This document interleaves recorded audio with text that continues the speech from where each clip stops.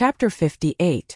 Just as Yun Songhai and the others who were waiting in the middle of Wu mountain range were burning with anxiety, and were planning to enter the mountain range to look for Yun Shang and Luo Shuiwei, two long-awaited figures walked out under the moonlight. Seeing that the two of them were safe and sound and only looked a little tired, Mu Shuiwei heaved a sigh of relief. It's good that you're back.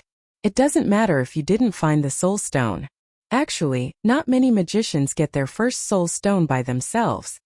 Mu Shuiwei was a little resentful towards Qi Wu. What training, little miss? Little miss was covered in blood and she had lost a lot of weight. These 3 days were probably the toughest days of her life. Yun Songhai also saw his daughter, but unlike Mu Shuiwei, he noticed something in his daughter's eyes. Compared to 3 days ago when they entered Wu mountain range, his daughter seemed to have grown a little. As for Qi Wu, he was dumbfounded.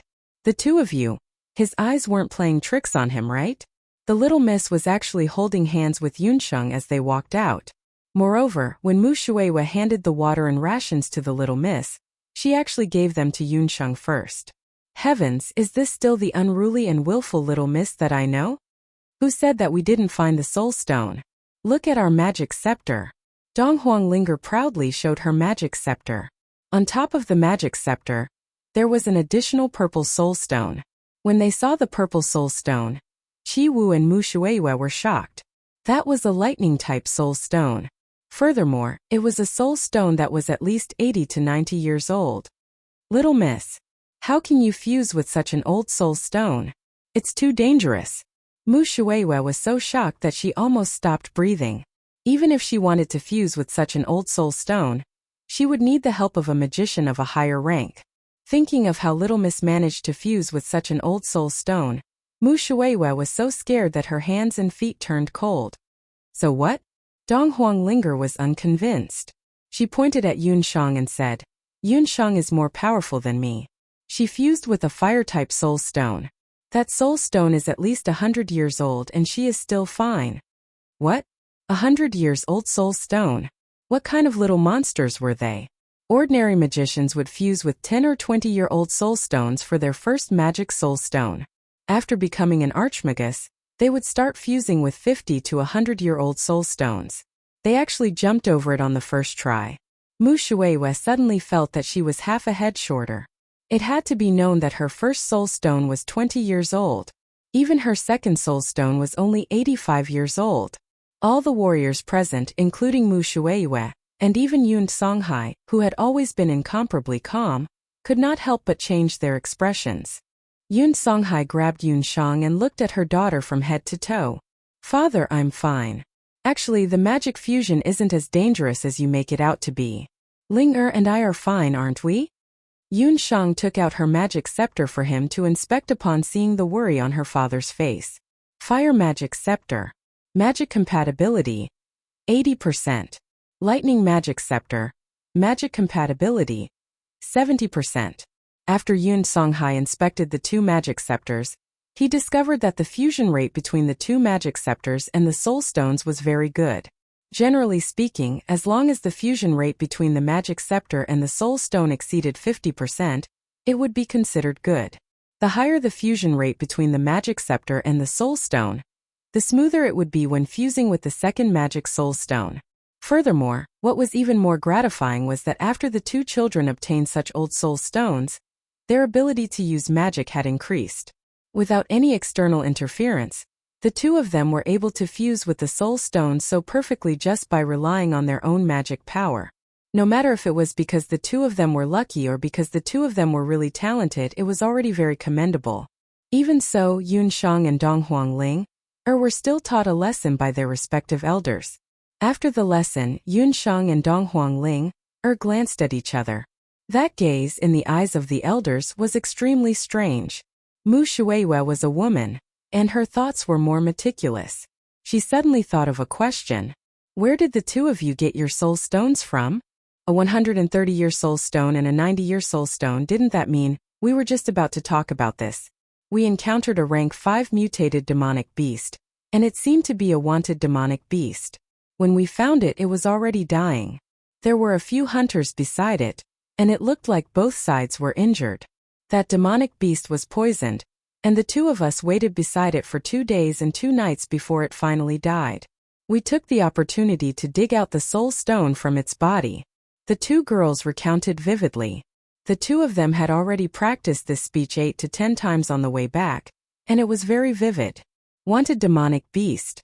Mu Shuiwe only felt her vision turn white, and in the next second, she fainted from the shock. In the end, the Fire Lion Bull was still carried out by Chi Wu and a few other warriors.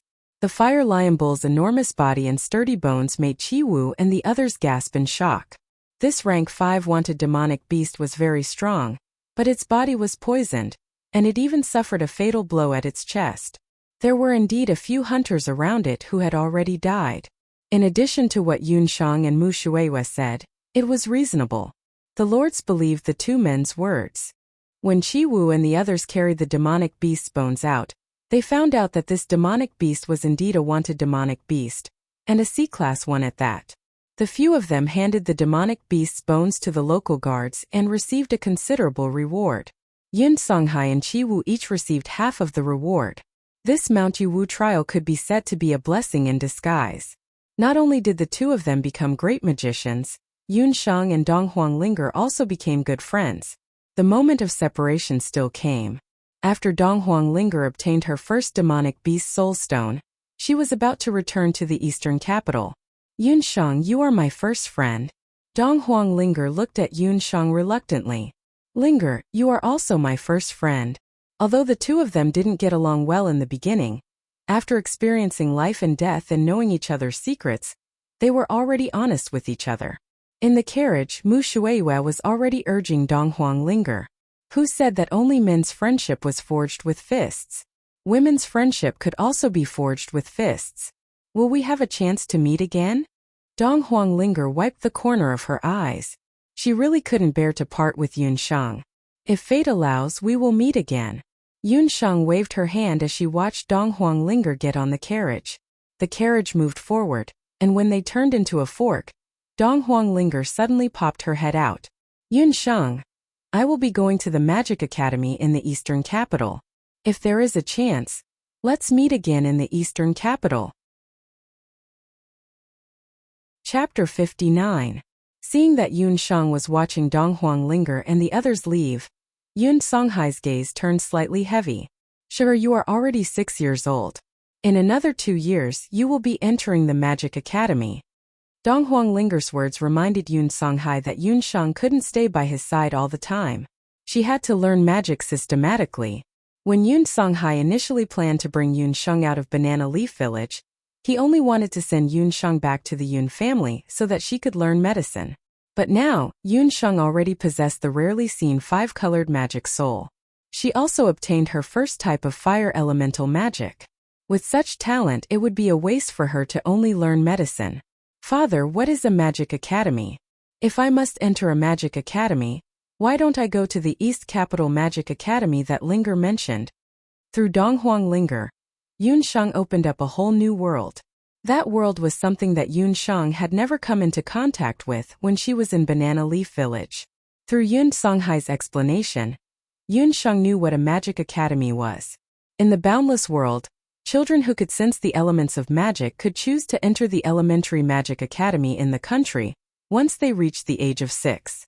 Of course, the children could also directly join the local temple and enter the magic training system that was directly under the temple.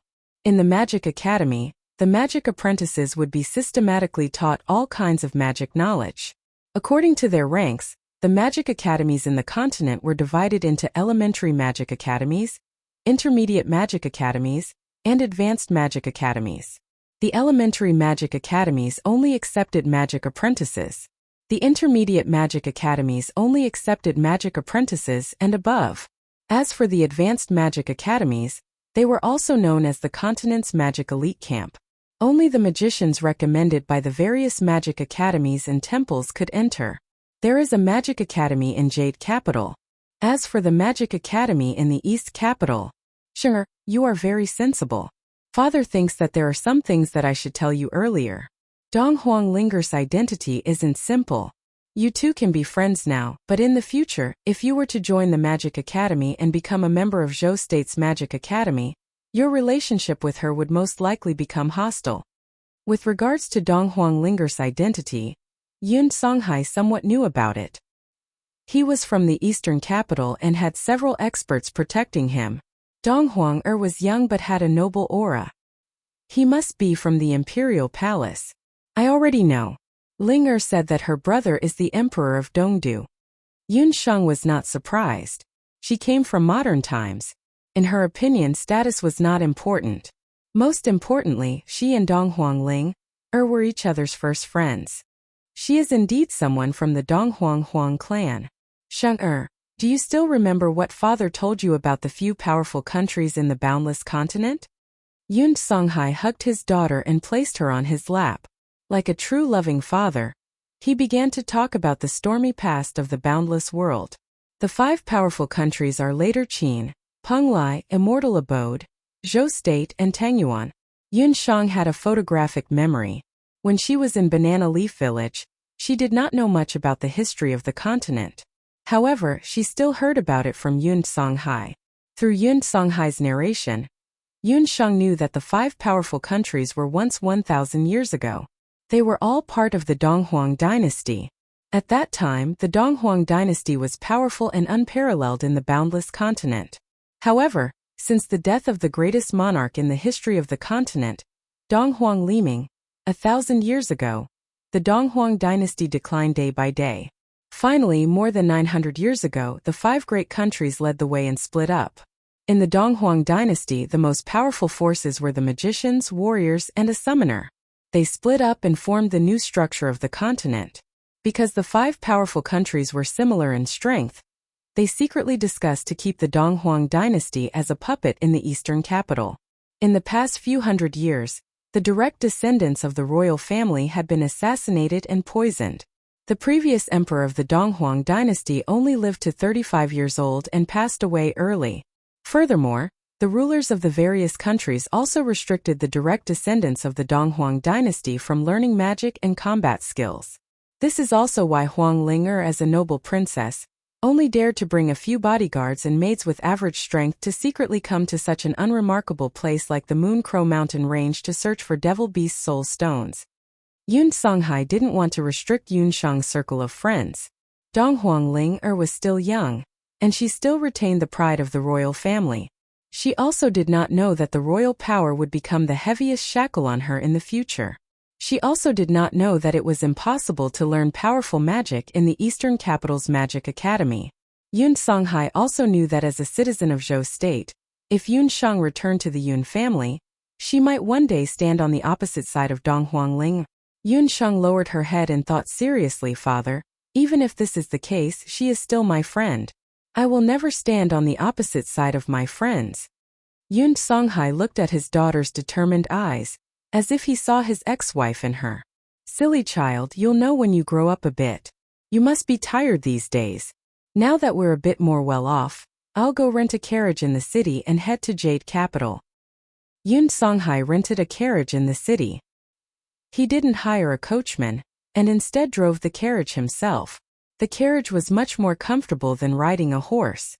Yun Sheng took out the moon crow fruit and withered butterfly vine that she collected from the Moon Crow Mountain Range, and started to concoct meditation water. Before Yun Sheng learned how to use magic, she did not know the importance of meditation water. But now that she learned the flame critical strike, she realized that she did not have enough magic power. With my current physical strength, using the flame critical strike once will almost deplete all the magic power in my body. Under the state of meditation, my recovery is too slow. No wonder I need meditation water. Yun Sheng then started to concoct meditation water. The concoction of meditation water required the use of magic flames. Yun Sheng took out a moon crow fruit and pinched it in her hand. The outer shell of the moon crow fruit was very similar to that of a pine nut. It had a hard outer shell, and only fire could melt its outer shell.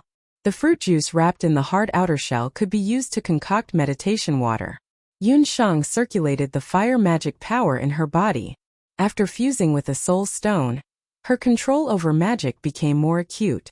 Blazing fire elements enveloped the fruit. After the hard outer shell melted, a white fruit or was revealed. Yun Sheng also refined the withered butterfly vine.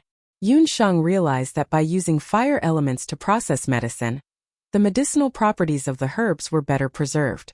A bottle of meditation water was successfully concocted. The father and daughter continued forward, getting closer and closer to Yujing City. But in the unknown front, there was a restless danger waiting for the father and daughter. None of them could imagine what kind of changes this danger would bring to Yun Shang. Chapter 60. Unknowingly, Yun Shang and Yun Songhai had already entered the central region of Zhou State. In the central region of Zhou State, there was a vast and soft sandstone plain. This region lacked the lush vegetation of Banana Leaf Village. It was windy but not rainy, and the weather was very dry. On windy days, the sand and stones would hit the carriage's frame, making a creaking sound. On this day, Yun Songhai stopped the horse and looked up at the sky, frowning without saying a word. Yun Shang noticed that the carriage had stopped and lifted the curtain. For some reason, the sunlight in this area was very dim and weak. Looking at the sky, it was dim and gloomy. It was very similar to the smoggy city in the north where Yun Shang had lived in her previous life. It was very difficult to see the color of the sky. Father. Yun Shang keenly noticed that Yun Songhai's expression was very serious. In the wasteland in front of them, there was a small group of people that looked like a centipede moving forward. Father, who are those people? Yun Shang's eyesight was very good. She even saw the true appearance of the centipede before Yun Songhai. It was a group of refugees made up of the old, weak women and children. Everyone's face was yellow and thin, and their clothes were shabby. It's refugees. Yun Songhai also saw the appearance of the group. Yun Songhai had been to the central region of Zhou State in his early years. In his memory, this place was not so desolate. Why would such a large group of refugees suddenly appear? The group of refugees had already reached the front of the carriage. Sister, do you have water? A 4 or 5-year-old child walked over and pitifully grabbed the curtain of the carriage. His lips were already cracked like the bark of an old tree. The Yun father and daughter had not brought enough water and dry food along the way. If they took it out rashly, it would only lead to a fight. The few men in the group had an ominous look in their eyes and rushed out like vicious dogs. They looked like they wanted to snatch the luggage of Yun Shang and the others. Almost in an instant, a wall of fire rose from the ground. The wall of fire was indestructible and shot out fierce flames. The men who intended to commit murder were frightened. They were all inexplicably terrified. A magician, it was a magician. Sir Magician. The men fell to their knees with a few thuds. Honorable Sir Magician, please save us. Yun Songhai hid the magic scepter in his hand under his clothes. His face was full of vigilance. He was not a kind man. To him, his daughter's safety was more important than anything else. Yun Songhai's firewall was fierce and scorching, causing the surrounding temperature to rise by a lot in an instant. The men saw that Yun Songhai was indifferent and stood up in disappointment. They pulled the begging children and helped the dying old man and slowly moved forward. They had long been accustomed to the indifference of passers-by. Along the way they had begged countless passers-by, but when they heard that name, their expressions changed greatly. Wait a minute, Yun Songhai suddenly said. He caught a glimpse of the family emblem embroidered on the luggage of an old man at the front of the group. The emblem was a symbol in the shape of an auspicious cloud. The villagers still had some misgivings about Yun Songhai. Yun Songhai removed the wall of fire. At this time, at the back of the group, a young and weak child could not bear the fatigue of the journey and fainted. No matter how his relatives beside him called out, there was no response. Seeing this, Yun Shang quickly stepped forward. Father, he has a heat stroke. If he is not treated in time, he will die, Yun Shang said and ordered the men to carry the child to the carriage. The area within a radius of a few miles was barren. Only the carriage could serve as a temporary shelter. Yun Shang immediately opened a bag of water for the child, sprinkled some salt in the water and fed the child a few mouthfuls. Heatstroke could be serious or minor. If it was not treated in time, people would die, especially the weak children and the elderly. Yun Shang took out a bone needle and poked a few needles on the child's forehead. After some black blood was removed, the child's complexion became slightly better. While Yun Shang was treating the child, Yun Songhai had already started chatting with an elder in the group. Sir, if I am not wrong, This area is the territory of the Marshal Saint General's residence. You should be the general's subordinates. Leaving your territory without permission is a capital offense. Why did you leave your territory for no reason? In the boundless land, meritorious officials and the royal family would be rewarded after achieving military merits. The land that was given was the territory, and the people who lived in the territory for generations were the subordinates. The subordinates were equivalent to the private property of the lord. Without the lord's orders, they could not leave without permission, nor could they move their family. Honorable Sir Magician, it is not that we are not afraid of death, but we have a home that we cannot return to. Our village originally had more than 2,000 people. Ever since that strange cloud came to our village, only these people are left.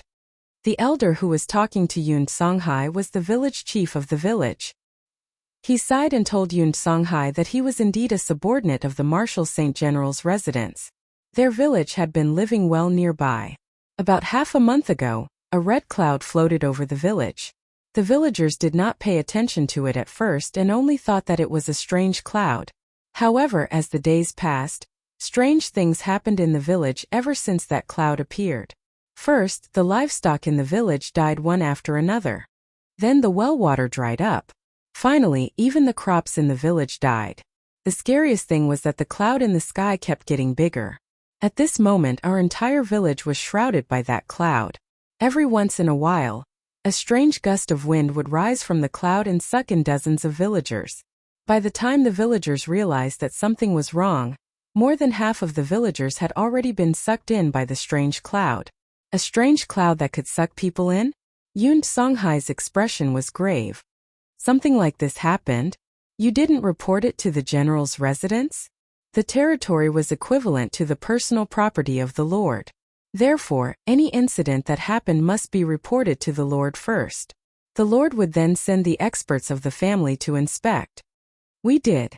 We sent them 10 days ago. The villagers who sent the letter have not returned yet.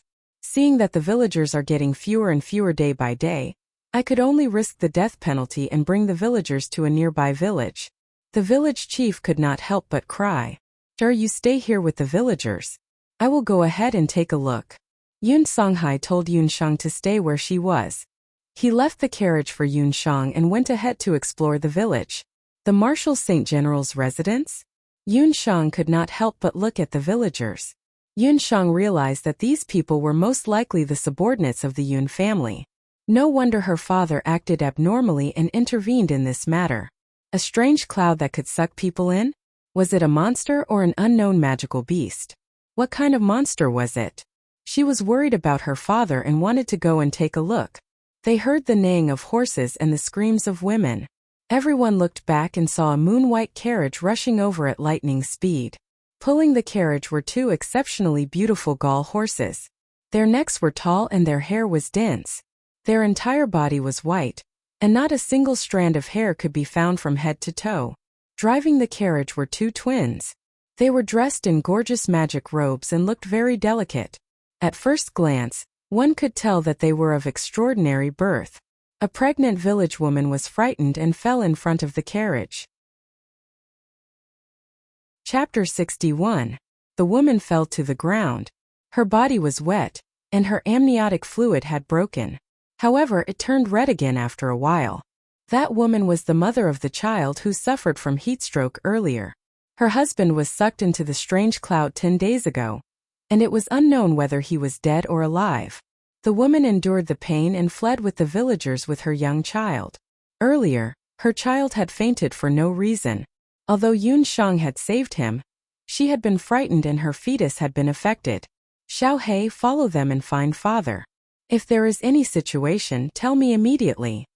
Yun Shang had no choice but to let Xiao He go to find Yun Songhai first. Water. Village chief, order people to find some clean water from the nearest water source and thicker blankets. No, we have to find a place where she can give birth and order people to boil a pot of water. Yun Shang looked at the horse carriage. Although they were not the ones who hit the person, the horse carriage was frightened after all. The two twins in the horse carriage looked indifferent and also got down from the carriage to greet them. The person in the horse carriage was also silent.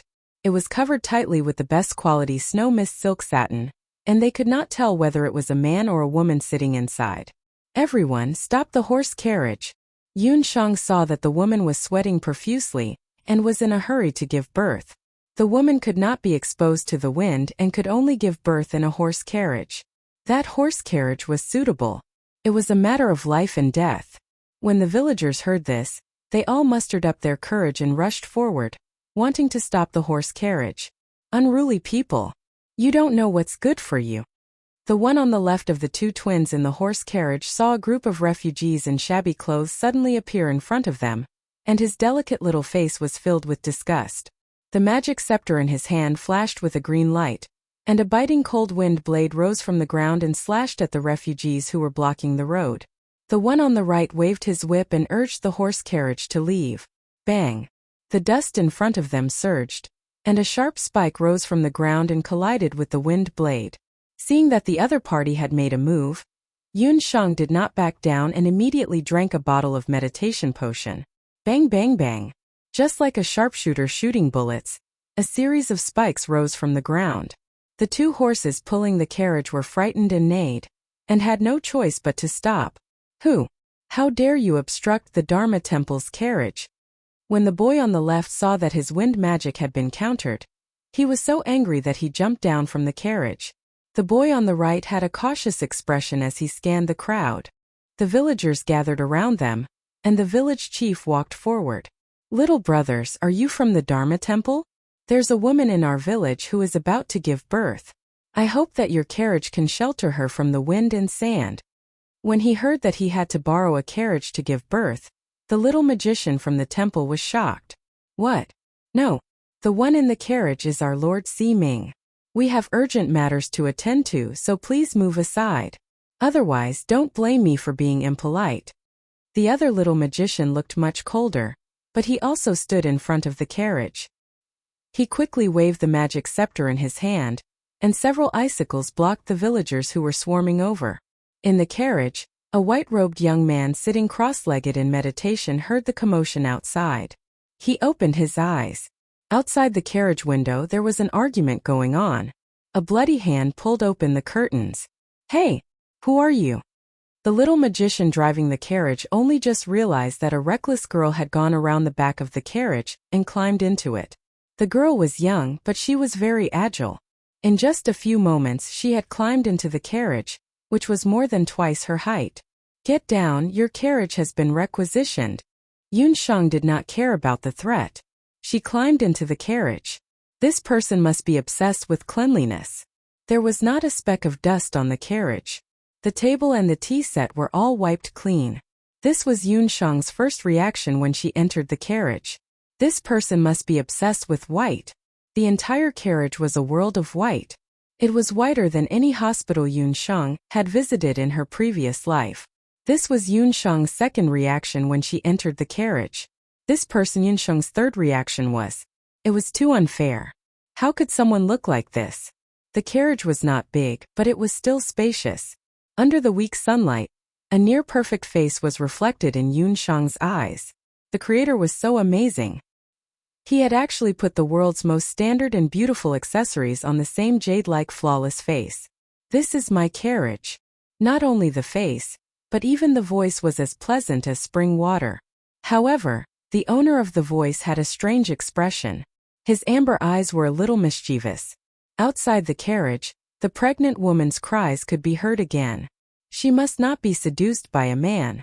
Yun Shang pulled open the curtains and kicked the young man sitting in the carriage out. In their eyes, the high and mighty lord was kicked out like a ball. Lord Si Ming. The two children's faces changed in shock as they rushed forward. The young man in the carriage did not expect that a little girl would have such strength. The moment he was kicked out of the carriage, his body swayed and he stood up steadily. God knew that their Lord Si Ming was born with mysophobia. Not only did that dirty refugee sneak into the carriage, but he also dared to treat their lord like this. The young man brushed off the dust on his body.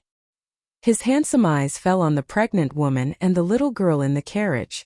The pregnant woman was already exhausted. Because of the delay just now, her body was covered in blood. She was already exhausted and on the verge of death. The little girl who snatched the carriage stood on the carriage and pulled open the curtains. She instructed the villagers to carry the pregnant woman into the carriage. She nimbly chose 2 strong village women to get into the carriage. After a while, the curtains of the carriage were pulled down. The young man shook his head, as if he did not agree with the little girl's actions. Although it was just a quick glance, he could see that there was something wrong with the position of the woman's fetus. She probably would not be able to give birth. Lord Siming, there's the aura of the beast blood cloud nearby. The less talkative of the 2 children said in a low voice. In the carriage, a woman got out anxiously. Village chief, it's not good. I'm afraid we can't keep it. The child is stuck and can't be born. When the village chief heard this, his old face turned ashen. He did not know what to do. The more talkative of the 2 children curled his lips. Humph, who told you to snatch our carriage? Now 2 lives are lost. The other child glanced at the young man. The young man did not speak. He wanted to see how that domineering little girl would solve this thorny problem. Miss, you can't do this. You'll kill someone. The other village woman in the carriage cried out in shock. The young man could not help but step forward and pull open the curtains. Chapter 62. The young man had just pulled open the curtains when another person was kicked out of the carriage. It was the village woman who had cried out in alarm just now. You come up and help. Yun Shang saw that the woman was making a ruckus and simply chased her out. She couldn't help with the delivery alone. The young man didn't speak much and was from the Dharma temple. He must be proficient in treatment and should be able to help by the side. Seeing that the young man was still hesitating, Yun Shang ignored the blood on her hand and pulled him up. Hey Lord! The talkative one of the 2 children almost fainted from anxiety. How could they, the Siming, see such filthy things? Oh my God, that damned refugee. Once the young man got on the carriage, he saw Yun Shang put her hand under the pregnant woman's body as if she was searching for something. Don't just stand there. Hold her hands and feet down and don't let her struggle. Yun Shang was already covered in sweat. Her little hand kept searching for the place where the child was stuck. Based on her touch, she could feel that the child's neck was entangled by the umbilical cord. The young man could only brace himself and bear with the stench on his body as he held the pregnant woman's hands and feet down. After a while, the child was finally pulled out. However, the child's face was already pale. It was obvious that he had been suffocating for too long and had stopped breathing. Child, my child. The pregnant woman weakly called out from the side. It's too late, the young man said regretfully. He shook his head and couldn't help but take another look at the girl. Only then did he realize that she was only a child of 6 or 7 years old.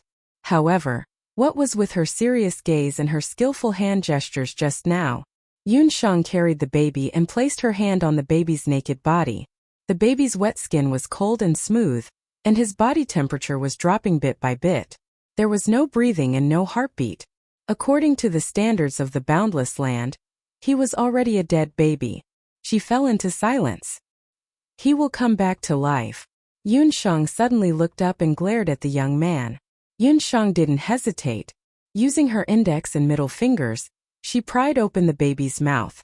Then she pressed her hand gently on the baby's forehead and held his chin. She gently blew twice and then pressed on his chest in an orderly manner. Come to life.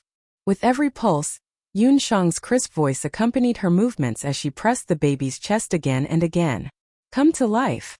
Your mother is waiting for you. Her hands were red from the pressure, but her eyes were firm and resolute. After a quarter of an hour, the baby's discolored body gradually regained its red color. His curled-up limbs also slowly softened. Yun Shang picked up the baby and slapped its butt twice. Finally, wah-wah. Cries could be heard from inside the carriage. Outside the car, the villagers all wept with joy when they heard the cries.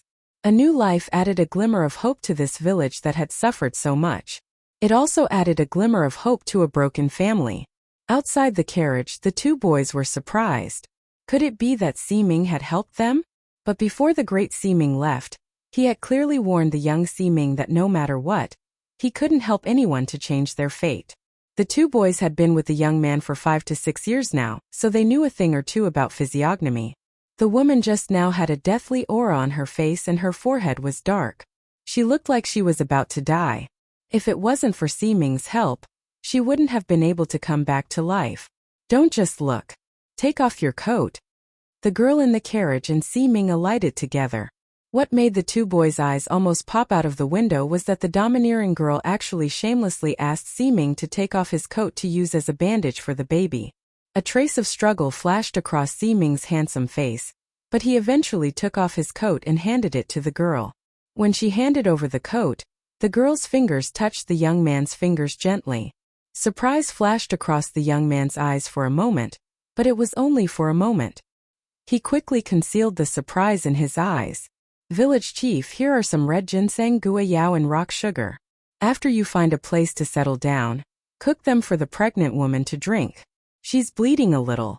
The children and the pregnant woman shouldn't be exposed to the wind these few days. Take the carriage and rush to the front. After half a day, you should be able to see other villages. Yunsheng reeked of sweat. She didn't ask who the real owner of the carriage was, but directly arranged for the village chief to lead the villagers to the next village. Hey, do you have any shame? This is our carriage. Did our Siming agree to lend you the carriage? Seeing Yunsheng acting so matter-of-factly, the talkative boy couldn't stand it any longer. With his hands on his hips, he pointed at Yunsheng and scolded. How much is my face worth? Is it more important than my life? You want me to sell it to you? Yunsheng glared. Besides, are you still willing to take the carriage? The two boys were speechless at the same time. The carriage that the pregnant woman had stayed in was stained with blood and sweat. With their Siming's misophobia, they would definitely not want it. The young man in white shook his head. It was obvious that he didn't want the carriage anymore. I knew it. Yunsheng had a knowing look. She packed her luggage and walked forward. Xiaohei had already left for a while, but there was still no news. She didn't know how her father was doing. Wait a minute. The talkative boy magician couldn't help but call out to Yunsheng. There's a beast blood cloud in front. Do you want to die? Beast blood cloud, are you talking about the strange cloud that eats people? My father has already gone ahead to check it out. Yunsheng didn't care and continued to walk forward. Several icicles suddenly appeared in front of her. Among the boy magicians, the taciturn boy made a move. Don't be reckless. Your father is going to check it out? How can something like a beast blood cloud be checked by third-rate magicians like you? At this moment, I'm afraid he has already become a meal for the beast blood cloud. The talkative boy magician gloated. He saw that Yunsheng was dressed simply.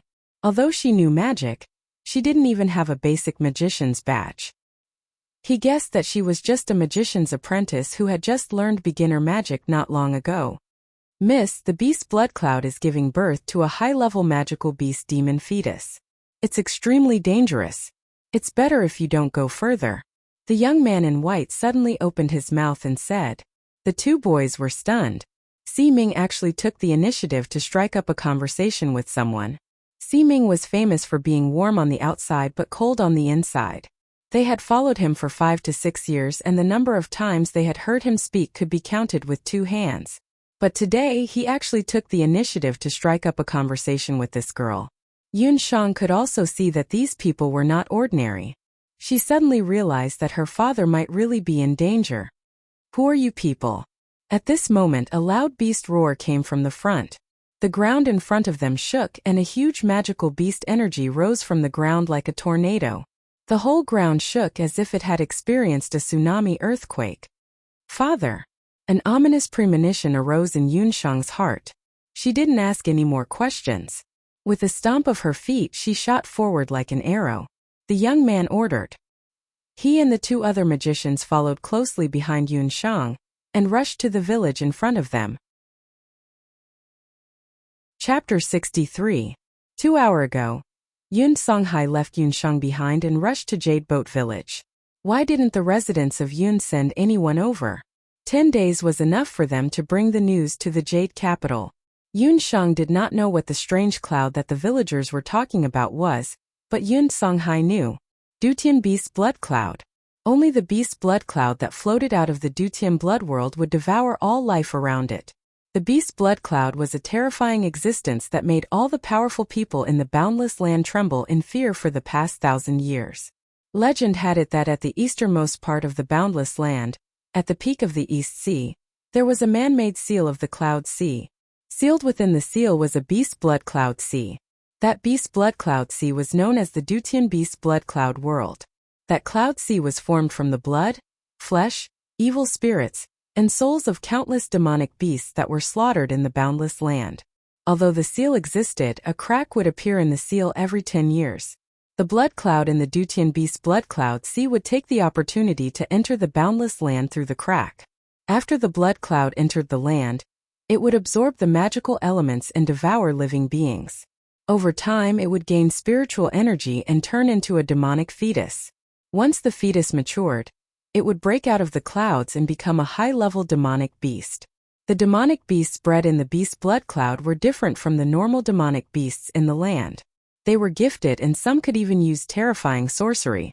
The village that the villagers were in had encountered the beast blood cloud.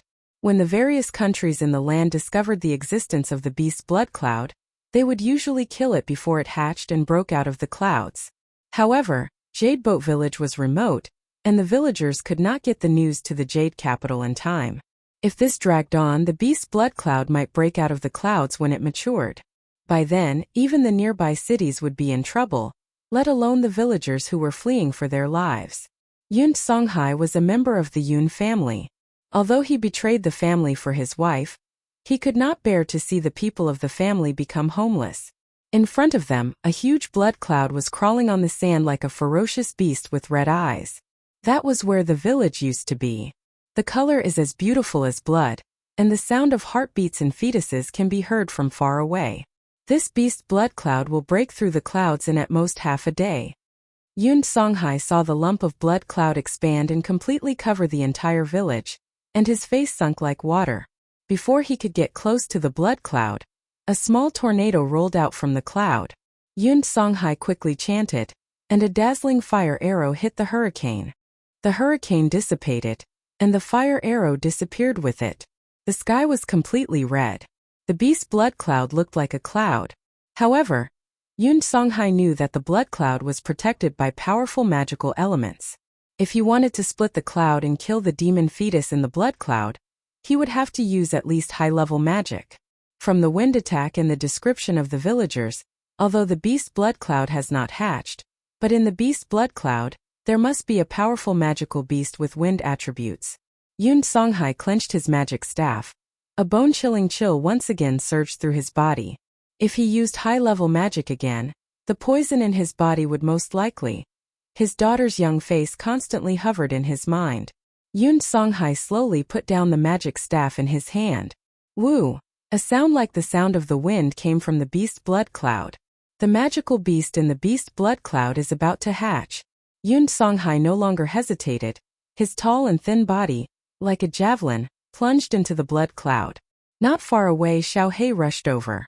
Seeing Yun Songhai plunging into the beast blood cloud, she also followed closely behind, leaping into the beast blood cloud. 2 hours later on the barren plains, Yun Shang, the young man in white and the other two hurried over.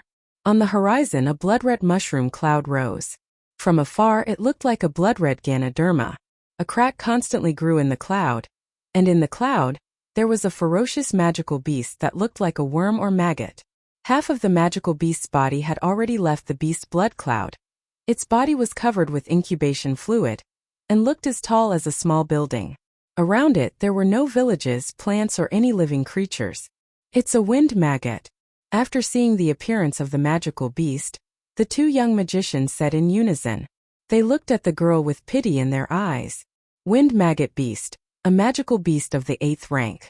It has the wind magic of the wind vortex, and its swallowing power is astonishing. The girl's father must have been swallowed by this magical beast. Father?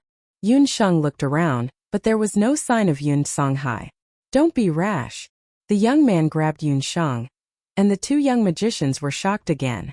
Young Master Ming actually ignored her mysophobia and grabbed the dirty girl? Get out of my way. Yun Shang shook off the young man, who knew that although the young man looked thin and weak, his strength was astonishing. His hand was like an iron bar, firmly holding Yun Shang in place. A huge fireball rose from the blood cloud, like an eye-catching firework in the dark night. Upon closer inspection, it was not a fireball, but a person. In the middle of the beast's blood cloud there was a person floating in the air. That person stood in the air, and a pair of fire elemental wings condensed behind him. He was covered in blood, but the magic scepter in his hand was still flashing with a dazzling light. 5 top-grade fire elemental soul stones. Heavens, it's a sky magician. The two young magicians were shocked again. They did not expect that there would be a sky magician in the middle of this remote country. Who said that Zhou State's power was declining day by day, and that it had fallen to the bottom of the 5 countries? Then what was this sky magician all about? Yun Shang stared blankly at Yun Songhai, her father who was in the sky. She seemed to have returned to the night when she transmigrated. That man covered in blood had single-handedly killed dozens of black-clothed men. The beast's blood cloud was restless, ready to surge over at any time. Next to Yun Shang, the young man in white was shocked. He held a magic scepter in his hand, and there were also 5 fire elemental soul stones on it. In the name of holiness, protect my body, holy shield. As if the sun had suddenly risen from the horizon, Yun Shang only felt a pure white and transparent magic element flowing around her body, and in an instant, a crescent-shaped shield of light was erected in front of the 4 of them. Light magic? He was a light magician? That was true light magic. And in just a few seconds of chanting, he cast an almost perfect shield of light. Are you shocked? You stupid magician, this is the famous young arbiter of fate, Lord Xiaowanshu, the young magician said proudly. Arbiter of fate? She seemed to have heard this name somewhere before. She did not have time to think about where she had heard this name before. Outside the holy shield of light, there was a violent fluctuation. Yun Songhai raised his magic scepter high. In the beast's blood cloud, half of the wind maggot's body had already crawled out. Boom, boom, boom. A series of flames like heavenly lightning and earthly fire lit up the entire sky. In an instant, countless fireballs flapped their wings like locusts, like a meteor shower, lighting up the entire sky.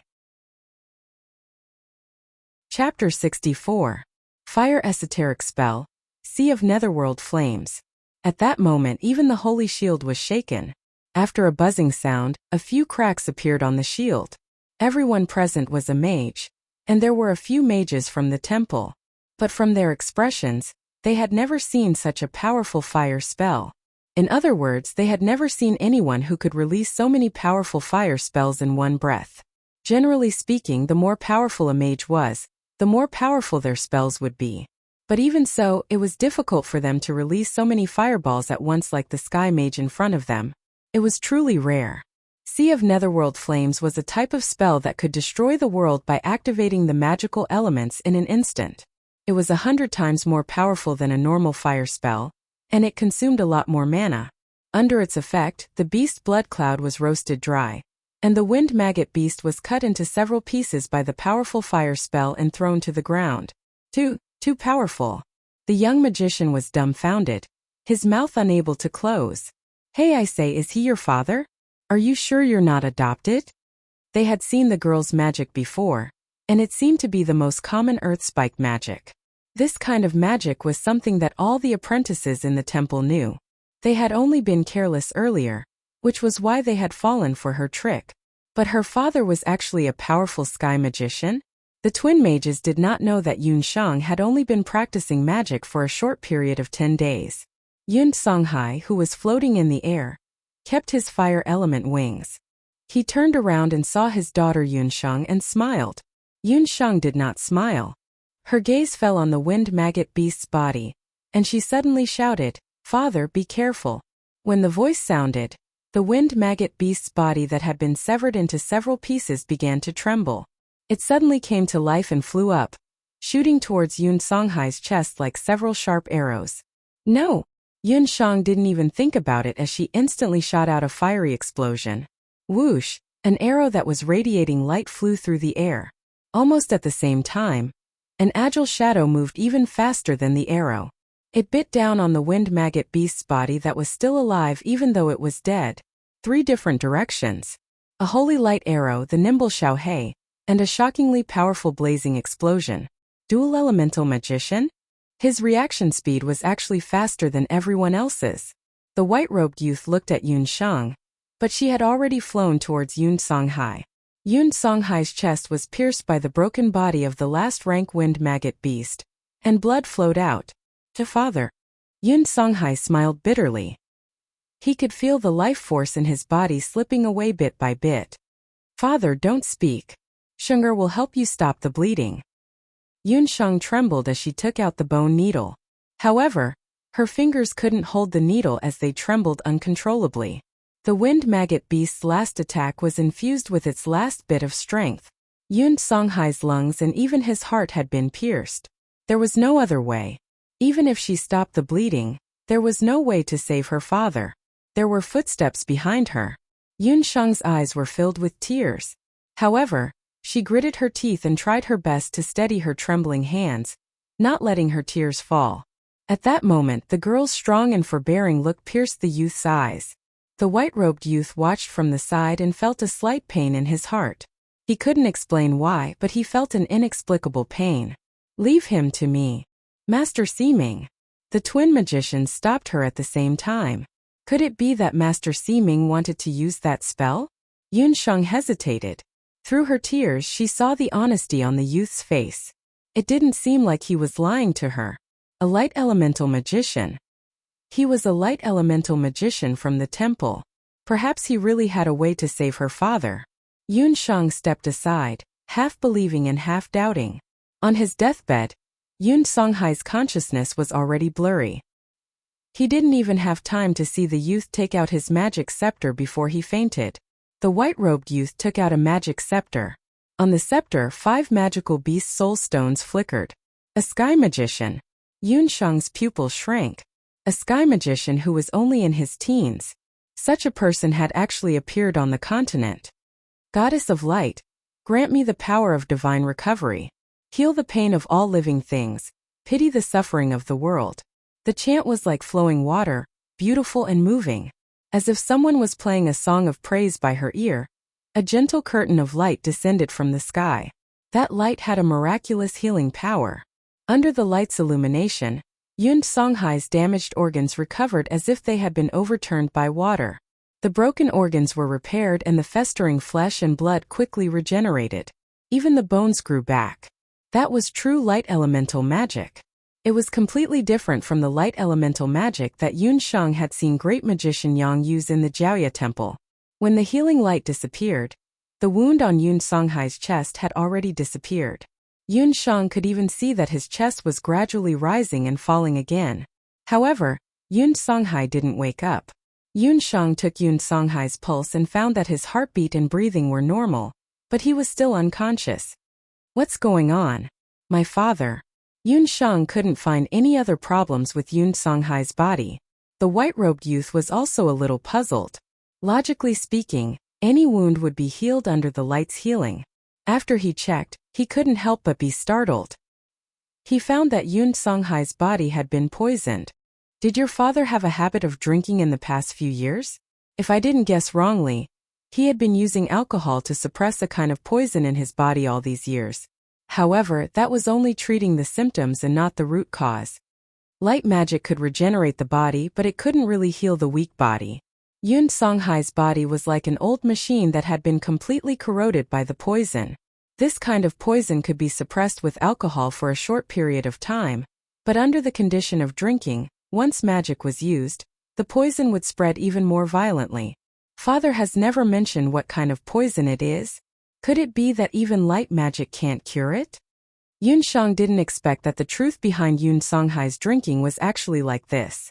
This kind of poison, its power is that it can corrode the brain. With my current light elemental magic, I can't cure it. Being unable to cure the poison meant that Yun Songhai would be in a coma forever. The current Yun Songhai, in modern medicine, was equivalent to being in a vegetative state. In the eyes of the people in the boundless continent, a person who was poisoned by this kind of poison was basically equivalent to a dead person.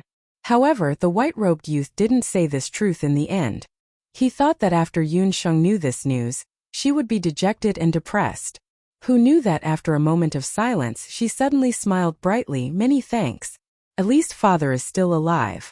I believe that one day I will be able to find a way to cure him. I am Yun Sheng. May I know your name? Chapter 65. The talkative male magician rushed to say, "Bah, you think a thank you is enough? Do you know that in order to save your father, young Master Siming will have to lose at least?" "Yuji, don't talk too much." The white-clothed youth nodded slightly. He was a person of few words, and his facial expression was poor. He was definitely expressionless. It was really a waste of his good looks. Fortunately, his words were concise and powerful, which was very compatible with his immortal-like temperament. "I am Xiao Wenshu from the Dharma Temple. Saving him is just a matter of convenience. You don't have to be polite." As the white-clothed youth spoke, his gaze landed on the remains of the wind maggot beast not far away. Xia Siming. No wonder she felt that she had heard of his name before. The Xia Siming that the great magician of Qi City's Dharma Temple mentioned was actually him, the teenage sky magician Xiao Wenshu. She remembered this name. "Miss Yun, can you give me the remains of this wind maggot beast?" Xiao Wenshu's face was slightly red. Although there were many branch Dharma temples on the mainland, such as Jiaoyi Temple and Qi City's Dharma Temple, there was only one true Dharma Temple. Although Yun Shang did not know the status of Siming in the Dharma Temple for the time being, there was no doubt that Xiao Wenshu's status was very honorable. It was already a great honor for him to be willing to ask for it. This time he was here for the beast blood cloud. The magical beasts bred in the beast blood cloud were extraordinary. All these years the Dharma Temple had been working hard to kill the beast blood cloud and collect the magical beasts in the beast blood cloud. This wind maggot beast was killed by Yun Songhai. According to the practice of the boundless land, the masterless magical beasts belonged to the killer. Yun Songhai was unconscious, and the wind maggot beast should be under Yun Shang's control. That was why Xiao Wenshu asked Yun Shang to give up the wind maggot beast. At this moment, Xiao He was sneakily holding a piece of the wind maggot beast's broken limb in its mouth. The magician called Yu Ji and Xiao He were confronting each other. A human and a dog. It was a funny sight. Yun Shang also noticed Xiao He's sneaky actions.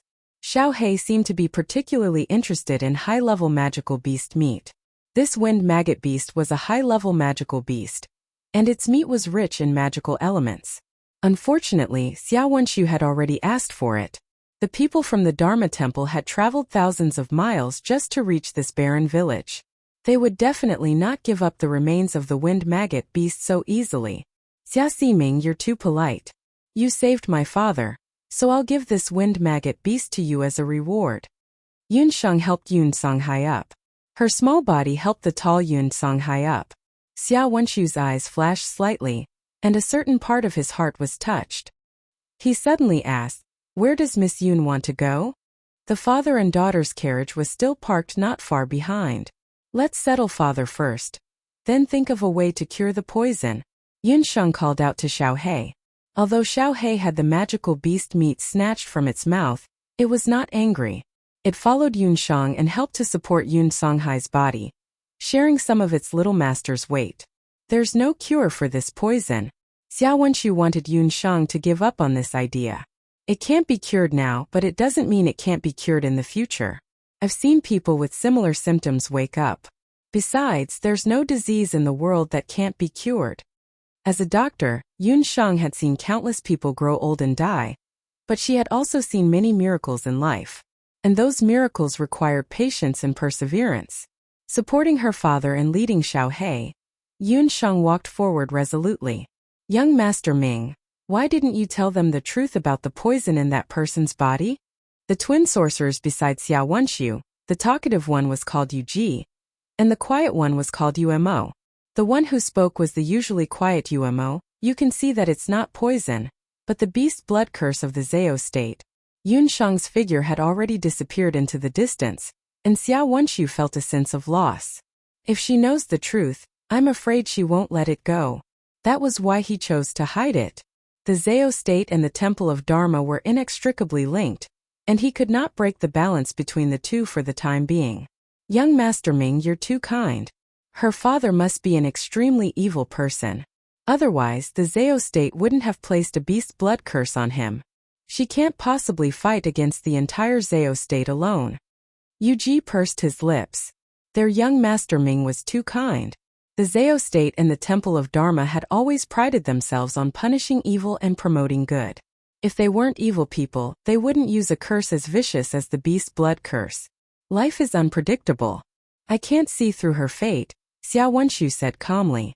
What? There's a fate that even you can't see through? Xiao Wenshu had the gift of the all-seeing eye since birth. He could see through a person's past and future with just simple physical contact. However, seeing through a person's fate was like saving their life. If he revealed too much, he would be punished by the heavens. Hence, Xiao Wenshu's master, the Temple of Dharma's elder, had ordered him not to use light-healing magic or the all-seeing eye unless absolutely necessary. However, just now when he came into contact with Yun Shang, he unintentionally used his heaven's eye. All he saw was a cloud of fog, a fate that even young Master Ming can't see through? That's really rare, Yuji said curiously. Not necessarily. Have you forgotten that other than young Master Ming's own fate, there's another person's fate that young Master Ming can't see through? Yuji thought of someone. Wasn't the blind former crown prince of Zhou State someone that young Master Ming couldn't see through as well?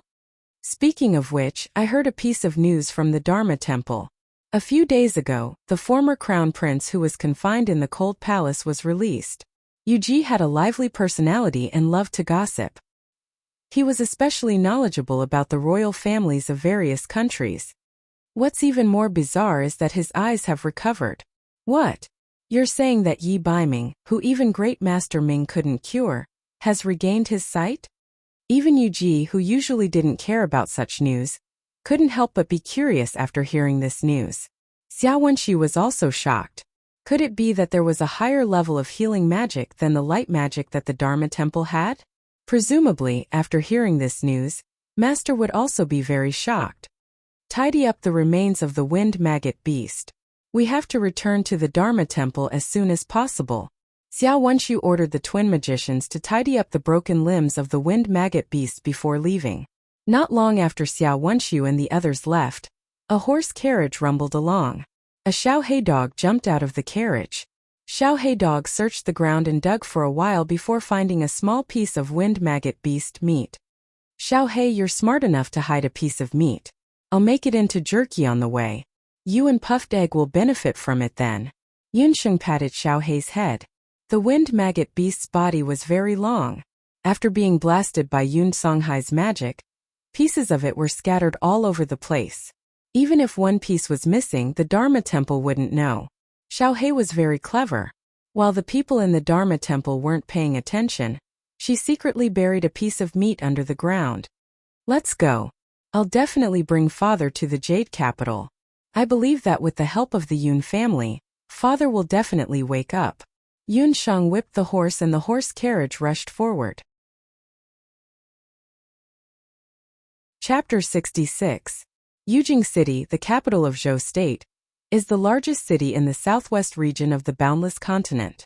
A few days ago, in the Imperial Firmament Hall of Zhou State, close to 100 civil and military officials were attending morning court.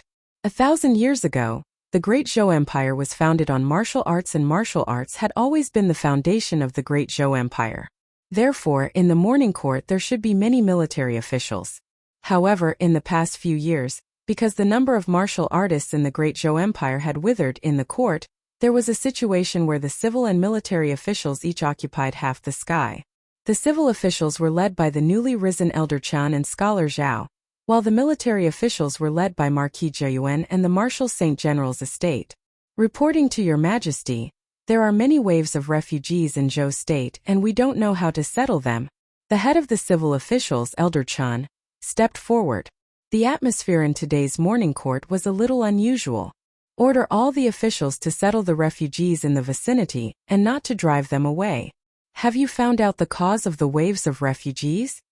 The ruler of Zhou State, Yi Chongtian, was in his prime and had a dignified appearance. This subject has already ordered people to investigate. It is caused by the beast blood clouds that have been very active in various countries in recent years. Wherever the beast blood clouds appear, it is difficult for humans and animals to survive.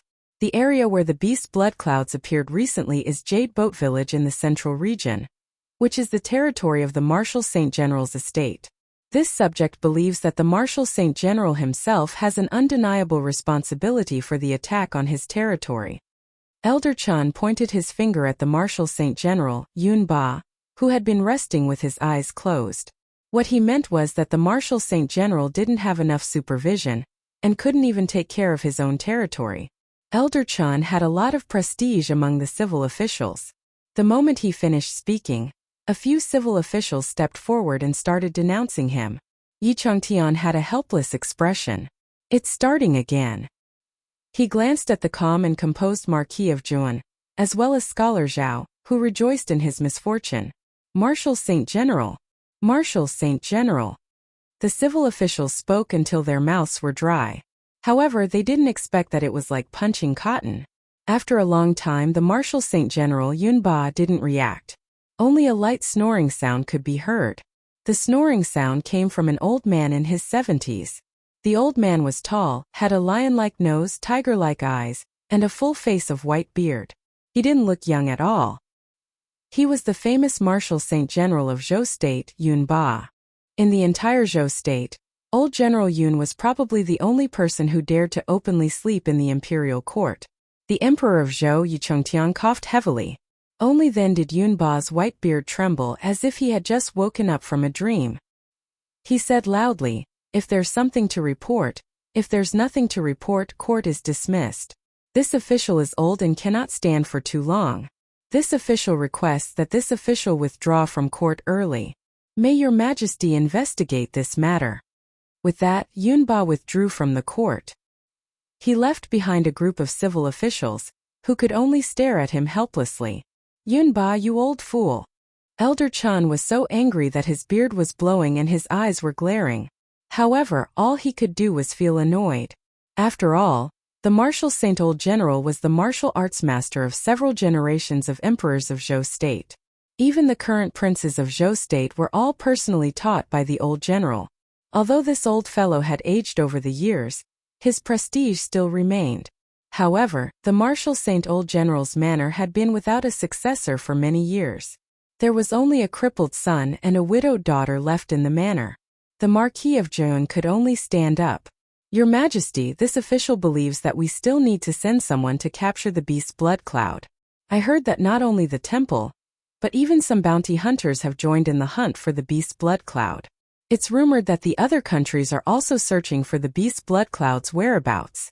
This official believes that we should not fall behind in this matter." As the Dutian beast's blood cloud became increasingly active, a rumor began to spread throughout the continent. It was said that the demonic beasts within the beast's blood cloud had extraordinary magical powers. Its flesh and even soul stones had become rare items that martial artists and magicians would fight over. When the civil officials heard this, they sneered coldly. "Capture? You make it sound nice. The beast's blood cloud appears and its whereabouts are unpredictable. It's said that even the temple has only killed a small portion of the beast's blood cloud.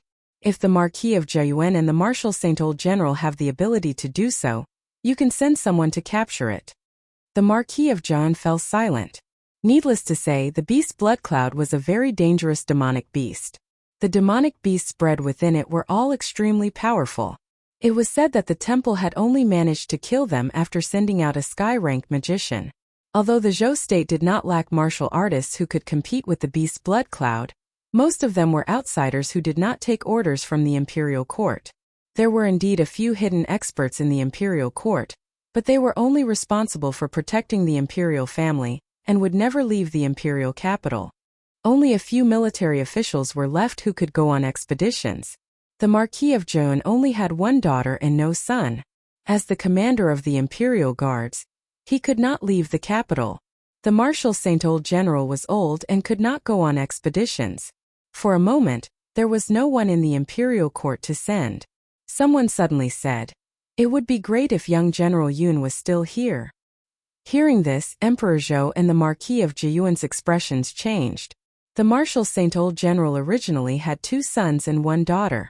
Young General Yun was referring to the Yun family's second young master, Yun Songlong. Everyone knew that the Yun family had 2 sons. One was a magician and the other was a martial artist. Due to tradition, the Zhou State had always had very few magicians. Yun Songhai was the youngest sky magician in the history of the Zhou State. Unfortunately, because of a woman, He cut off his relationship with old General Yun and was chased out of the Jade capital. Some people said that he died outside, while others said that he lived in seclusion.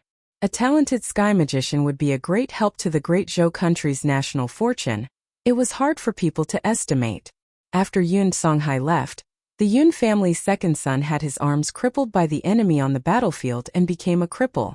The Marshal Saint Old General's manor, which was originally known as the Empire's twin paragons, declined. Old General Yun also seemed to have aged 10 years in a day, and could no longer be seen in the imperial court. In the blink of an eye 10 years had passed. Even Emperor Zhou did not dare to mention Yun's matter in front of the Marshal Saint Old General. Reporting to the Emperor, Wuxia Limitless Martial School's Vice Schoolmaster Zhang Li requests an audience outside the hall. A eunuch walked in and broke the silence in the imperial court. Summon him. Wuxia Limitless Martial School was the #1 martial school in the Zhou state. Vice Schoolmaster Zhang Li must have come personally for the blood cloud beast. A middle-aged man with broad eyebrows strode into the hall. Behind him stood a person. When he saw that person, Emperor Yun Chintan of the Zhou state's hand, which was resting on the dragon throne, trembled. The officials in the imperial court were also shocked. It was him. It was him. What was he doing here? Emperor Yun of the Zhou state looked a little uncomfortable. He did not like this son of his ever since he was born, especially after he heard the prediction made by Elder Siming of the Dharma Temple. It's grand. No, it's Duke Baiming. The officials discussed. Dressed in black, the former crown prince of the Zhou state, Yi Baiming, walked into the Emperor Shao Palace. He was young and handsome, with a pair of gray eyes that looked disdainfully at the officials. As soon as he appeared, the officials were in an uproar. Even the Marquis of Zheun could not help but look at him. This was the blind prince who was rumored to have been confined in the cold palace and was the least favored. After Crown Prince Yi Baiming was dethroned, he was given the title of Duke Baiming. He had been confined in the cold palace in the name of recuperating from his blindness. His eyes. This was the first time the emperor and officials of the Zhou state saw Yi Baiming after so many years. His blind eyes were now shining brightly gray. After Yi Baiming regained his sight, the layer of fog that covered his eyes was also dispelled. His eyes, the eyes that had regained their sight after losing sight, were the color between black and white, between good and evil, gray. The former crown prince of the Zhou state, the current crown prince Yi Baiming, knelt on the ground and said in a voice like broken jade, "Father, please send me to various places to hunt down the blood cloud beast." Chapter 67. Jade Capital was the most prosperous city in the western part of the boundless continent. It was close to Zhou River and had convenient transportation. There was a Dharma temple, Hunters Guild, Sky Beast Harbor and Sea Dock. It was also the place where doctors and scholars from all over the country gathered. The local agricultural and commercial industries were flourishing. Every day, tens of thousands of foreigners would come here. This was also the capital of the strong. Magicians, warriors, and even summoners, which were rare on the continent, would appear in this area. Yun Shang and Xiao He brought the unconscious Yun Songhai to Jade Capital 7 or 8 days later. She didn't know that a few days before she reached Jade Capital, Yi Baiming was ordered to head to various places in Zhou State to begin his journey to capture the beast's blood cloud. Yun Shang and Yi Baiming had unfortunately brushed past each other. It was also from then onwards that Yi Baiming, who had regained his sight, became known as War God Zhou Wu. Yun Shang, on the other hand, rose rapidly with multiple identities. The love and hate between the two of them had just begun, but that was a story for another time. To enter Jade Capital, one had to pay a silver coin to enter the city. Seeing that Yun Shang, who was only a little girl, was actually driving a carriage into the city, a few city guards couldn't help but go forward to check. Just as they lifted the curtain, a black dog scuttled out. That black dog had short black fur, and its neck was tilted to the right comically. However, none of the city guards dared to underestimate this black dog. The black dog seemed to have a part of the wolf mastiff's bloodline. Its skin was shiny, as if it had been waxed. Its body was about the size of a lamb, and its limbs were strong and powerful. Once it saw a stranger, it revealed its sharp teeth and looked rather ferocious. That was Xiao He. After Xiaohei grew a piece of the wind maggot beast's meat, its body shape changed. Yunsheng still couldn't tell its rank, but Xiaohei was much stronger than before. It looked like it could compete with a hunting dog or even a mastiff. "Brothers, my father is in the carriage. He's from the Jade capital, but because he contracted a terrible disease, he can't be exposed to the wind." Yunsheng looked worried. Along the way, she had put in a lot of effort to take care of Yun Songhai. The most troublesome thing about a vegetative state was not the daily management, but the inability to eat. If this continued, even a strong elephant would gradually weaken. Since the boundless world didn't have the modern equipment to deliver nutrient fluids, Yunsheng could only rely on a straw to feed Yun Songhai some expensive ginseng soup. She had spent more than half of the gold coin she obtained from the bounty of the magical beasts. Even so, Yun Songhai was still losing weight day by day. It had only been 7 or 8 days, but Yun Songhai was already skin and bones. Yunsheng couldn't help but feel sad when she saw it. She rushed to the Jade capital without rest, hoping to reach the general's residence as soon as possible to find a way to save her father. "He's a patient. What kind of disease did he contract? If it's a contagious disease, he's not allowed to enter the city." A few soldiers were in a difficult position. The Jade capital was a big city and also the capital of a country. Countless people came and went every day. To prevent epidemics from entering the city, there were special rules in the city. Anyone with a contagious disease was not allowed to enter. "My father's disease isn't contagious. It's a rare coma. We're here to seek refuge with our relatives. Brothers, please do us a favor and let us in." Yunsheng was a little anxious. She didn't expect the Jade capital to have such rules. "Young lady, it's not that we don't want to accommodate, but if the higher-ups blame us, we'll lose our heads. How about this, one of us will go in first and leave the carriage at the city gate. When you find your relative in the city, ask him to bring the certificate of a doctor or above in the city before coming to pick up your father." The city guard saw that Yunsheng was young and her clothes were old and tattered. When he saw that she was taking care of her relative alone, he couldn't help but feel pity for her and pointed out the right path for her. Yunsheng thanked the city guard. After settling the carriage, she ordered Xiaohei to watch over the carriage. She then asked the passers-by for the location of the Marshal Saint General's residence and sprinted over. The Jade capital was huge. Yunsheng heard that the general's residence was located in Wuning Alley. That area was also where the residences of military officials of rank 5 and above were concentrated. Yunsheng only knew that Yun Songhai was from the general's residence, but she didn't know anything about the Marshal Saint General's residence. When she was in Banana Leaf Village, Yunsheng roughly knew about martial artists because she became the village's big sister later on.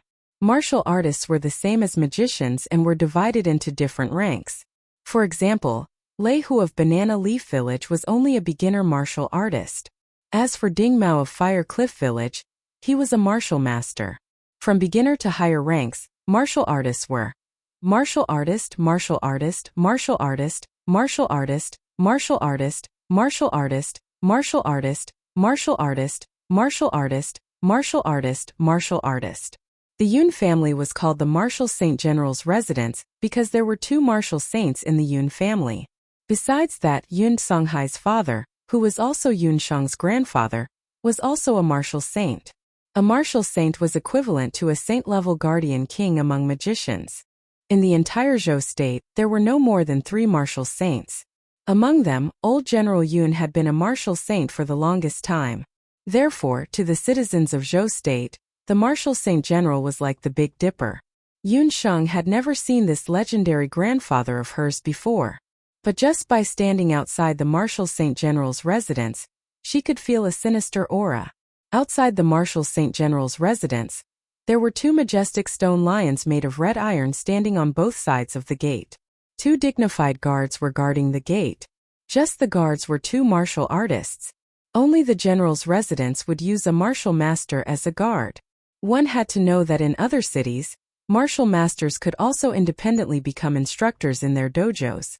Yunsheng was just about to step forward when she suddenly heard the door open. A luxuriously dressed boy walked out of the general's residence with a few ferocious blood-claw wolves.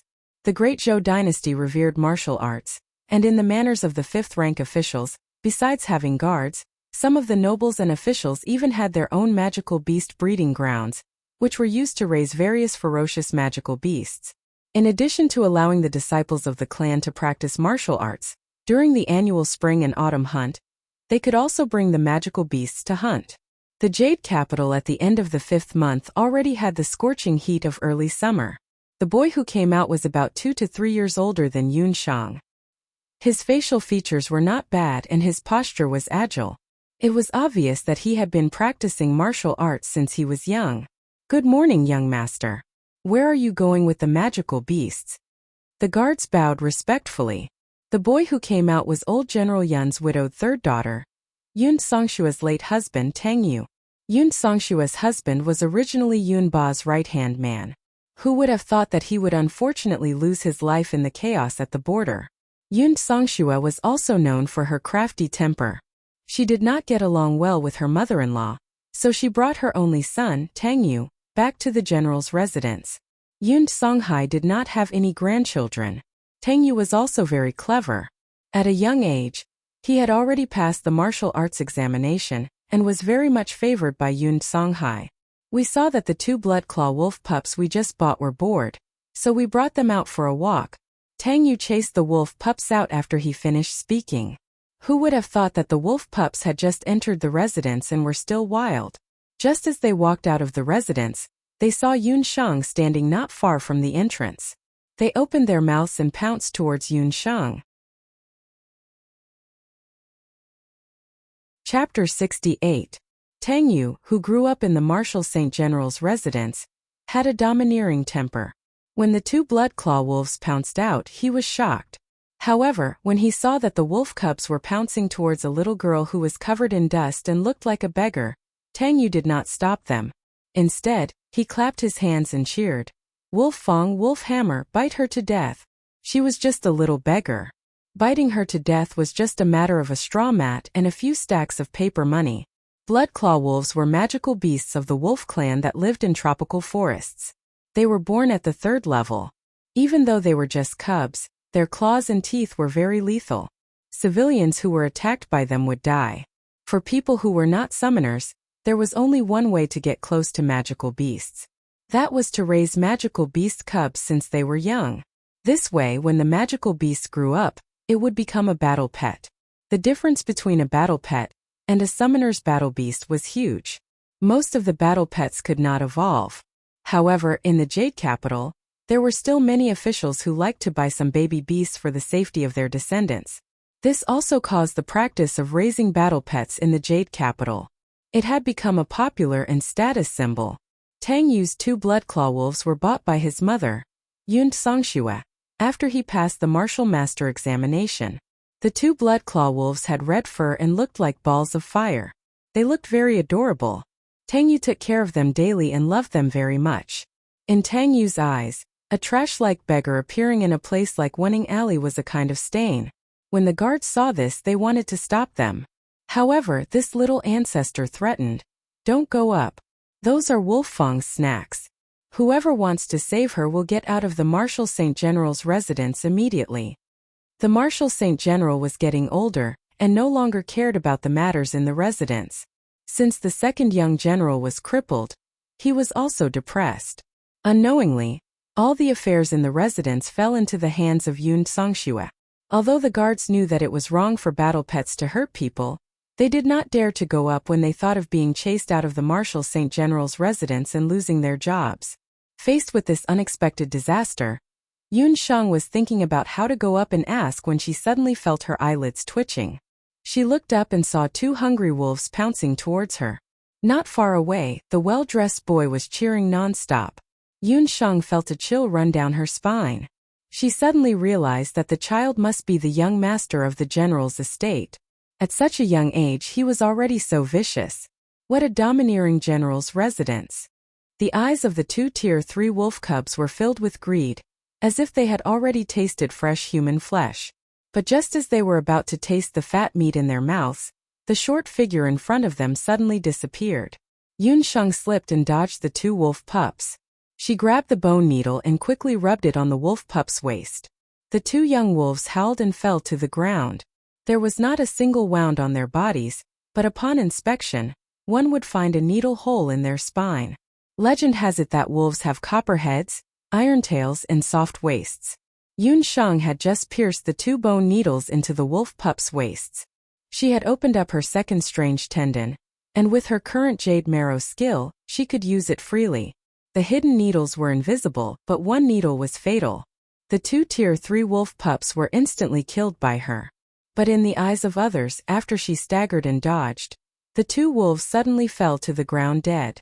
Outside the general's estate, Tang Yu was still clapping his hands as if he had been petrified. The guards were also very surprised. When they went up to take a look, the 2 wolf pups were already dead. "Damn beggar, you killed our wolves." Tang Yu flew into a rage out of humiliation. He did not care that he was in front of the general's estate and jumped in front of the little beggar with a fierce look on his face. "Ridiculous, it was your wolves that attacked me first. Besides, which eye of yours saw me kill them?" Yun Shang did not even look at Tang Yu, as if he was a pile of mud that was not worth her attention. "It was you. You lowly beggar. Do you know how much my wolves are worth? 1 wolf is worth 10 gold coins. Even 10 of your lowly lives are not worth it." Tang Yu saw that Yun Shang was young, but when she confronted him, she did not have the slightest intention to back down. He could not help but become even angrier. In their eyes, a dirty beggar was worthless. "Lowly lives? You can't afford my life," Yun Shang said as she took out her magician's badge and hung it in front of her lapel. Seeing the magician's badge, the guards of the general's estate immediately stopped the little young master who was about to explode.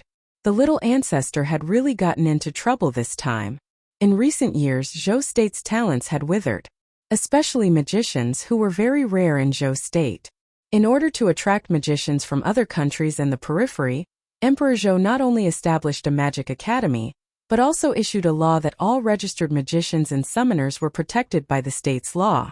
Those who hurt others without permission would be fined 50 gold coins and given 30 lashes. If the other party was a little beggar, the little ancestor could have just hit him and spent some money to settle the matter. But the other party was a magician, and only 6 years old. A magician of this age was rare in Zhou State. If the temple investigated, the old general would definitely be furious. Yun Shang's sorcerer badge looked real at first glance. Didn't look fake. The guards explained the severity of the matter, especially when he heard that she would be whipped. Tang Yu's face also changed. He was not old, but after all, he was a descendant of a general, so he was most familiar with military law. "What should I do? Who knows she's a magician? Don't all magicians wear their badges on their chests and swagger through the streets like peacocks?" Tang Yu secretly muttered in his heart. But on second thought, what was there to be afraid of? At most, he could just use money to get rid of her. Tang Yu took out his money bag, who knew that just as he was about to take out some money, his vision turned black. Slap, slap, slap. Like a string of firecrackers exploding, Yun Shang slapped him 3 times in a row. Tang Yu's face, which could still be considered pretty, was now like an inflated balloon, swollen and red. It was a tragic sight. He was stunned by the beating. Even his own mother had never hit him like this before. Yun Shang's movements were extremely fast. After she was done, Tang Yu finally reacted. The guards were also dumbfounded. "Little bastard. You dare to hit me, I'll kill you." Tang Yu pulled out a dagger from his waist and thrust it towards Yun Shang. "Little bastard, who are you calling a bastard? My name is Yun Shang, I have a name and a surname. I'm Yun Songhai's daughter. You scolded me as a little bastard. That's equivalent to scolding the entire general's household, including your 18 generations of ancestors." Yun Shang's face was full of arrogance, her black jade-like eyes emitting an intimidating dark light at that moment. At this time, a well-dressed woman accompanied by 2 well-dressed servant girls came out, just in time to witness the scene of Yun Shang teaching Tang Yu a lesson. After hearing Yun Shang's words, the well-dressed woman's expression suddenly changed, and the servant girls beside her were also astonished. Chapter 69. Yun Songhai's daughter. After hearing Yun Shang's identity, not only was the woman not happy, a trace of resentment flashed through her eyes. That person was actually still alive. She didn't expect that after 10 years, his bastard had already grown so big.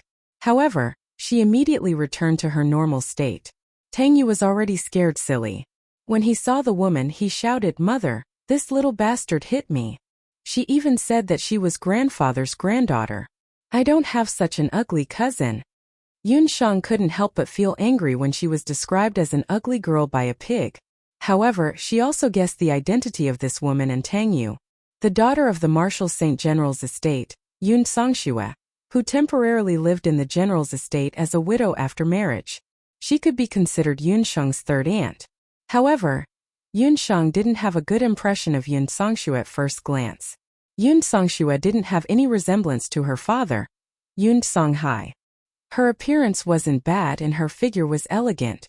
However, her slightly upturned eyes made her look a bit mean.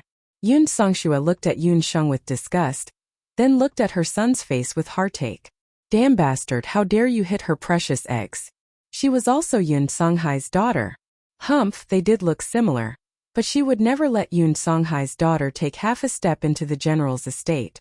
Everything in the general's estate belonged to her. You just said that you are Songhai's daughter? What proof do you have and where is Yun Songhai?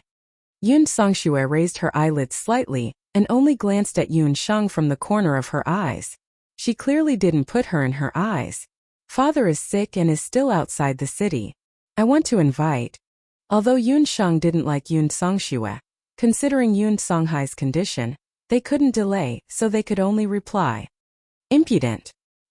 He actually dares to return to the general's estate. Men, do you still remember what the old general said? If we meet Yun Songhai and his bastards, what should we do?" Yun Songxue was a ferocious woman from a family of generals. When she spoke, she had the aura of the old general Yun Ba, a martial saint. She was already a martial ancestor. The guards looked at each other. Under Yun Songxue's forceful gaze, one of them had no choice but to step forward. The old general said that if Yun Songhai brings his son back to the Fu, he must bow 3 times and kowtow 9 times. He must bow and apologize to the ancestors of the General Fu before he can kneel and enter the Fu. What else? What if Yun Songhai and his bastard son don't keep their word? Yun Songxue comforted his son Tang Yu. His eyes were filled with schadenfreude. If they don't obey, they will be beaten to death. Even if they die, they won't be allowed to take a single step into the general's estate. After the guard finished speaking, he looked at Yun Shang with pity. This girl was young, but she had reacted quickly when facing the blood-clawed wolves. She was also a sorcerer. It was very likely that she really was the daughter of the young General Yun who had left home. Bow 3 times and kowtow 9 times, beat to death. These words were deeply engraved in Yun Shang's mind. She remembered her father's increasingly thin body, and the humiliation of the mother and son in front of her. "All right, Yun Shang. Today you refused to enter the Fu. In the future, when I, Yun Shang, am successful, I will let you have a taste of what it means to be beaten to death and bow 3 times and kowtow 9 times. Yun Shang didn't have much affection for the general's estate. She also didn't covet the glory and wealth of the general's estate. Since the general's estate couldn't tolerate them, she definitely wouldn't seek humiliation. Yun Shang turned around and left Wuning Alley without looking back. Yun Songxue only felt that Yun Shang's words had a hidden sharpness. Being stared at by her pitch-black eyes, she felt a chill down her spine. Yun Songxue secretly gave a look to the maidservant behind her, and that maidservant quietly followed her. "I don't want anyone else to know about what happened today," Yun Songxue warned the 2 guards. The guards could only nod their heads in agreement. After Yun Shang left Wuning Alley, she heard a series of footsteps behind her. She didn't need to turn around to know that Yun Songxue must have secretly asked someone to follow her. Yun Songxue didn't seem to be a kind person. She definitely couldn't reveal her and her father's whereabouts. Yun Shang quickened her steps. She had a 5-elemental Dharma spirit in her body. She secretly circulated the wind elemental magic and shuttled through the streets and alleys of the Jade capital, shaking off the maidservant who was tailing her. However, it was Yun Shang's first time in the Jade capital, and she unknowingly took a detour to a dilapidated street. This street was like a completely different world from the Marshal Saint General's residence. Although they were both located in the Jade capital, there was a huge disparity between the rich and the poor. This street was narrow and dilapidated, and the shops on both sides were completely deserted. Yun Shang suspected that the people from Wenning Alley would never come to such a place in their entire lives. There's actually a clinic nearby? Yun Shang couldn't obtain the recognition of the general's residence, which also meant that her idea of getting a doctor from the general's residence to prove that her father wasn't infected with the plague had failed. She had no choice but to find a local doctor in the Jade capital to issue a certificate before she could bring her father into the city to seek treatment.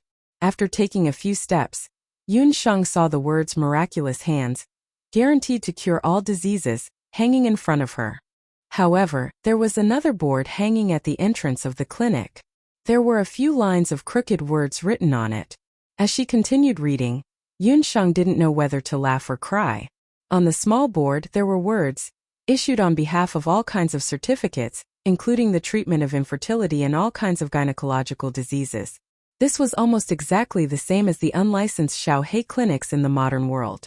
She wondered if the doctor who issued on behalf of the clinic had the qualifications to be a doctor.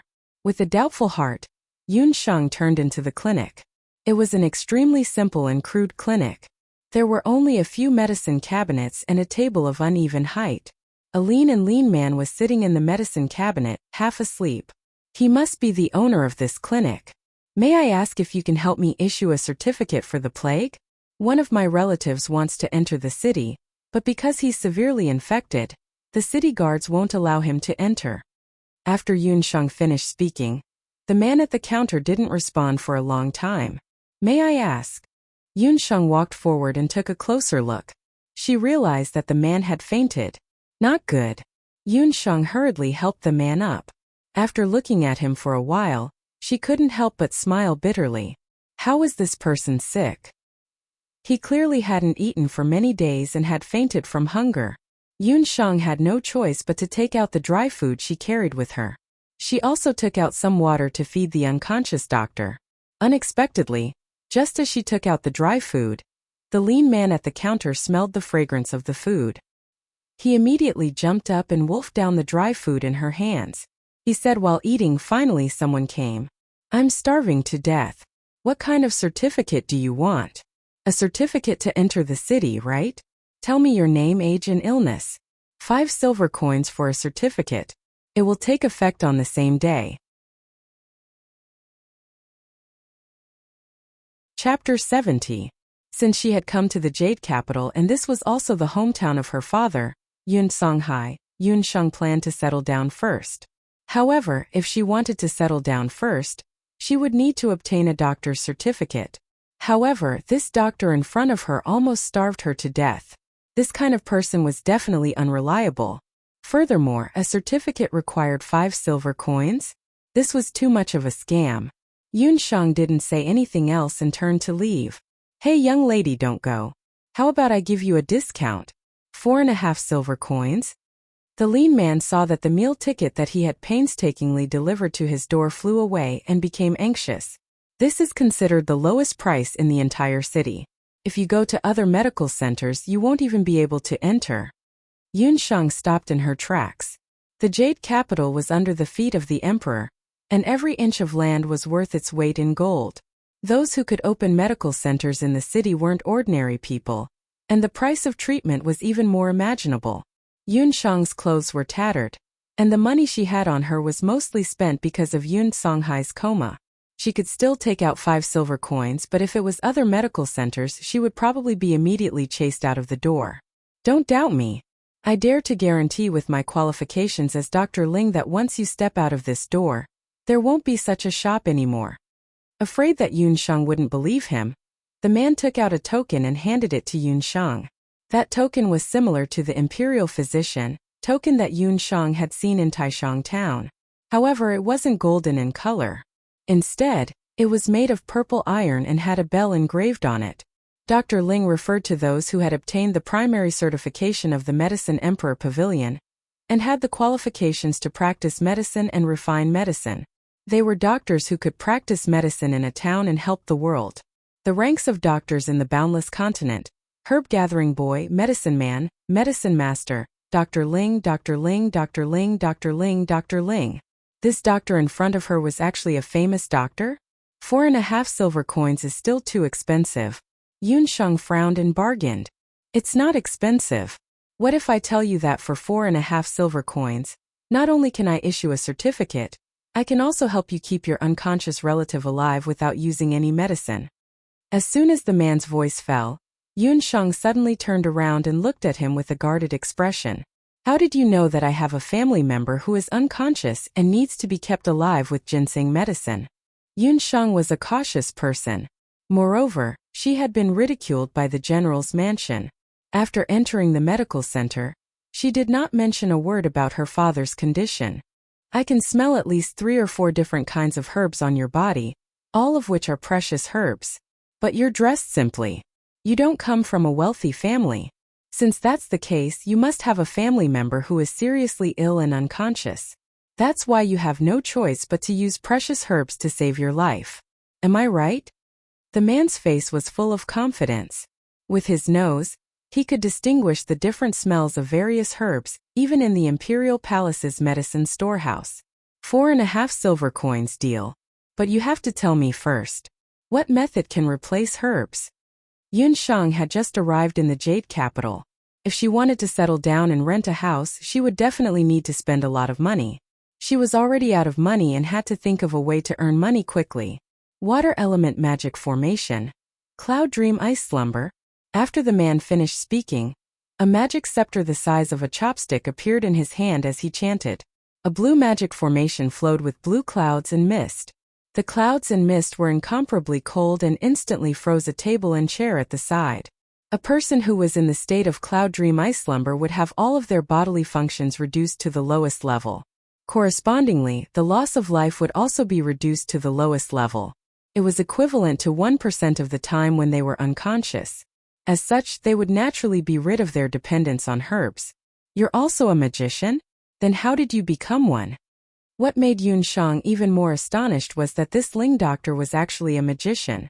Since he was both a healer and a magician, how did he end up in such dire straits that he almost starved to death in his own medical center? It's precisely because I'm both a magician and a healer that I ended up in such a state. Ancient medicine and magic apothecaries have been incompatible all these years. People like me can't stand on either side. There's no time to lose. I'll go with you to the city gate to take a look. The man revealed a helpless expression. He found his medicine box and walked towards the city gate with Yunsheng. When Yunsheng returned, it was already close to dusk. Xiao He was still waiting beside the carriage. It's you again, Dr. Fan. The city guards were clearly very familiar with this man. In fact, most of the commoners who needed to obtain a certificate to enter the Jade capital were issued by Dr. Fan because of the price. Thus, the city guards recognized him at a glance.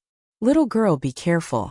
This person isn't honest and has even killed someone before. He's known as the Ghost Doctor. If you're looking for a certificate from him, don't let him treat you. A kind city guard reminded Yunsheng. Dr. Fan acted as if he didn't hear anything. He pulled open the curtain of the carriage and looked inside. Although he guessed that Yunsheng had an unconscious relative, he didn't know what illness the other party had. Before he could issue a certificate, he had to look at the condition first. After looking inside, Dr. Fan frowned. What's wrong? Is it an epidemic? A city guard at the side asked. No, let him in. Dr. Fan looked at Yunsheng thoughtfully. He took out a certificate that he had written long ago, and signed it before handing it to the city guard. Once he received the certificate, the city guard let Yunsheng and the carriage enter the city. As dusk approached, the ground was covered in the afterglow of the setting sun. Yunsheng held onto the reins of the horse and stood on the street with Xiao He, looking very lonely.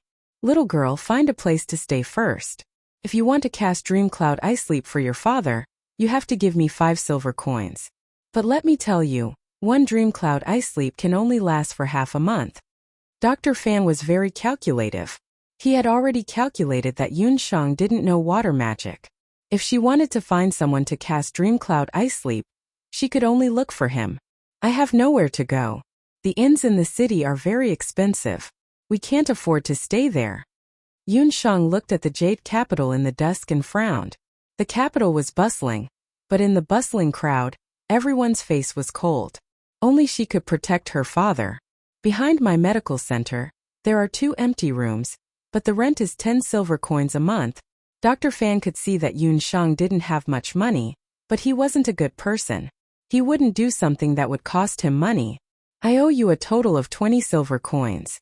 I can be a herbalist in the medical center and use my salary to pay for the rent and the cost of Dream Cloud Eye Sleep, Yun Shang immediately said.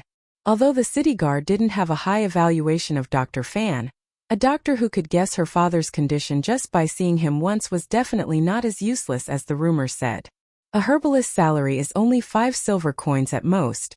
Dr. Fan shook his head. In your medical center, do you have fresh hemostatic flowers, moon crow fruit, or withered butterfly vines? As long as I have these 3 herbs, I will definitely be able to raise the remaining 15 silver coins before the end of this month. Although Yun Shang was young, her words had a natural deterrent force. Dr. Fan couldn't help but believe her words. Okay, 1 month. If you can't raise the money in 1 month, don't blame me for kicking you, your father, and your dog out of the door. Dr. Fan nodded and led Yun Shang to the medical center.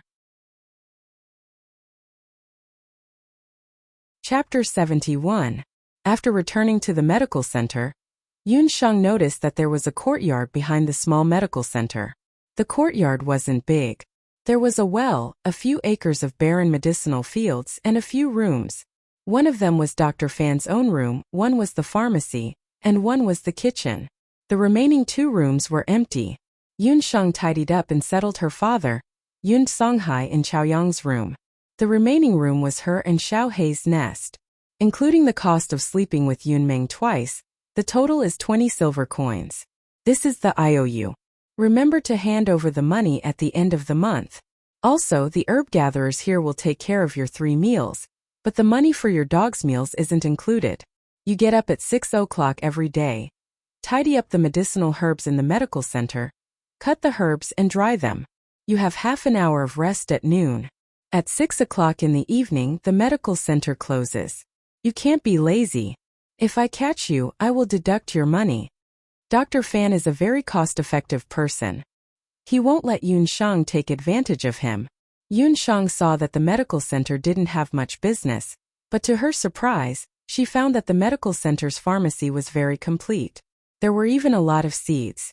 After asking, she found out that Dr. Fan usually went out to pick herbs when he had nothing to do. Some of the seeds he collected were casually thrown in the pharmacy. Dr. Fan, when I was in my hometown, my family also had a few acres of medicinal fields. Can you lend me some of the seeds in the storehouse? I will plant them in the medicinal field. If the herbs mature, we will split the harvest 50-50. Yun Shang saw that the medicinal field was abandoned and felt that it was a pity. She simply suggested that she take care of the medicinal field. Dr. Fan was skeptical. He thought that the seeds in the pharmacy would become moldy. If Yun Shang could really grow something, it would be good. The next morning, when the rooster crowed at 4 o'clock, Yun Shang got up and meditated. For a magician, the best time to meditate was at dawn and dusk.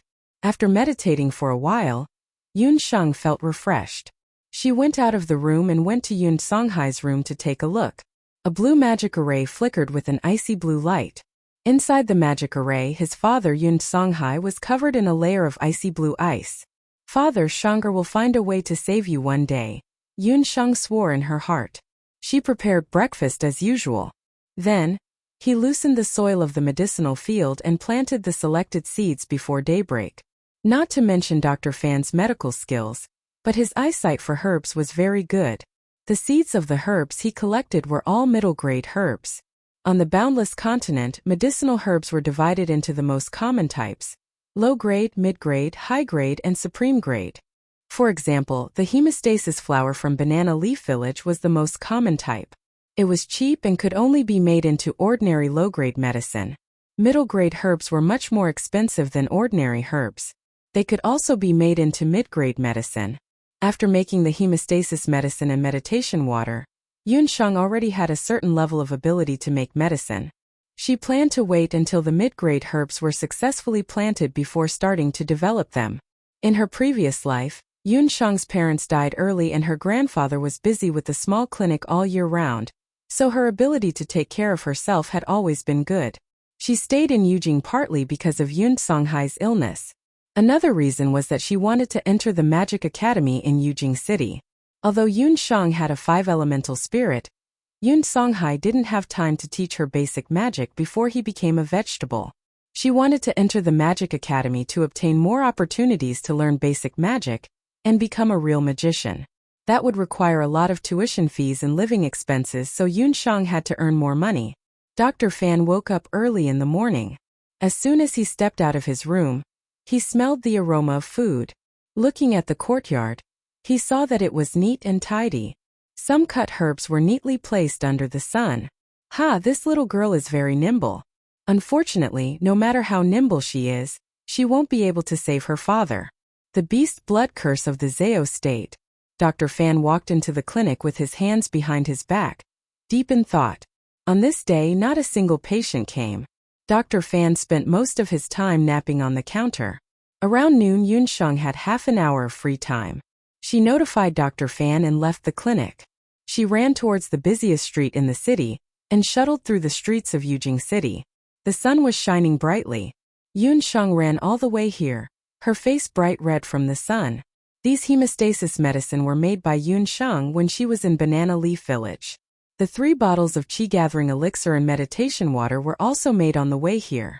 Yun Shang planned to sell these finished medicines to raise some money. Seeing that there was not much time left, Yun Shang could only pick up the medicine bottles and choose a clinic on the northernmost side of the street. Sell medicine? Are you qualified to be a medicine man? The doctor at the clinic saw that Yun Shang was just a little girl and couldn't help but be suspicious. I was a herbalist at the Dharma temple. These medicines were all taught to me by the local pharmacists. Yun Shang presented a bottle of hemostasis medicine expectantly. The pharmacist took the bottle and sniffed it. His expression changed slightly, but he didn't show it on his face. This hemostasis medicine is too inferior. I can accept it, but it's at most 5 copper coins. Yun Shang's face turned red. She took back the bottles of medicine. I'm not selling. She would rather not sell it than allow others to trample on her medicine.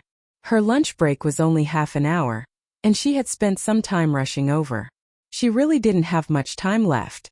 Yun Shang hugged the medicine bottles and walked on the street. She noticed a few rouge and powder scouts in the corner of the street, and the peddlers were shouting from time to time. She had initially wanted to sell the medicine to the clinic, but now it seemed that the bigger the shop, the more unscrupulous it was. Yun Shang no longer trusted clinics and pharmacies. She might as well set up a mobile medicine stall and sell it for as much money as she could. After making up her mind, Yun Shang picked a clean and cool piece of land and took out the hemostasis medicine and the 3 bottles of meditation water. Yun Shang's hemostasis medicine was priced at 9 copper coins, the qi-gathering elixir at 15 copper coins, and the meditation water at 20 copper coins. These prices were much cheaper than the market price. This street was the busiest in the Jade capital. There were many people passing by, and there was no lack of practitioners and magicians. Yun Shang was young and not a physician. Occasionally, a few passers-by would pass by, but when they heard that she was selling medicine, they would shake their heads and walk away. After waiting for about 15 minutes, an unusually slender woman walked in front of him.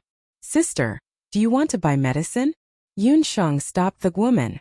The corner of the woman's mouth twitched. She turned around and scolded, "Who said I'm a woman? Which eye of yours saw that I'm a woman?" Chapter 72. All the hunters in Jade Capital knew that the C-grade bounty hunter Wenren Qiu hated being mistaken for a woman the most. He was a real man.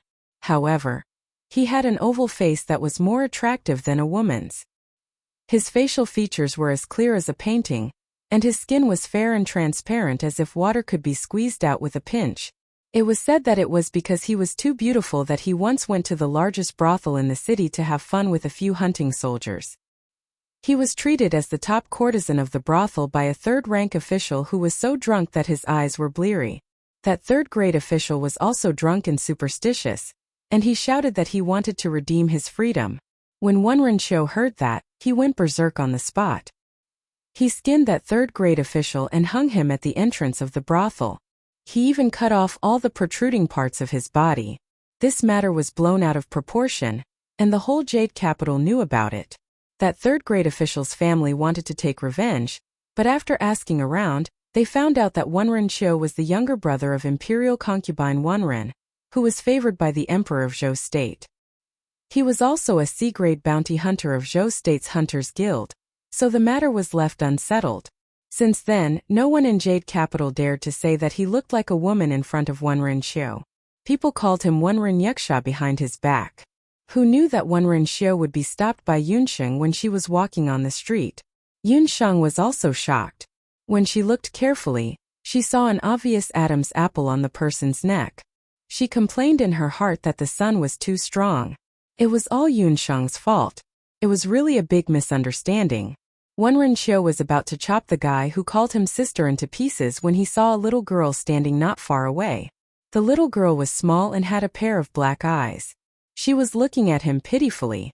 "Little thing, were you calling me just now?" Wenren Qiu looked like a pretty little girl, and she was very likable. When she smiled, there were 2 little dimples on her cheeks. The little girl squatted at the corner of the street. Under the sun, she looked very pitiful. Wenren Qiu's expression softened, and he put away his yuxia face. "Little thing. Damn it, I used to be called a little wild cat. And now you're calling me a little thing. I'm older than you, alright?" Yunsheng's heart exploded, but she still looked harmless and obedient on the surface. "Good-looking big brother, from your appearance, you must be a very powerful hunter, right? Do you want to take a look at my hemostatic agent? It's very affordable, only 9 copper coins." Yunsheng's words made Wenren Qiu feel very comfortable. Wasn't she referring to him when she said that he was a very powerful hunter? "Little girl, your mouth is really sweet. However, your big brother only uses high-grade goods. The hemostatic agents that I usually use are specially provided by the Imperial Medicine Pavilion. As for your hemostatic agent..." Wenren Qiu saw Yunsheng's face fall and couldn't bear to see her like this.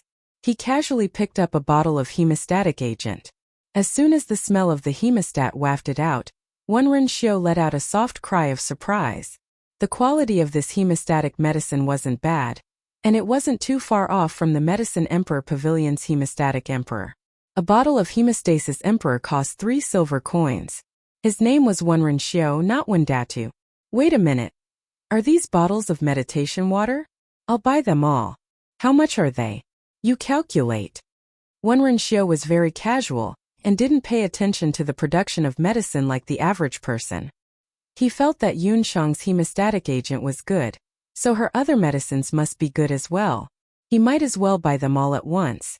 Yunsheng's hemostatic agent, meditation water, and qi-gathering elixir were sold for a total of 6 silver coins. Seeing that Yunsheng was about to leave, Wenren Qiu stopped her. "My name is Wenren Qiu. In the future, you don't have to sell your medicine on the streets. There are too many people around here. In the future, if you have medicine, send it to the Wenren residence in Chonglin Alley. If I'm not around, just give my name and give the medicine to the housekeeper." Yunsheng hurriedly nodded. Seeing that it was getting late, she hurriedly ran to the medical hall. Wenren Qiu took the meditation water and walked into a restaurant not far away. He had invited a few hunters to drink in the restaurant. As soon as he entered the restaurant, he heard a high-pitched voice call out, "Big sister, do you want to buy medicine?" When Wenren Qiu heard that, he clenched his fists without hesitation. Crackling sounds like beans popping could be heard from his fists. "Honorable hunters, please do us a favor and don't fight in the restaurant." When the restaurant's manager heard that, he was so frightened that he hurriedly lay on the ground. Wenren Qiu didn't become a C-rank mercenary by relying on his looks. His own strength was not a problem, and he was already a martial venerable. He threw a punch at the person who had spoken. That person was already prepared, and the snake-shaped magic scepter in his hand buzzed. Mid-level magic marsh technique. The ground under Wenren Qiu's feet immediately turned into a muddy marsh. Pairs of muddy hands reached out from the marsh and grabbed Wenren Qiu's legs. Wenren Qiu's beautiful face was full of disgust as she shouted at the female magician opposite her. "Tomboy, is your brain soaked in water? Why don't you take a look at yourself? You're old enough to be my great-grandmother. How dare you imitate a little girl and call me big sister? Disgusting." Unlike Wenren Qiu, the female magician was uncouth and roughly the same height as Wenren Qiu. When she heard Wenren-xiu's words, she was so angry that her eyes almost popped out. Wenren-xiu, I'm only a month older than you. What do you mean by old enough to be your great-grandmother? Enough. Wenren-xiu, Nanyan, the two of you have to fight every time you meet. We're all in the same hunting team. Sit down and discuss the assessment of the hunting team. With a roar, several purple lightning flashes drilled out from the ceiling of the restaurant. With two rumbling sounds, the lightning flashes exploded in front of Wenren-xiu and the magician one after another.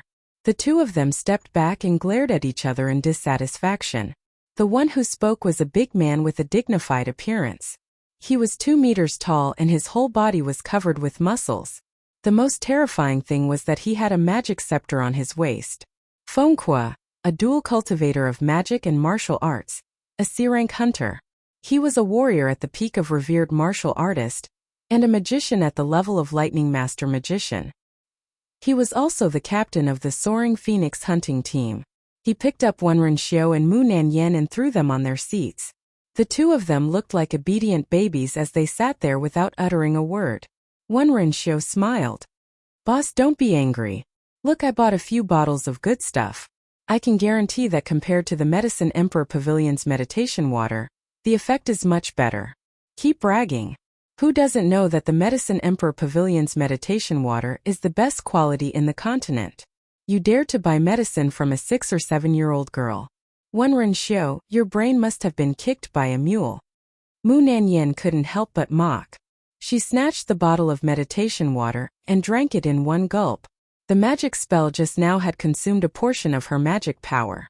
She could use the meditation water to replenish her magic power. Chapter 73. Fengque, Wenren-xiu, and Mu Nanyan were members of the Soaring Phoenix hunting team, which was rather famous in the Jade Capital's bounty industry.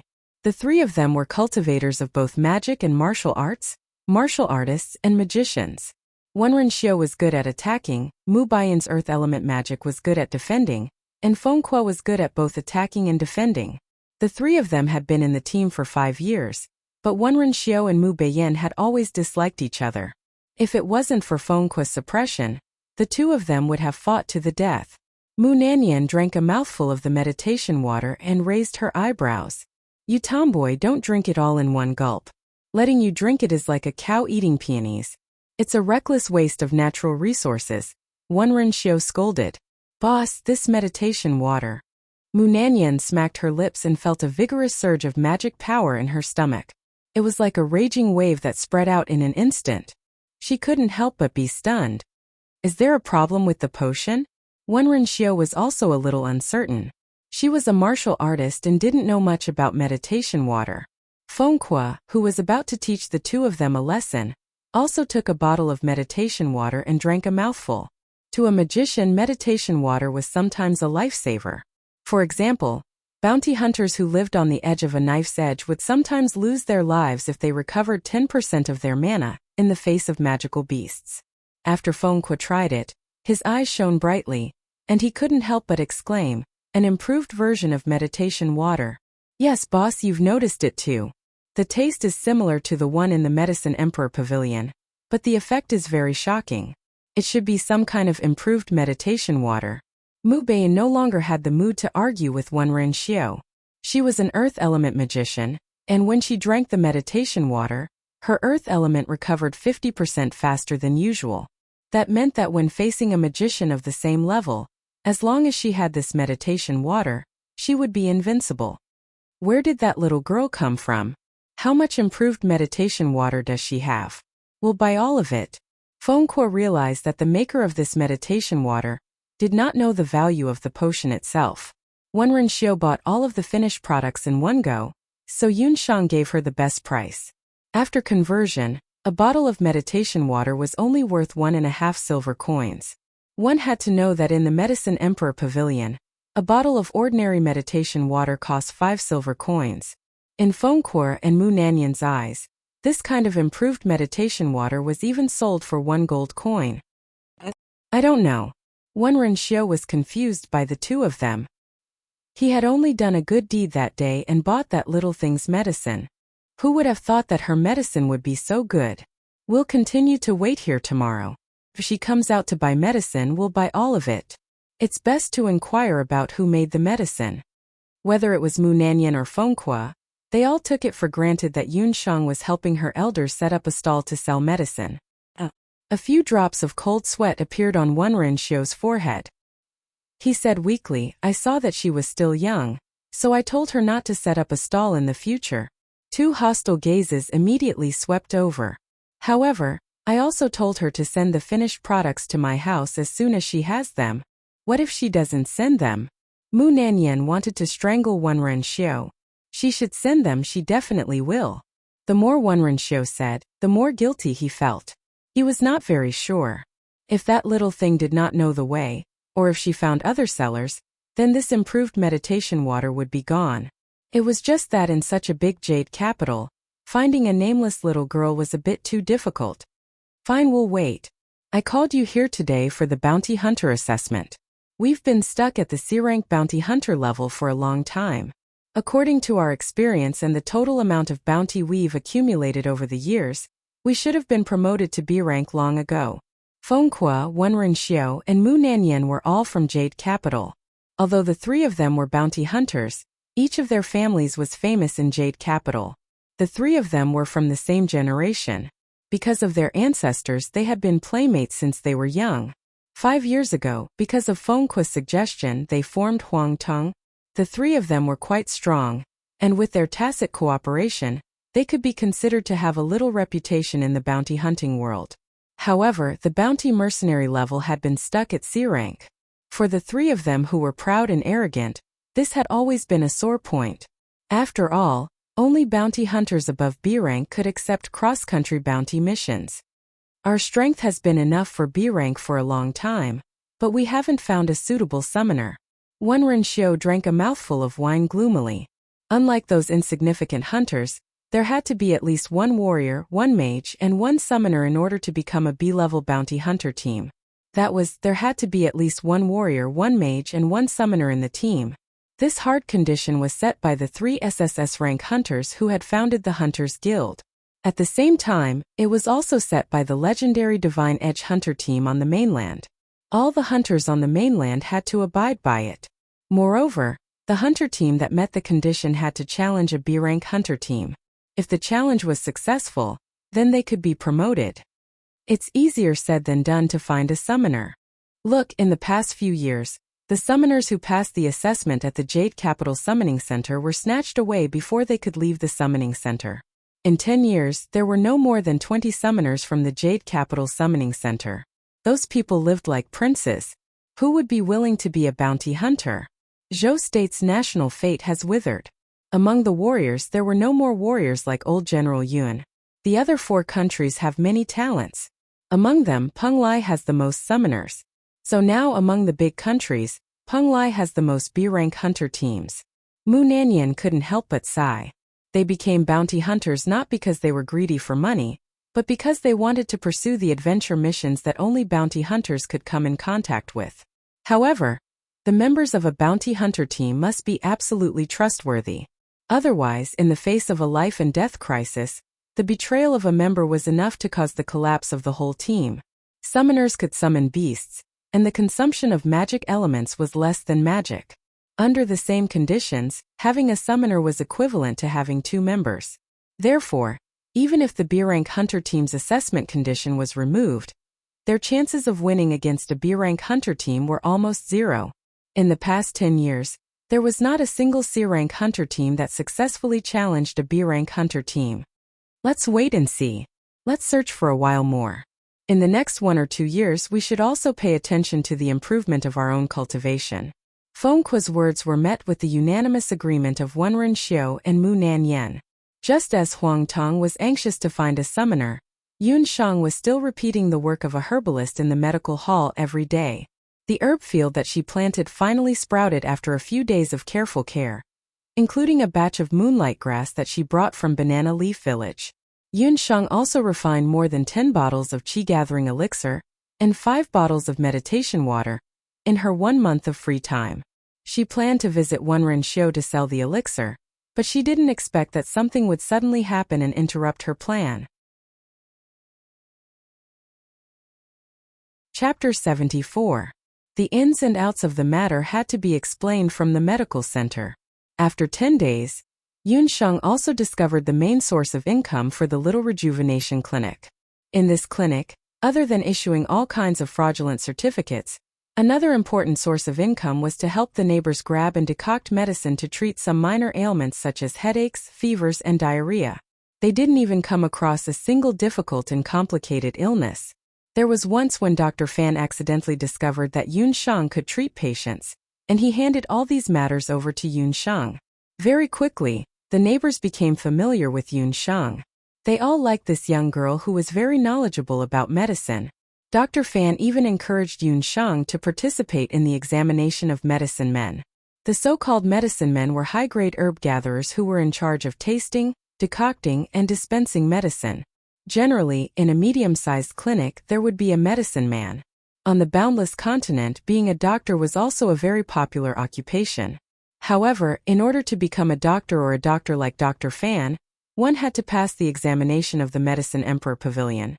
This wasn't the first time Yunsheng heard the name of the Medicine Emperor Pavilion. She remembered that during the hemostatic medicine incident in Banana Leaf Village, the village head's grandfather had mentioned the Medicine Emperor Pavilion. Hearing Yunsheng asking about the Medicine Emperor Pavilion, Dr. Fan couldn't help but fall into a daze for a moment. After a long time he replied, "Those who study the ancient medical arts would all know of the Medicine Emperor Pavilion. For the magician examination there's a Dharma temple. For the martial artist examination, there's a summoner examination. For the summoner examination there's a summoner examination." The Medicine Emperor Pavilion was the continent's largest ancient medicine organization. Its branches were like a huge tree that reached the sky, and its branches, leaves, and veins covered the entire continent. The Medicine Emperor Pavilion was outstanding because not only was it the most authoritative organization for doctors in the continent, it also controlled the continent's most precious medicinal herbs and the most outstanding doctors. Some people say that the most powerful people in the continent are magicians, some say martial artists, and some even say summoners. However, I believe that the most powerful people in the continent are doctors because they can control the life and death of others. Yunsheng, if you want to find a way to cure your father's illness, there's a place you have to go no matter what. That place is the Medicine Emperor Pavilion. When Dr. Fan mentioned the Medicine Emperor Pavilion, a complicated expression flashed in his eyes. Yunsheng decided to participate in the medicine man examination. With her medical foundation from her previous life, as well as the medicine encyclopedia left behind by the Yun family, and the Qi Min medicine encyclopedia that she had memorized, Yunsheng believed that it wouldn't be difficult for her to pass the medicine man examination. After observing Yunsheng for a period of time, Dr. Fan also had a good foundation of Yunsheng's herbal medicine. After the two of them discussed for a while, they decided that Dr. Fan would bring Yunsheng to Medicine Emperor Pavilion in Jade Capital the next day to take the test. The next morning, Yunsheng planned to change into the herb-picking clothes she wore in Banana Leaf Village, but she found that she had grown taller in the past few months. Seeing this, Dr. Fan took out a set of clean herb-picking clothes and said, "This is the herb-picking clothes that my daughter wore in her early years. It's about the same size as yours, so you can change into it." Only then did Yunsheng know that Dr. Fan was someone who had been married before. Now that he was all alone, she didn't know where his family had gone. After changing into the clothes, Yunsheng followed Dr. Fan to the Medicine Emperor Pavilion. The Medicine Emperor Pavilion was indeed worthy of being the continent's largest medical institution. Looking from afar, one could only see a majestic pavilion standing on the street. From time to time, there would be farmers and patients entering and leaving the Medicine Emperor Pavilion. The entire Medicine Emperor Pavilion was divided into 7 floors, and each floor was 10 times the size of a small clinic. As soon as Yunsheng and Dr. Fan entered the door, they smelled a faint fragrance. At the main entrance, there was a pure gold cauldron that was emitting a fragrance. Smelling this fragrance, Yunsheng's mind unconsciously cleared up. A person who looked like a pharmacist came forward and inquired about the purpose of their visit. After hearing that Dr. Fan had brought Yunsheng to participate in the herb-picking test, the pharmacist led Yunsheng into the pavilion. The first floor of the Medicine Emperor Pavilion sold all kinds of herbs, the second floor sold finished medicines, the third floor was for those below the rank of pharmacist, and the fourth floor was for those above the rank of pharmacist. Before Dr. Fan left, he had already told Yun Sheng that the herb-picking test was divided into 3 steps. If there were no accidents, the test would be divided into 3 steps: picking up herbs, decocting herbs, and identifying herbs. These steps were also the main procedures to test whether a herb-picking test was qualified or not. Walking up the stairs to the 3rd floor, they saw that in the spacious examination room on the 3rd floor, there were already several herb-picking apprentices and doctors waiting. One of them saw Dr. Fan at a glance. With a mocking smile, he blocked Dr. Fan and Yun Sheng's path. Dr. Fan seemed to have already known this person. Without any expression, he said, "A good dog doesn't block the road. Fanji, you have big guts. You actually dare to insult this doctor. Let me tell you, just last month this doctor passed the test of the 4 directions scattered doctor. Soon, I will receive the appointment of the Medicine Emperor Pavilion and head to the southern city to take up the position of Pavilion Master. Do you think you are still the Imperial Physician Fan from back then? Right now, you are just a Ling doctor who has problems making a living."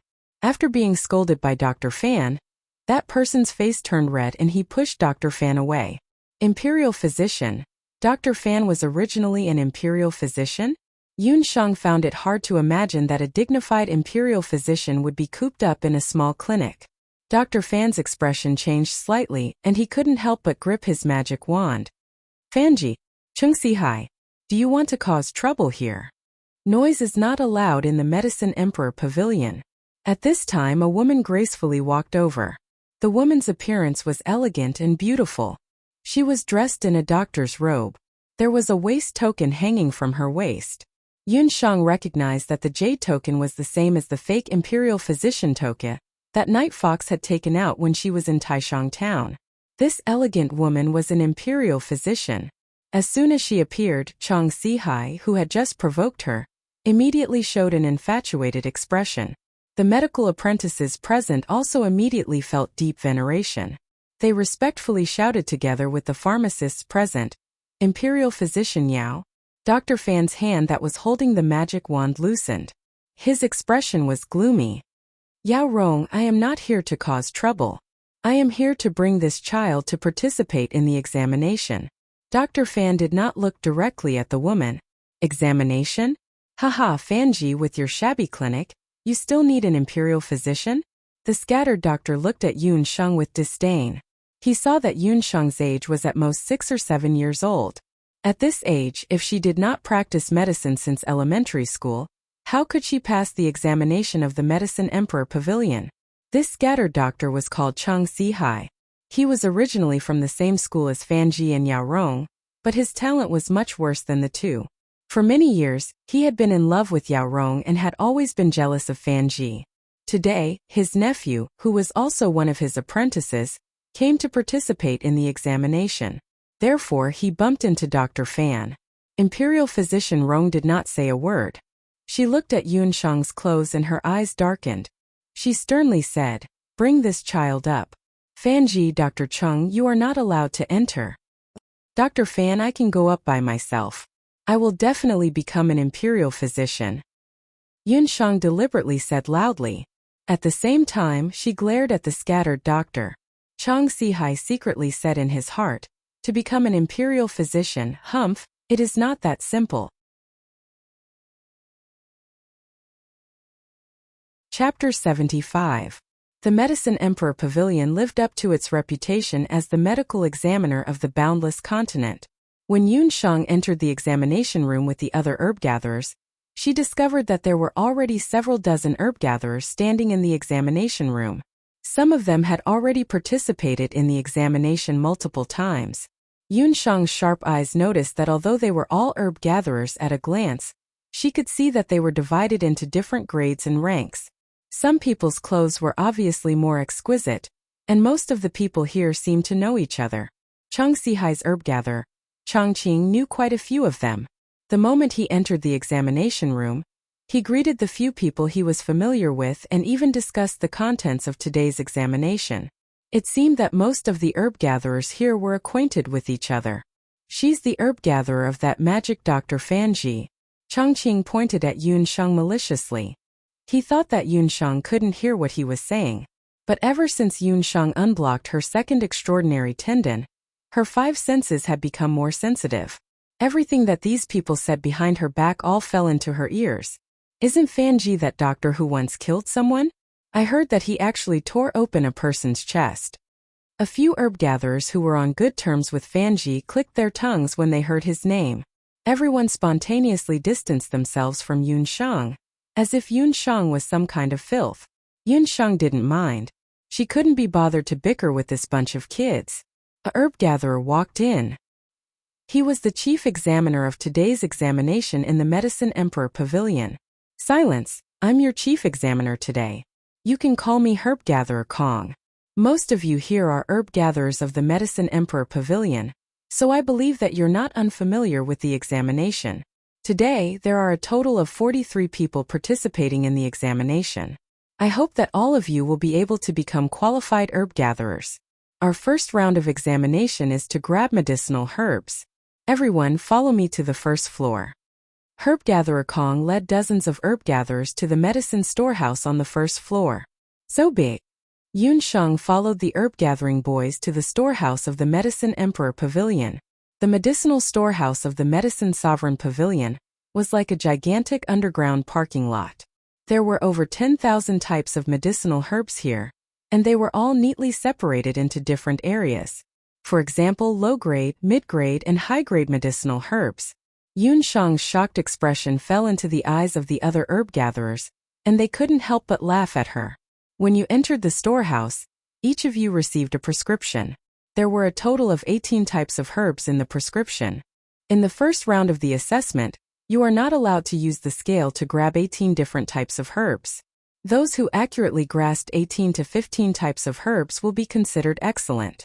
Those who accurately grasp 14 to 10 types of herbs will be considered average. Those who accurately grasp 9 to 6 types of herbs will be considered qualified. Those who accurately grasp less than 6 types of herbs will be considered unqualified. After hearing the content of the test, the herb-gathering boys immediately looked at the prescription in their hands. Medicine men were different from herb gatherers. Gathering herbs was one of their main jobs. In the Medicine Sovereign Pavilion, there were hundreds of thousands of prescriptions coming in and out every day. Qualified medicine men didn't have the time to use the scale to grab the herbs. They were usually able to estimate the correct amount of herbs in one go. Only then would they be able to properly decoct the herbs later on. Chongqing quickly grabbed the 18 types of herbs and passed them to the pharmacist proudly. After the pharmacist checked the prescription, he announced, "Chongqing, among the 18 types of herbs, you accurately grasped 16 types of herbs. In the first round you scored excellent." Out of the 18 types of herbs, Chongqing was actually able to accurately grasp 16 types of herbs without using the scale. The other herb gatherers were incomparably shocked. They praised Chongqing for being the herb-gathering boy of the scattered physician Chang Sihai. A few more herb gatherers passed the assessment. Among them, there were 2 who didn't reach the minimum requirement of 6 types of herbs and were eliminated in the first round. Yun Shang passed the prescription she had grabbed over. Pharmacist Kong glanced at her and realized that she was an unfamiliar face. "Yun Shang, among the 18 types of herbs, you accurately grasped 18 types of herbs. Test results. Excellent." Even pharmacist Kong himself could not believe his own eyes when he announced the results. Needless to say, the others, including those who mocked Yun Shang earlier, were all stunned. 18 types. Did you all hear that? That herb-gathering boy actually grasped the correct amount of herbs for 18 types of herbs. There were many types of herbs in the Medicine Sovereign Pavilion. Not only were there fresh herbs that hadn't been dried, there were also semi-finished medicinal stones that had been ground into powder. There were also some herbs that were even in liquid form. However, Yun Shang grasped all of the herbs accurately. Yun Shang was secretly amused. What a joke. In her previous life, when she had just learned how to walk, she had been forced by her grandfather with a ruler every day to learn how to grasp herbs. With more than 20 years of experience, how could she lose to this group of young herb gatherers? When she grasped the herbs, she didn't lack in weight. She was as accurate as a universal scale. At the side, Chongqing's expression was very ugly. He stared at Yun Shang's back view as he pulled one of the herb gatherers aside, and the 2 of them started to whisper. In the first round there were a total of 10 people who failed. Out of the 43 people, only 33 were left. The second round of assessment was to decoct the herbs. The location of the assessment was also on the first floor of the herb storehouse. However, this time, the herb gatherers had to decoct the herbs according to the prescription they were given. When the herbs were brought up, Yun Shang frowned. There was something wrong with these herbs. The herbs used to decoct the herbs had been changed. Yun Shang looked at the others' herbs and realized that compared to the others, not only were her herbs lesser, even the age of the herbs was wrong. Among them, the most important herb, Lu Wei Su, which was 5 years old, had been replaced by Lu Wei Su, which was 3 years old. Since the herbs were of the wrong age, the decoction was naturally wrong as well. Chang Qing and the other herb gatherers looked over sneakily. Yun Shang immediately guessed that they were the culprits. When they saw that Yun Shang didn't say a word and continued to decoct the herbs, the herb gatherers all smiled as if they had succeeded in their scheme. They would let her come out on top in the first round of assessment. Let's see how she would be able to decoct the decoction with the missing herbs. About half an hour later, all 33 herb gatherers had finished decocting their respective herbs. Chang Qing sneaked a look at Yun Shang's bowl. There was only half a bowl of herbs left in her bowl. The amount of herbs was obviously not enough. Needless to say, she would be eliminated. Just as Pharmacist Kong was about to check everyone's herbs, a young girl of about 13 or 14 years old walked in. "Miss Chi, why are you here?" Pharmacist Kong asked politely. The young girl had a graceful appearance and a sign with the words "Medicine Man" hung on her body.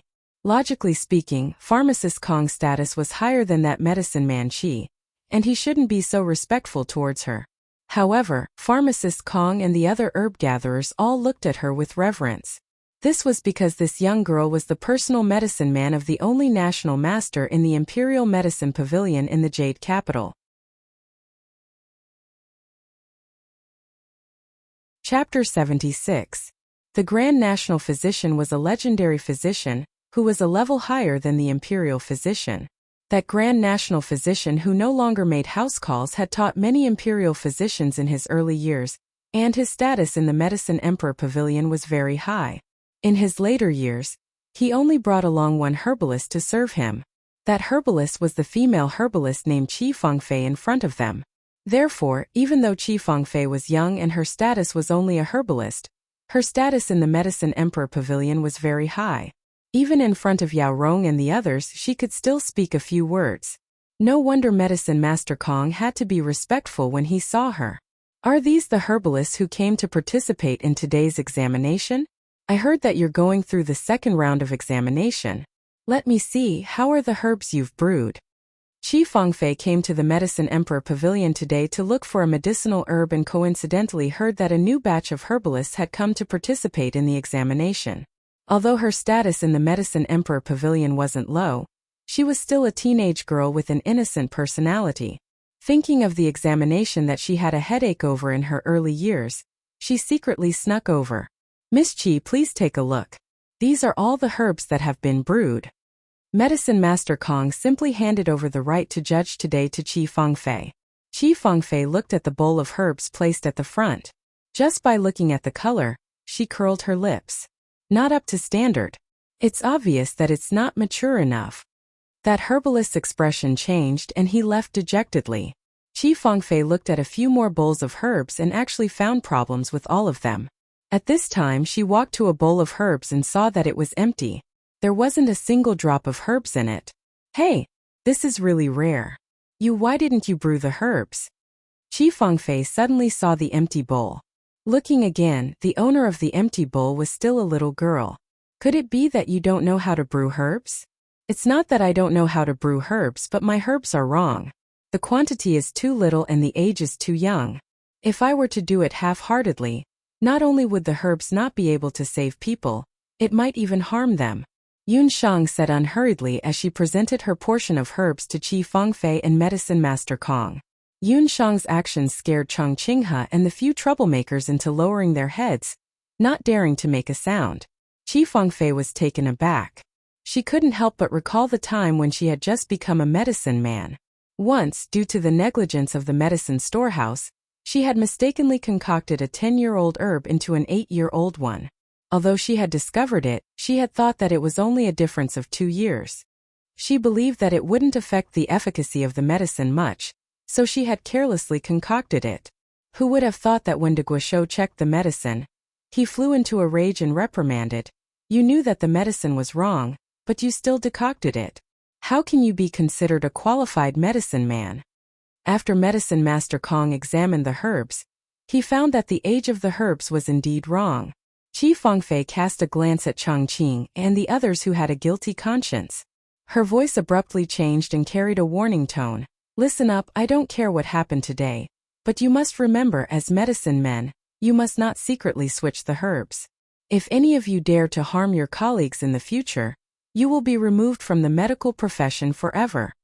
Those few medicine boys were so frightened that they trembled like sieves. Chongqing's face was also covered in dirt.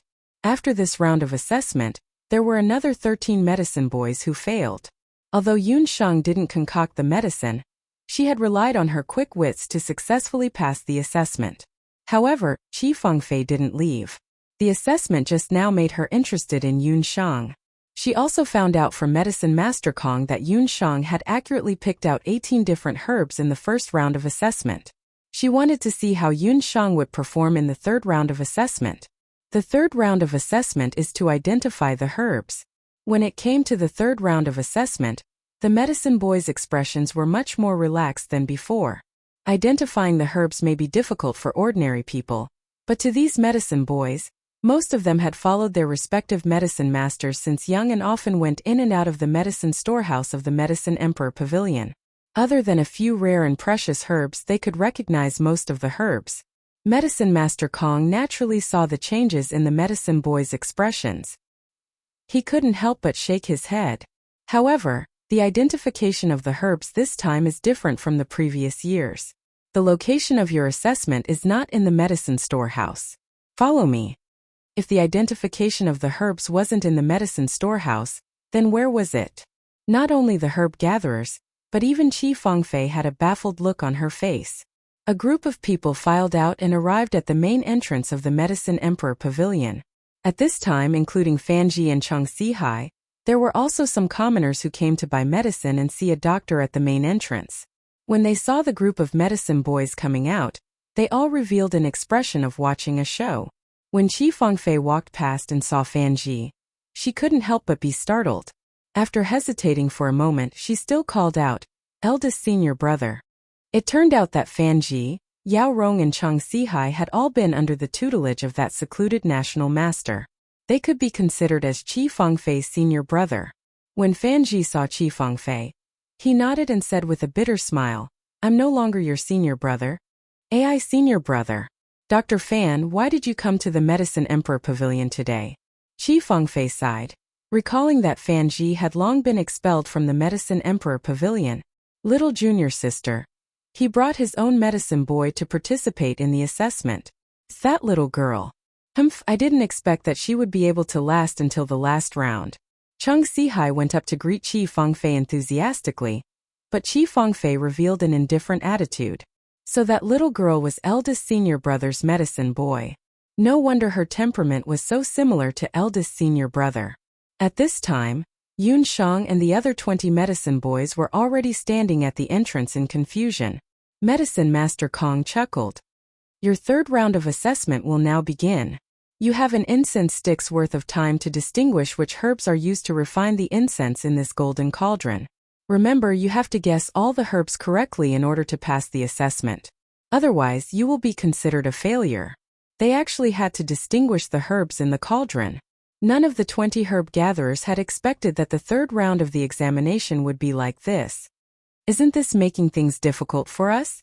The cauldron at the entrance changes to a new type of incense every day. How can we guess what kind of incense is used today? The medicine boys all frowned. A few of them even circled around the golden cauldron, continuously inhaling the fragrance from the cauldron like a dog. In the field, only Yun Sheng and Chongqing did not immediately move. The two of them stared at the golden cauldron, trying to distinguish how many herbs were mixed in with the incense. The incense stick's worth of time was about to end. Nearly half of the medicine boys gave up halfway. One after another, People began to report the composition of the incense, but no one could guess all the herbs. There were only 2 herb gatherers left on the field, Yunshang and Chengqing. There's still one more. Chengqing was extremely anxious. He had been trying for a long time, but there was still one more herb that he could not identify. He looked at Yunshang and saw that Yunshang had no reaction. It seemed that she was the same as him, unable to guess what the last herb was. There's only 15 minutes left. Between the 2 of you, who will answer first? Medicine Master Kong finally reminded. Me. Chengqing walked out first. Chapter 77. Chengqing was also cautious. He was afraid that Yunshang would eavesdrop on him, so he wrote down his answer and passed it to Apothecary Kong. The latter took the paper and glanced at it. Then he shook his head regretfully. You guessed 11 herbs correctly, but you're still missing one. So, you're still not qualified for the herbalist assessment this time. Not qualified? Kong Fong, are you purposely looking for trouble? When has the examination ever tested the composition of incense? In the Medicine Emperor Pavilion, there are more than 3,000 different incense formulas. Not to mention these herb gatherers, even we might not be able to distinguish every single one of them. Who would be able to pass such an examination? Chung Sihai, who was watching from the side, shouted in dissatisfaction when he saw that his nephew was not qualified. Relying on his status as a scattered physician, he didn't put those lower-ranked apothecaries in the Medicine Emperor Pavilion in his eyes. The Kong Fong in front of him was someone who didn't know how to read people's expressions. Today he actually made his nephew fail. He didn't believe that there would be anyone here who could distinguish the fragrance in the crimson gold cauldron with just 1 or 2 chances. I think the one who's looking for trouble is you. Your own herb gatherers are inferior to others, and you're blaming the examination for being too difficult. What a joke. Who said that there aren't any herb gatherers here who can distinguish the fragrance in the crimson gold cauldron? I can. A pleasant child's voice sounded in the ears of everyone present. Yunshang, who had been immersed in her thoughts, walked out. She quickly wrote down the names of a few herbs. Chong Sihai looked at it and couldn't help but sneer. I thought that you were incredible, but you only wrote down 11 herbs. Compared to Chongqing, how can you be better? You're still a failure. I didn't say that this was my final answer. Yunshang walked to the crimson gold cauldron under everyone's watchful eyes. She pushed on the crimson gold cauldron with her small white hand, opening a corner of the cauldron. He then rubbed a handful of the medicine inside the cauldron and tasted it in his mouth. Rolling his eyes, he leisurely said, "The taste is sweet, the color is golden red, and it's powdery. If I'm not mistaken, the last ingredient is poisonous dragon bile powder. Alchemist Kong, please judge." Wow! After seeing Yunshang's actions, the herb-gathering boys who were judged to be unqualified all boiled up and began to mock Yunshang. Among them, Chengqing was the most aggressive. After tasting it, we can guess what it is. What's so strange about it? We all know that it's poisonous dragon bile powder. It's just that it's mixed in the incense, so we can't tell it apart. Apothecary Kong only told us to identify the medicinal ingredients in the incense, but he didn't say how we should do it. To distinguish herbs, we have to start from many aspects such as color, fragrance, and taste. If we can't see it with the naked eye and smell it with the nose, then we have to taste it. As a doctor, if we can't use our body ingeniously to distinguish the properties of herbs, then what kind of doctor are we? Yunshang had just finished speaking when she heard a round of applause. As it turned out, Yao Rong had been standing at the side since long ago. She had also heard Yunshang's words. Well said. You don't need to question the topic of this test. I came up with the idea of using a few herbs in the incense as the last test. Although this young lady isn't a member of our Medicine Emperor Pavilion, what she said is the mission of our Medicine Emperor Pavilion. The first Medicine Emperor of our Medicine Emperor Pavilion, who is also the founder of our Medicine Emperor Pavilion, also relied on tasting the medicinal properties and toxicity of various herbs to identify the types of medicinal ingredients. Yao Rong couldn't help but feel envious of Fan Ji. He had accepted an outstanding herb-gathering boy. No, she should be a herb man now. After passing the third test, it meant that Yunshang had already become a qualified herb man. At the same time, She also became the only one who passed the test of the Medicine Emperor Pavilion today. Congratulations, you are called Yun Shang, right? This is the Herbman medical tablet issued by the Medicine Emperor Pavilion.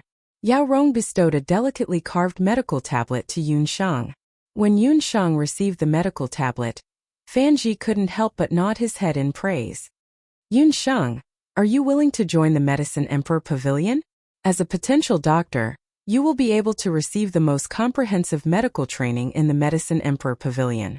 I am willing to accept you as my medicine man and personally guide you in your studies of ancient medicine. Yao Rong's words at the same time as he bestowed the medical token to Yun Shang had caused everyone to be shocked. Yao Rong's words meant that she wanted to accept Yun Shang as her disciple. To be accepted as a disciple by an imperial physician, this was truly a heavenly fortune. Everyone was filled with envy. Only Fan Ji's expression changed slightly as he looked at Yun Shang with a complicated expression. Yun Shang was also somewhat astonished. She didn't expect that Yao Rong would directly propose to accept her as a disciple. Being chosen by an imperial physician and having the backing of a colossus like the Medicine Emperor Pavilion, she could even use this opportunity to find a way to awaken her father. As if he had already guessed Yun Shang's answer, Fan Ji quietly turned around, intending to leave the Medicine Emperor Pavilion. Just at this moment, someone hurriedly carried a child covered in blood and rushed in. Doctor, quickly save this child. He was trampled by a runaway horse outside and suffered serious injuries. Yao Rong and a group of people from the Medicine Emperor Pavilion hurriedly rushed forward to check on the child. Yun Shang also squeezed into the crowd. The child was about 8 or 9 years old. His injuries were very serious and his clothes were simple. With one look, one could tell that he was a commoner's child. His limbs and chest were all bruised and scratched, but the most serious injury was his head. His head was already swollen to a large extent, more than twice the size of a normal child's head. He had already fainted. Yao Rong took the boy's pulse and listened to his heartbeat. Subconsciously, she shook her head. Even she didn't have the confidence to save this child. This child's injuries are very serious. Unless we send him to the imperial physician and use the wandering dragon needle technique to treat him, he won't be able to survive. It won't work. The imperial physician went out to visit a friend a few days ago and is not in the Jade capital. Qi Fengfei became anxious when she heard this. Yao Rong hesitated. If it was any other part of the body, she would have some confidence. However, the injury was on the head. If the acupuncture was not done properly, the consequences would be unimaginable. However, if this dragged on, the child's situation would be even worse. Let me do it. A low voice broke the silence in the room. The one who spoke was Fan Ji, who was about to leave. He anxiously looked at the unconscious boy, wanting to go forward and carry him away. This is a patient of the Medicine Emperor Pavilion. Even Imperial Physician Rong can't do anything. Don't tell me that a mere imperial physician like you can do something. Chang Sihai led a group of physicians from the Medicine Emperor Pavilion to surround Dr. Fan. Fan Ji, put him down. This is the Medicine Emperor Pavilion. You can't touch the patients here.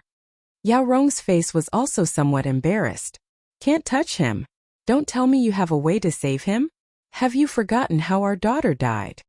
Fan Ji's originally gentle face suddenly changed like a violent storm. His face was filled with hatred. Chapter 78. Yao Rong's body stiffened as though she was struck by lightning. A look of grief flashed across her beautiful face. It turned out that Yao Rong and Dr. Fan were husband and wife in their early years. Both of them were obsessed with the study of ancient medicine, and even raised a lively and adorable daughter. At that time, the Fan couple were both studying medicine under the great country's hand. Both of them were talented and Fan Ji was even more talented than Yao Rong. Both of them held important positions in the Medicine Emperor Pavilion. However, due to an accident, their daughter was seriously injured. Her condition was even more serious than the boy in front of them. All the doctors in the Medicine Emperor Pavilion, including the great country's hand, were helpless. At that time, Fan Ji heard that there might be a way to save his daughter. However, when he was about to send his daughter to the temple for treatment, everyone in the Medicine Emperor Pavilion, including the great country's hand, objected. They believed that if they sent his daughter to the temple, it would be equivalent to admitting that magical treatment was better than ancient medicine. Despite Fanji's pleas, the Medicine Emperor Pavilion refused to send his daughter to the temple. They even imprisoned Fanji. In the end, when Fanji was released, his daughter had already died in Yao Rong's arms. It was also because of that incident that Fanji completely gave up on the Medicine Emperor Pavilion. He announced that he would leave the Medicine Emperor Pavilion and study magic. He would use the method of combining ancient medicine and magic to treat illnesses. However, he was too old when he started learning magic. In terms of understanding magic, he was far behind. Furthermore, because he used to be a doctor, it led to his awkward situation in the Jade Capital. After knowing what happened, Yunsheng only had one thought in her mind. Foolish, this was really foolish and laughable. At that moment, Yunsheng only felt that the doctors in the Medicine Emperor Pavilion were too pedantic. The battle between ancient medicine and magical treatment was just like the battle between Chinese medicine and Western medicine in the early years. In the Yin clan's environment, Yunsheng had always thought that there was no real difference between Chinese and Western medicine. On the contrary, taking the strong points to make up for the weak points and combining the two was the true way to save a person. Yao Rong, do you still want this child's parents to experience the pain that you and I went through back then? Fanji questioned as he snatched the boy away. The doctors from the Medicine Emperor Pavilion wanted to step up and make things difficult for Fanji, but they were stopped by Yao Rong. Yao Rong's face was pale as she spoke. Fanji, do you know what the consequences will be if you take this child away and fail to save him? In Zhou State, if a doctor's actions caused the death of a patient, they would be punished. Before this incident, Fanji had used a combination of magic and ancient medical skills to treat some patients. However, there were still two major mistakes in the process, causing one of the patients to be disabled and the other to be retarded. Because of this, Fanji was demoted by 2 ranks, from Imperial Physician to Dr. Ling. This time, the little boy was so heavily injured that if Fanji made another mistake and killed him, what awaited him would not only be a demotion, but also his qualification as a doctor would be revoked and he would be thrown into prison. Yao Rong's reminder did not make Fanji back off. He only wanted to save the severely injured boy. The boy did not seem to be from Jade Capital. No one stopped Fanji when he left with the boy. When she saw Fanji leave, Yunsheng immediately followed. Yao Rong wanted to stop them, but it was too late. Chang Sihai saw Fanji and Yunsheng leaving one after the other and revealed a sinister smile. He quietly called his nephew Cheng Qing. Go and report to the government immediately. Say that a doctor has killed a patient in the small rejuvenation clinic in the west of the city. Fanji carried the boy and quickly ran back to the clinic. In just a little more than 15 minutes, the heavily injured boy's face had turned purple like an eggplant. His nostrils flared, and it became difficult for him to move. Dr. Fan. Yunsheng followed closely behind Fanji with her short legs. It's you, Yunsheng. Why did you come back? That's good too. Follow me back to the clinic, pack your luggage and leave with your father. I can teach you the method of your father's cloud dream ice sleep. You can find a water element magician in the city to help you carry it out. Fanji had seen Yunsheng's performance in the medicine man examination today. He was sure that Yunsheng would be a promising talent in the future.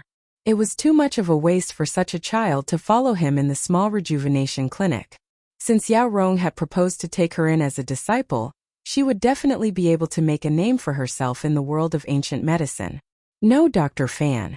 I'm not going back to pack my luggage. I'm also not leaving the small rejuvenation clinic. I want to be like you, fusing magic and ancient medicine to become a magic doctor. Yunsheng raised her small face. Her face rippled with calmness and intelligence that did not match her age. Child, what nonsense are you talking about? My path isn't for everyone. Moreover, you've seen my current situation. If I don't have a way to cure this boy, I may be locked up in prison tomorrow. I can't even protect myself, so I can't implicate you. You'd better leave quickly. Fanji was shocked. He was moved, but he was even more reluctant to take Yunsheng in. At first, he took Yunsheng in because he coveted the child's rent. After getting along with her for a while, he found that Yunsheng was a rare good child. Every time he saw her, Fanji would think of his daughter who died young. He must not be a burden to this child. She had her own path to walk. Seeing that Yun Shang had followed him all the way to the clinic, Fan Ji simply closed the door of the clinic and locked Yun Shang outside. He was about to enter the courtyard with the boy in his arms to carry out treatment when Yun Shang's voice came from outside the door. "Dr. Fan, are you going to carry out the treatment on the boy's head? That treatment can't be completed by you alone." Fan Ji had planned to not let Yun Shang participate in the treatment no matter what, but after hearing this sentence, his whole body stiffened. How did she know what he was planning to do? "Dr. Fan, let me in. I'm the only one who can help you with this treatment. It can't be delayed any longer. If the blood clot in the boy's brain is not cleaned up in time, even if you save his life, he may be paralyzed in the lower half of his body or suffer from dementia for the rest of his life." Yun Shang was still not discouraged. She stood outside the door and spoke again. The door opened with a creak. Fan Ji looked as if he had seen a ghost. He looked at Yun Shang. After a long while he choked out a sentence. "How do you know the aftereffects of a failed operation? In short, I just know. Hurry up. If you delay any longer, he will really die." Yun Shang pushed Fan Ji into the room. She did not care about how many doubts he had in his heart. She immediately began the life and death treatment.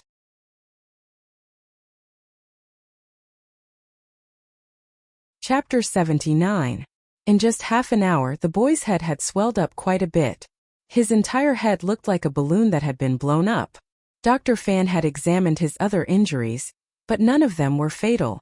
The boy's most serious injury was his head that had been kicked by the horse. He believed that there must be a blood clot in the child's brain, and the only way to remove the blood clot was to open the child's skull. Such a method was almost unheard of in the boundless continent.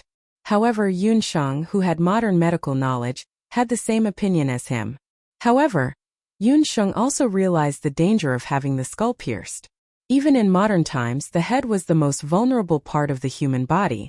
Even if the craniotomy was assisted by modern sophisticated medical equipment, even if it was successful, it would still leave a lot of sequelae.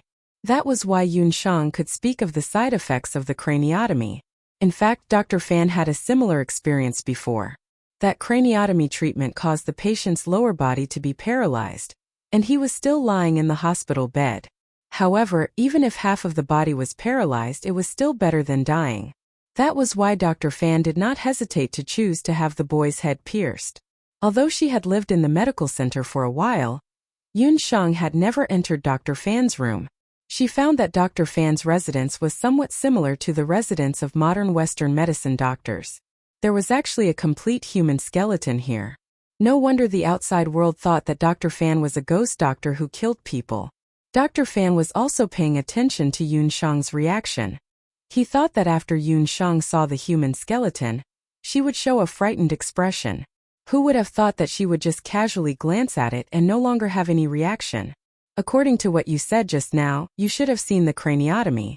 Later, when I perform the craniotomy, if there is anything wrong, you can directly tell me. In front of Yun Shang's calm performance, Dr. Fan had already ignored the fact that she was a 6-year-old child. He even treated her as an experienced doctor like himself. "Okay, the room is too dark. Do you have a bigger mirror? It would be best if it could reach the floor." Yun Shang measured Dr. Fan's room from the perspective of a modern doctor. The room was too narrow, and the inside was a little messy. The most important thing was that there was not enough light. He also needed to prepare alcohol for disinfection, hemostatic agents, and beast tendons for stitching. Dr. Fan seemed to be ill-prepared for these. After being reminded by Yun Shang, Dr. Fan found a mirror and the alcohol and beast tendons that Yun Shang requested. However, he did not prepare hemostatic agents. Why don't you have hemostatic agents? The most dangerous part of craniotomy is cerebral hemorrhage. If you don't have hemostatic agents, what if the patient bleeds? Yun Shang could not help but be surprised. Hemostatic agents are required by ancient medical skills. You forgot that I also learned magic. When I stop bleeding, I don't use hemostatic agents. I have other methods to stop bleeding. After saying that, Dr. Fan began his craniotomy. There was no X-ray machine in the boundless world, nor was there any equipment for taking films.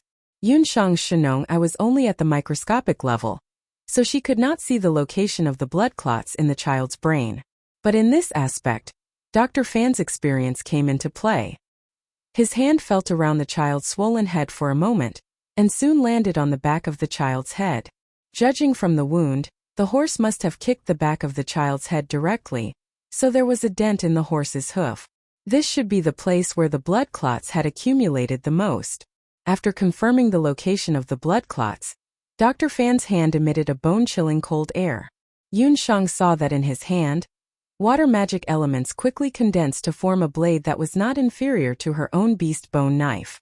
Using magic elements to condense into a knife that could heal?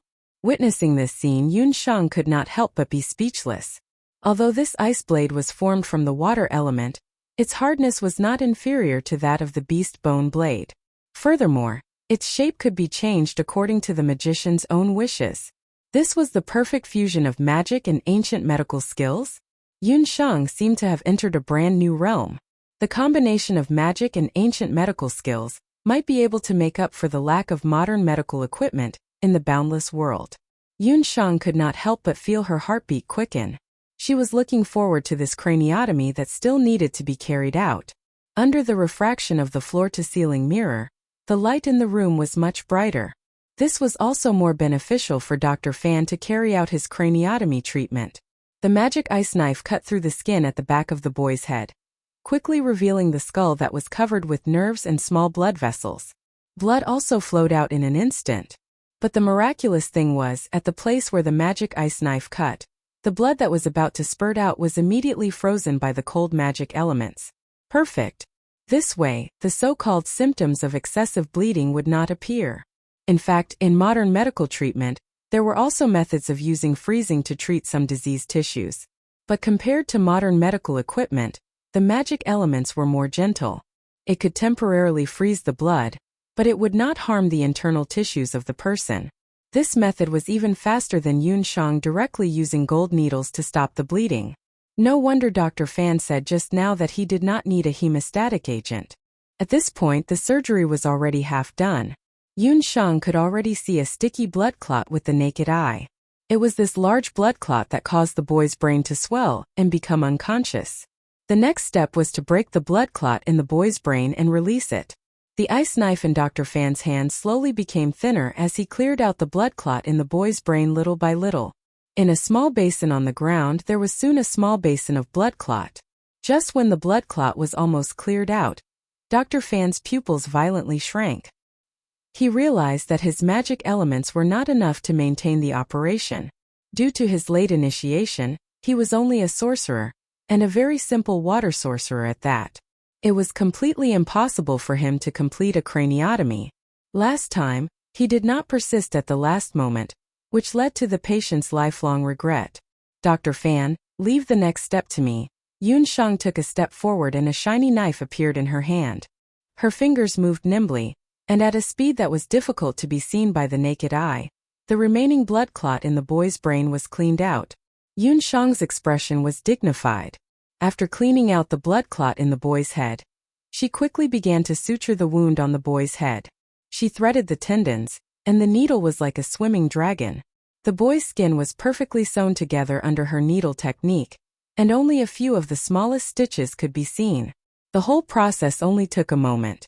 If he did not see it with his own eyes, Dr. Fan would never believe that someone could complete such a difficult suture in such a short time.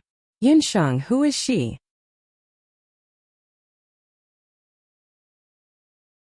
Chapter 80.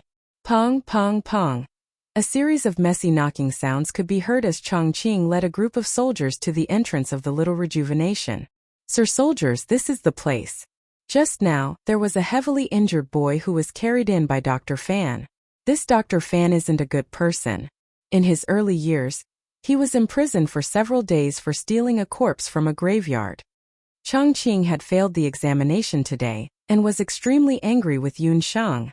When he saw Yun Shang following Dr. Fan back to the medical hall, he couldn't help but wish for the two of them to be arrested as accomplices. Seeing that the door of the clinic was closed, the soldiers shouted a few times outside, but there was still no response from the inside. The soldiers believed Chongqing's words even more. They fiercely pounded on the door of the clinic, almost tearing down the entire door of the clinic. I'm here. Dr. Fan came out to welcome them.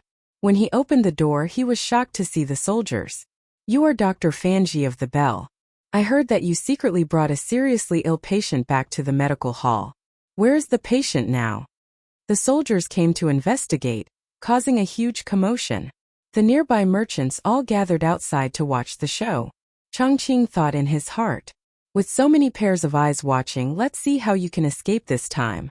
You've gone against my uncle time and time again. This time you're dead for sure. Fanji wiped the sweat off his forehead. The patient has already been treated and is currently resting at the back of the medical hall. If you all don't believe me, you can take a look at the back courtyard. Treated. In less than 2 hours, that patient who was so severely injured that even the Medicine Emperor Pavilion didn't have full confidence in treating him was actually cured. Fanji, who are you trying to fool? You're just a doctor who was chased out of the Medicine Emperor Pavilion. How can you have such capabilities? Sir soldiers, he must be trying to fool you. Chongqing pointed at Fanji's nose and shouted. Where did this wild dog come from? Disturbing the peace of the medical hall. A little girl walked out from the back of the medical hall. The little girl's mouth was sharp as she scolded Chongqing. I was wondering who it was. So it's the trash who didn't even pass the examination of the Medicine Emperor Pavilion, Chongqing. It wasn't that Dr. Fan was chased out of the Medicine Emperor Pavilion. Rather, it was Dr. Fan who fired the Medicine Emperor Pavilion. Also, you're not even a medicine man. Yet you dare to insult Dr. Fan. You should know that Dr. Fan is Dr. Ling. According to the laws of Zhou State, those who insult doctors will be punished with 30 slaps.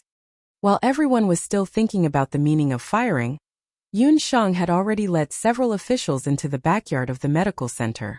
In the room in the backyard, the severely injured and dying boy's head was wrapped in bandages.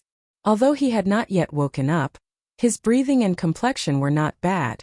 It was obvious that his life was no longer in danger. Nonsense, isn't this person fine? The officers and soldiers were annoyed after being busy for a while. Coupled with Yun Shang's instigation, they vented all their anger on Chongqing. They caught Chongqing and wanted to bring him back to the government to be punished. Officers, please be lenient. This child is a member of our Medicine Emperor Pavilion. He is young and doesn't know any better. If he has offended you in any way, please forgive him. The crowd parted as Yao Rong and Cheng Sihai walked into the medical center. It turned out that after Dr. Fan took the boy away, Yao Rong's thoughts were still uncertain. She was worried that the child's life would be in danger, but she was also worried that Fanji would be implicated. After thinking for a while, she decided to go to the medical center to take a look. Cheng Sihai also wanted to see Fanji's situation when he was sent to prison, so he followed along. Who would have thought that when the two of them walked in, they would hear the scene of the officers punishing Chongqing. No matter how useless Chongqing was, he was still a member of the Medicine Emperor Pavilion. If he was humiliated, it meant that the Medicine Emperor Pavilion was also humiliated. Helpless, Yao Rong walked out. Seeing that the person who came was Imperial Physician Rong, a rank 3 official, how could the officers dare to be negligent? They quickly released Chongqing. Yun Sheng watched from the side, feeling unhappy. Dr. Fan's face was also tense. Obviously, he did not welcome Yao Rong and the others. That child is already fine? Although she had already guessed the general situation from the discussions of the crowd, Yao Rong still found it hard to believe that Fanji alone was able to treat the severely injured boy without the help of a great national doctor. In the past few years, although she did not show it on the surface, she had been secretly paying attention to Fanji's every move, including his study of magic and the combination of magic and ancient medicine, creating a medical system that was completely different from the Medicine Emperor Pavilion and the Dharma Temple. She also heard that Fanji had made 2 medical mistakes because of this, causing him to be stripped of his qualifications as an imperial physician and a scattered physician. Now, he could only be a doctor. Thank you for your concern, Imperial Physician Yao. That child is lucky and is already out of danger. This time it was all thanks to that child, Yun Shang. Facing his former junior sister and lover, Dr. Fan had mixed feelings. He hated Yao Rong, but it did not mean that he did not love her. It was a pity that the two of them were different people, and it was difficult for them to return to their former love. Yun Shang? Are you talking about the little girl who just passed the examination? Skull-piercing treatment? She actually helped you complete such a difficult treatment? That's impossible. Hearing the words through the skull, Yao Rong's eyelids suddenly twitched. In the past few years, there were people in the Medicine Emperor Pavilion who had proposed similar treatment methods, but they were all rejected by the higher-ups because that kind of treatment was too difficult. Even Yao Rong herself believed that it was impossible for the surgery to succeed. In this world, there is no such thing as an impossible surgery.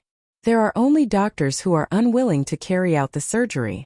Imperial Physician Yao, Dr. Fan has already used his actions to prove that his magic and ancient medicine can cure what ancient medicine can't. Yun Shang was unwilling to see Dr. Fan's pained expression when facing Yao Rong. She walked forward and made a gesture to send him off. Yun Shang, did you really help Fanji complete the skull-piercing treatment? If that's really the case, I will take back my request to let you be my medicine man. Let me ask you one more time, Yun Shang. Are you willing to join the Medicine Emperor Pavilion? I can give you the title of Imperial Physician. Yao Rong looked at the little girl who did not even reach her waist with a new gaze and asked in an incomparably passionate manner. When these words came out of her mouth, not only the surrounding crowd, but even Chang Sihai and his nephew almost dropped their jaws. A 6-year-old physician who was personally recruited by the youngest imperial physician in the Zhou state, Yao Rong. If this news were to spread out, it would definitely cause a sensation in the entire Zhou state. No, it would cause a sensation in the entire continent. The physicians of the Medicine Emperor Pavilion were all the most outstanding physicians in the entire continent. The little girl smiled sweetly, revealing 2 deep dimples at the side of her mouth. Those pitch-black Rumo eyes contained a steadiness that did not match her age. Thank you for your kind intentions, Imperial Physician Yao. No matter how many times you ask, my answer will always be the same. I, Yun Shang, will not join the Medicine Emperor Pavilion, because I want to follow Dr. Fan and pursue a different path of medicine.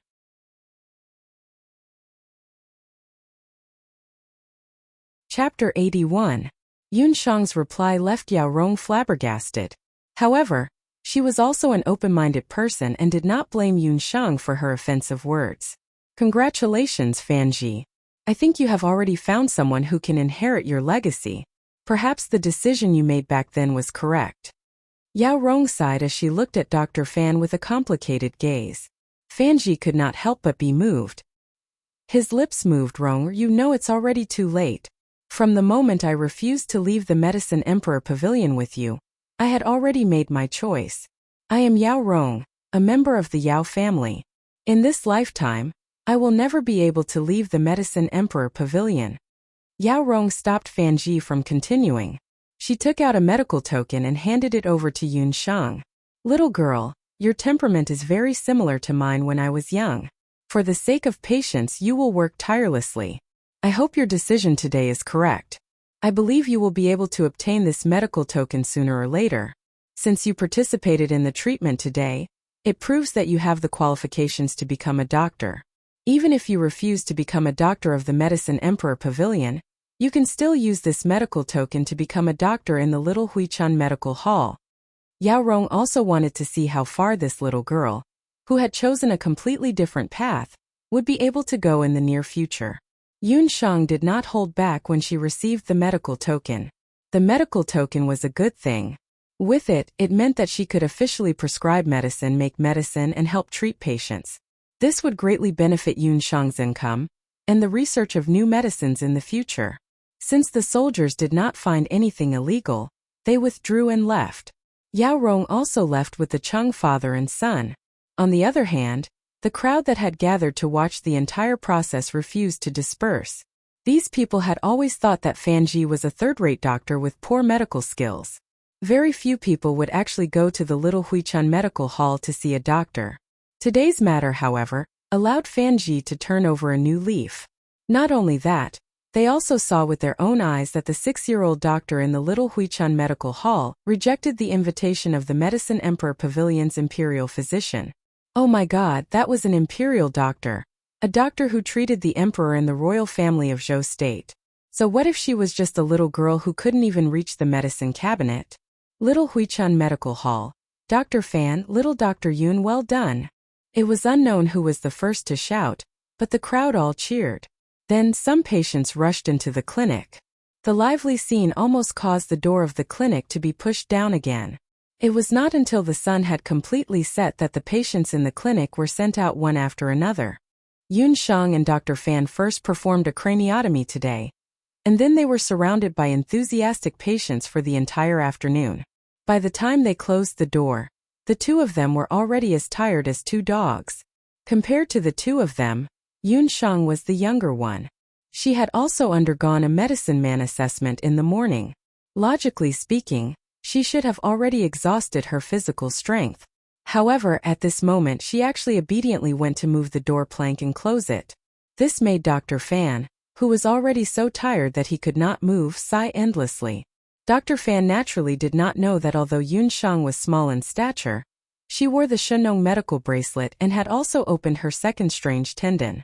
Although she did not cultivate Do Qi like the martial artists of the continent, her physique was now not much different from that of an ordinary martial artist. Moreover, as she continued to cultivate the jade marrow art, the rest of her strange tendons would be opened one after another, and her physique would improve further. After experiencing today's events, Yun Shang's position in Dr. Fan's heart was already different. In the beginning, the two of them were just strangers. Later on, the two of them had an employer-employee relationship. However, today Yun Shang not only helped him get through the crisis of the craniotomy, but also refused the Medicine Emperor's pavilion. Dr. Fan repeatedly recalled Yao Rong's words, and his heart was unable to calm down for a long time. He looked at Yun Shang's small stature, and her figure overlapped with his own daughter who had died young. At that moment, a thought appeared in Dr. Fan's mind. Yun Shang was his daughter. The heavens had pitied him for losing his daughter, and had given him compensation. Since Yun Shang's father was unconscious, then he would replace Yun Shang's father and take good care of this child during this period of time. Perhaps one day, all his hopes and pursuits would be realized by Yun Shang. Yun Shang, don't be so busy. Rest for a while.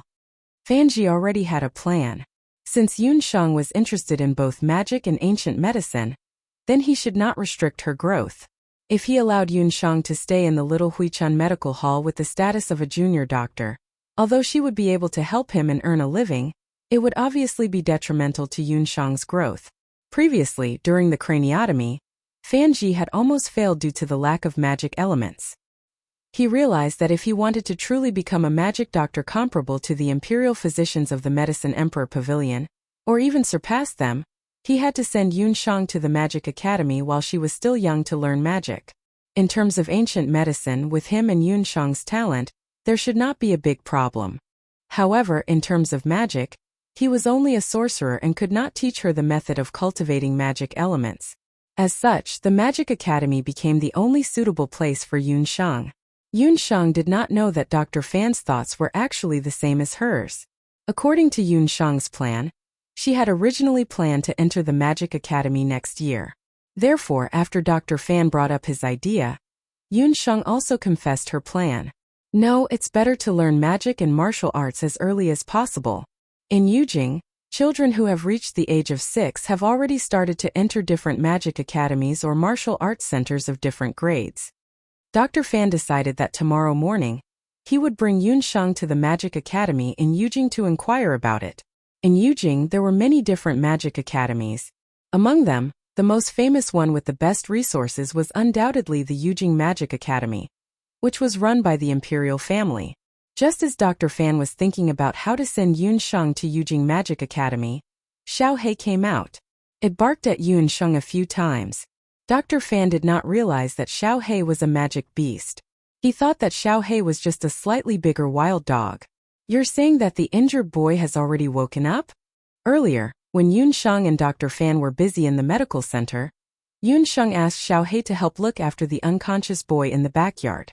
Although the craniotomy was very successful, Yun Shang still wanted to be careful. She asked Xiao He to be vigilant. If there was anything wrong with the boy, Xiao He would immediately run over to tell her. It's best that he's awake. The child is injured, but his family still does not know. It's already dark, and his family must be worried sick. Let's go check on him. If there's no problem, we'll send him home later. Dr. Fan and Yun Shang walked to the backyard together to check on the injured boy.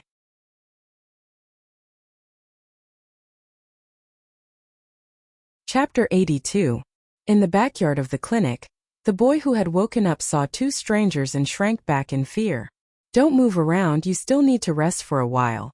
Just when the boy was scared, a beautiful little girl suddenly rushed to his side and glared at him unceremoniously while waving her little fist. The boy had tried to climb out of bed, but the bandage on his head was already bleeding. The boy was so frightened that he didn't even dare to breathe loudly. You saved me. I thought I was going to die. Thank you." The boy could already speak, but he was stuttering, perhaps because he was too frightened. When Xiao He went to report, the boy looked around and realized that he was in a clinic. There were herbs drying outside, and his head was bandaged. The boy looked a little silly and rustic, like a potato that had just been dug out of the soil. It was no wonder that his family didn't come looking for him even after he was brought to the little Huichun clinic.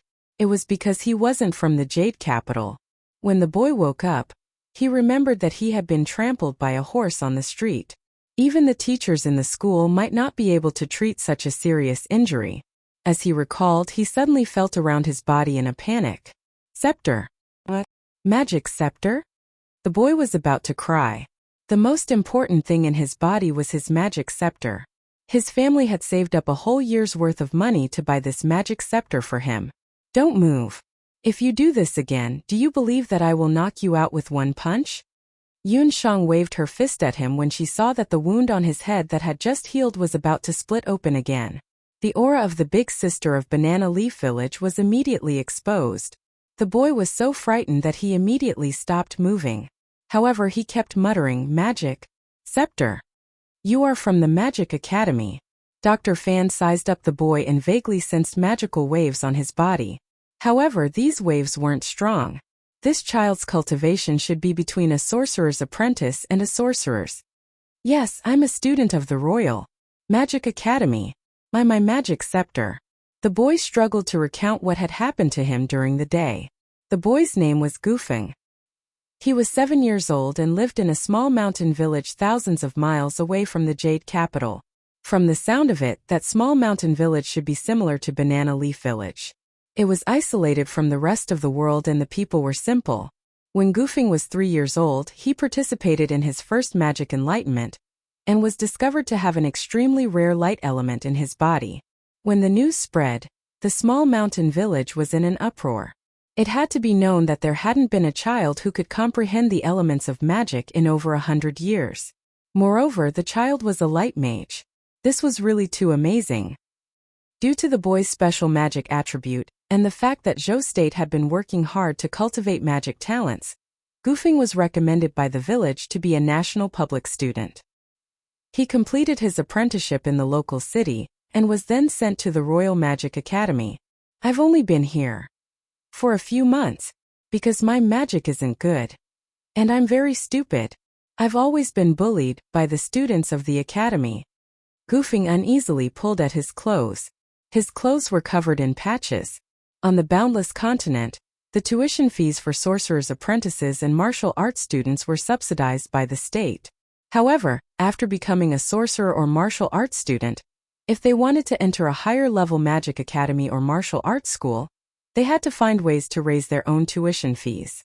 However, there was also a situation where both the inside and outside were public students. Public students referred to sorcerers and martial arts students who came from poor families, but had a certain level of magical talent. Most of them were young and couldn't earn their own tuition fees. Under such circumstances, the state would give them a certain amount of tuition fees and arrange for them to work in the academy or martial arts school. They would also be paid accordingly. Gufeng was one of the public students of the Royal Magic Academy. Yun Sheng roughly understood the entire process of the matter. The Royal Magic Academy was the best magic academy in Zhou State. The most talented and wealthy magic students in Zhou State gathered there. These people were either born in the royal family, or were the sons of officials, or the sons of aristocratic families in Zhou State. At the very least, their families were rich and they racked their brains to enter the Magic Academy. These people obviously looked down on Gufeng, who was poor and didn't know any powerful magic. In modern times, this was a typical case of school bullying. So, the incident of being trampled by horses and the old injuries on your body were all caused by the students of Yujing Magic Academy? Yun Sheng was furious when she heard this. Earlier, when she was bandaging Gufeng's wounds, she noticed that other than the marks of being trampled by horses, there were also many old injuries on his body. The old injuries were densely packed, and it was obvious that they weren't caused in a day or two. Thinking about it, Gufeng had been bullied ever since he entered the Royal Magic Academy. Gufeng didn't answer, but his gloomy eyes told Yun Sheng all the answers. They're too much. Don't they know that casually trampling on people can lead to death? Perhaps because Yudo was born in a small mountain village, Yun Sheng, who had experienced similar bullying incidents earlier, felt a sense of familiarity with Gu Feng at first sight. At this moment, there was a fire in her heart that kept bursting out. Since they were from the Magic Academy, then let's compete with magic. Yun Sheng rolled up her sleeves and pulled out her magic scepter. So there's such a thing in the Royal Magic Academy? Dr. Fan shook his head as he heard this. He had originally planned to send Yun Sheng to the best Royal Magic Academy, but now it seemed that this plan had to be reconsidered. So you're also a sorcerer. Thank you for your treatment. The Magic Academy doesn't allow outsiders to enter. Oh no, I haven't returned to the academy yet. If the tutor finds out, I'll definitely be punished. Thank you both. I'll go back first. Gufeng was so engrossed in his conversation with Yun Sheng that he almost forgot that there was a curfew in the Royal Magic Academy. Today, he had been dragged out of the academy by a group of magic students and was heavily injured after being trampled on by horses. The tutor didn't know about this. If she found out, he would be grounded. The more Gufeng thought about it, the more afraid he became. He didn't care about his injuries and insisted on rushing back to the Royal Magic Academy. Seeing that they couldn't persuade this stubborn person, Yun Sheng and Dr. Fan could only come up with another plan.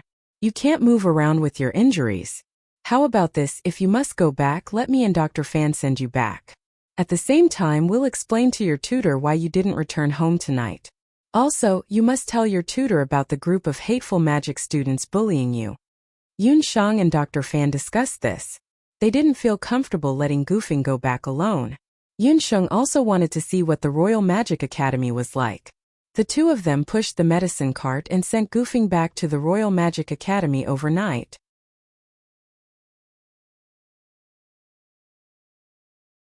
Chapter 83. It was already very late, and there was only a hazy moonlight all around. Unable to stop Gufeng from insisting on rushing back to the Magic Academy, Yun Sheng and Dr. Fan could only push the cart all the way to the Royal Magic Academy.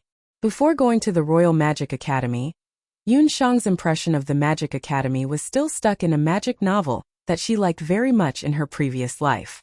In fact, when she arrived at the Yujing Royal Magic Academy under Gufeng's guidance, she saw that Zhou State's #1 Magic Academy was not much different from the one in the book.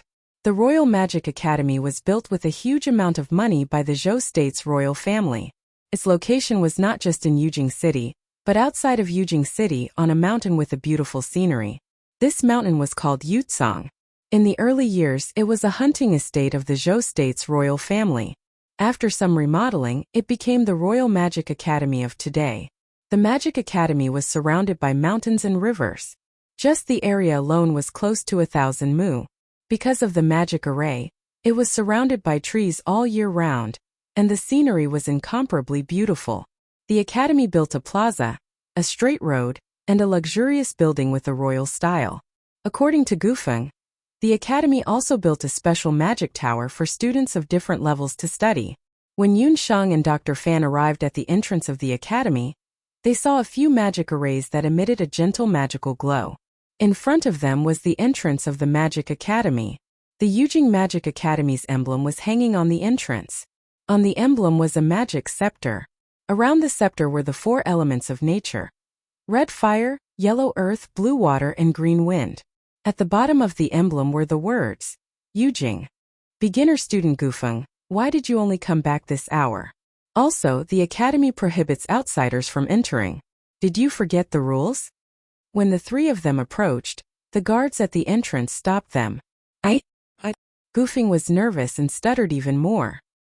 His tone was uneasy, and he did not know how to answer. We've already informed your mentor, Mary. If you have any explanations, you can tell them to her. The guards could also see that Gufing was injured. Looking at the two strangers, they immediately informed the mentors of the academy. Soon, a female magic instructor rushed out of the school like a whirlwind. The female magician was dressed in a red magician's robe and was incomparably beautiful. She held a magic scepter in her hand. Yunshang took a look and discovered that she was a master magician. As soon as Yunshang saw her, she was sure that this female magic instructor must be a wind and fire magician. Gufing, you brat, do you want to be grounded? This month, because you've been dragging us down in combat class, our potion group 13 has been at the bottom for 2 consecutive months. If this goes on, I'll be laughed at by the other instructors at the end of the semester. The female magic instructor was Gufing's teacher. In the Magic Academy, every student who entered the Magic Academy in their first year would have a magic tutor to teach them. The magic tutor could be chosen by the tutor, or it could be randomly arranged by the academy. Most of the tutors liked to choose smart and strong students. Mary had some family matters at the beginning of the semester, so she returned a little late. The students left for her were the leftovers of others, including Gufing and another student. The Royal Magic Academy was strict. Students were not allowed to go out for most of the time in the month. Today was public day, which was the monthly opening day of the Royal Magic Academy. At the same time, it was a holiday for the students.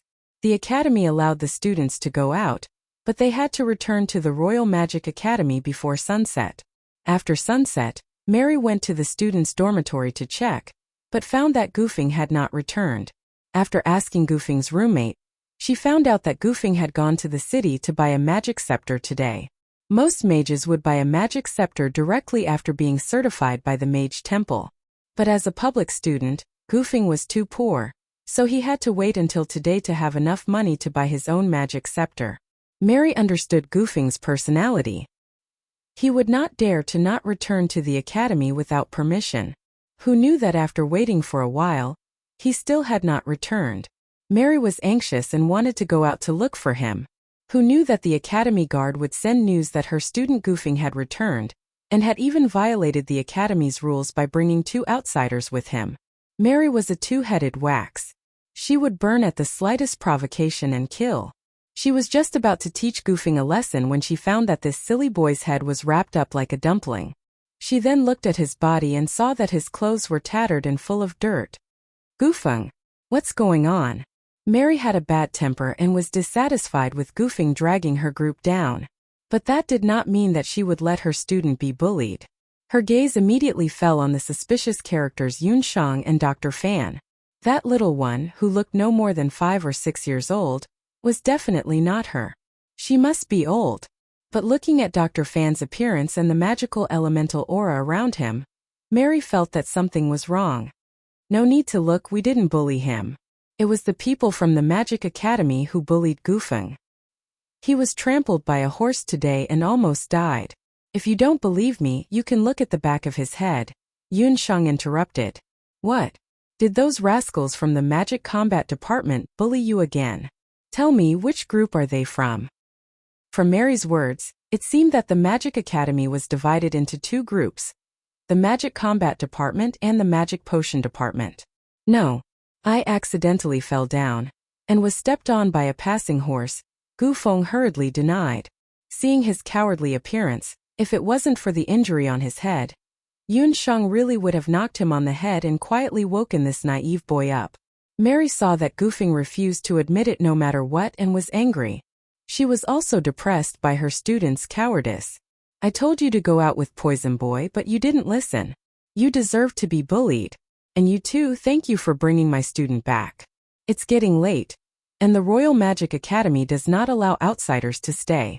You can leave now, Mary said with a look of disappointment.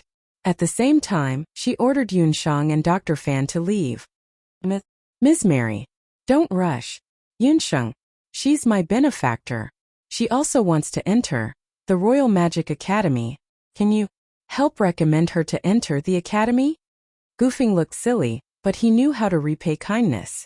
He had overheard Yunshang say that she also wanted to enter the Magic Academy, so he wanted his tutor to recommend Yunshang. He also hoped to have another student who he could get along with. It would be best if she could join their Magic Potion Department 13. You want to enter the Magic Academy? You don't have the chance this year, but you have to come early next year. Mary waved her hand and used a wind magic levitation spell to lift Goofing into the Royal Magic Academy.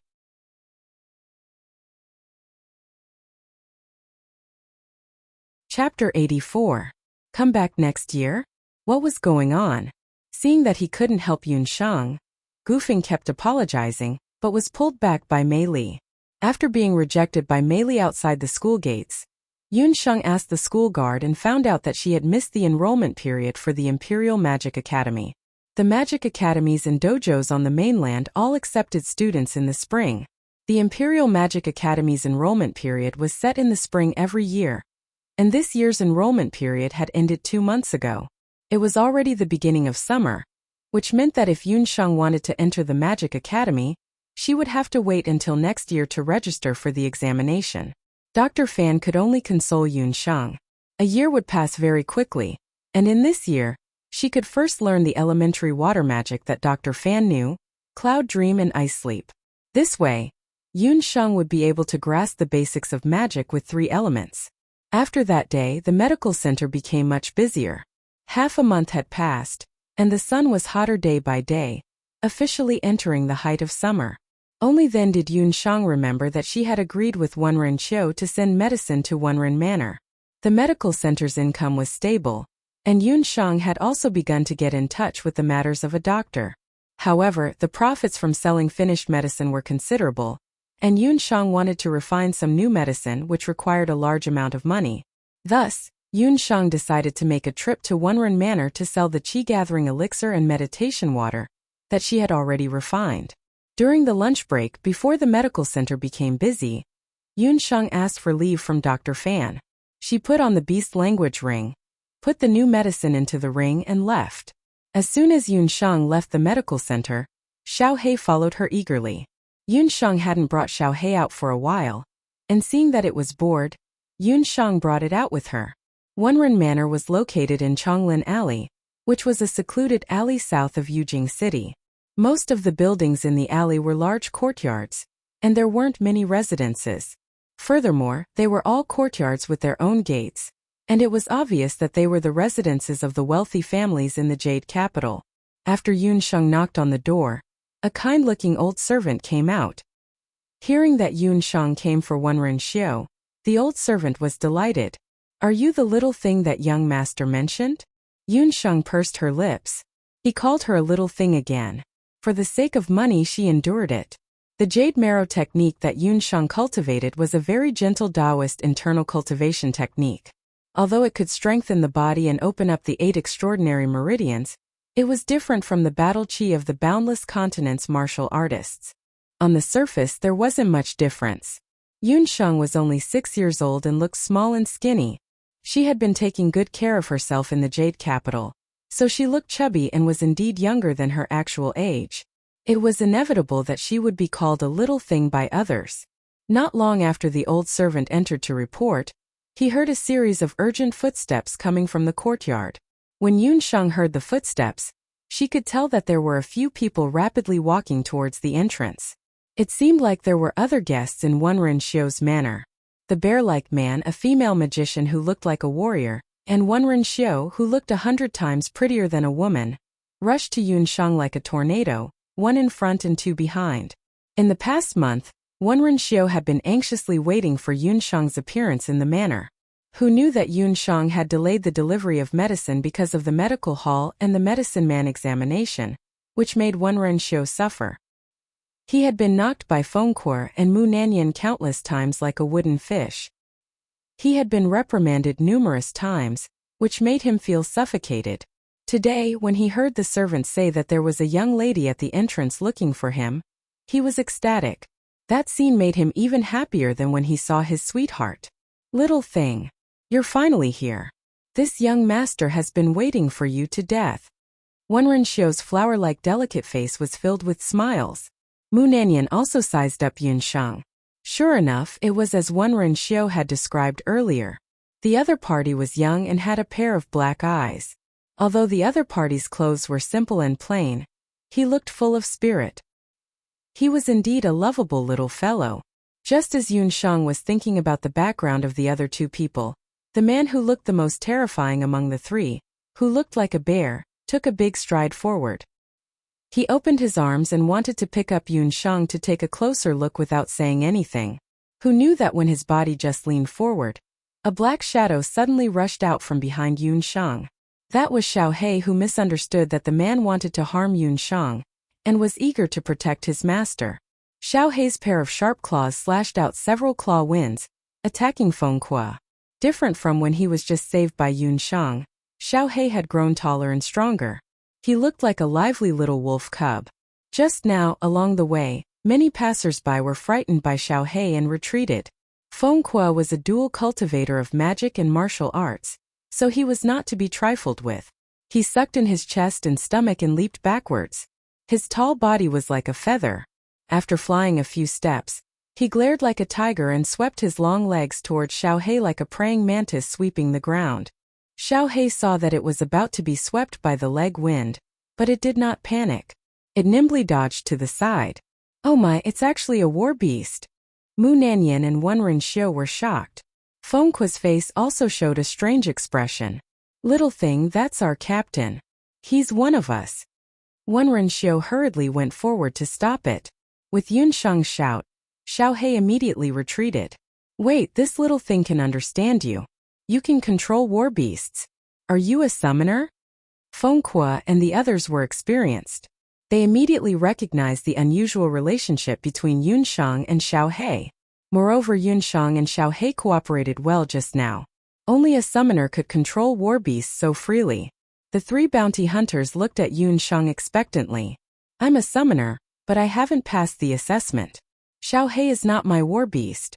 It's just a war beast pet, and I can't go to the summoning center.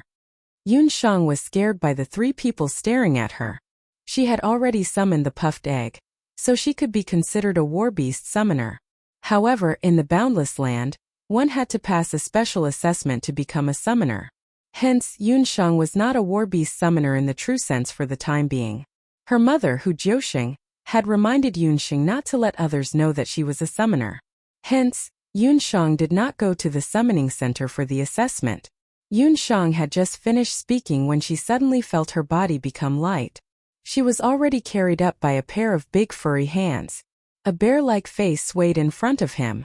Feng Kuo grinned and put Yun Shang on his shoulder. Are you worried that your identity as a summoner will be exposed, and you will be pestered? Don't worry, with us here, we can naturally help you hide this matter. We will bring you to the summoning center to participate in the War Beast Summoner assessment. It was really a case of someone giving her a pillow when she wanted to sleep. What the Phoenix Soaring hunting team lacked now was a summoner. Yun Shang was brought to the summoning center by Feng Kuo and the others in a daze. The three of them were so excited that they forgot to ask what Yun Shang's real war beast was.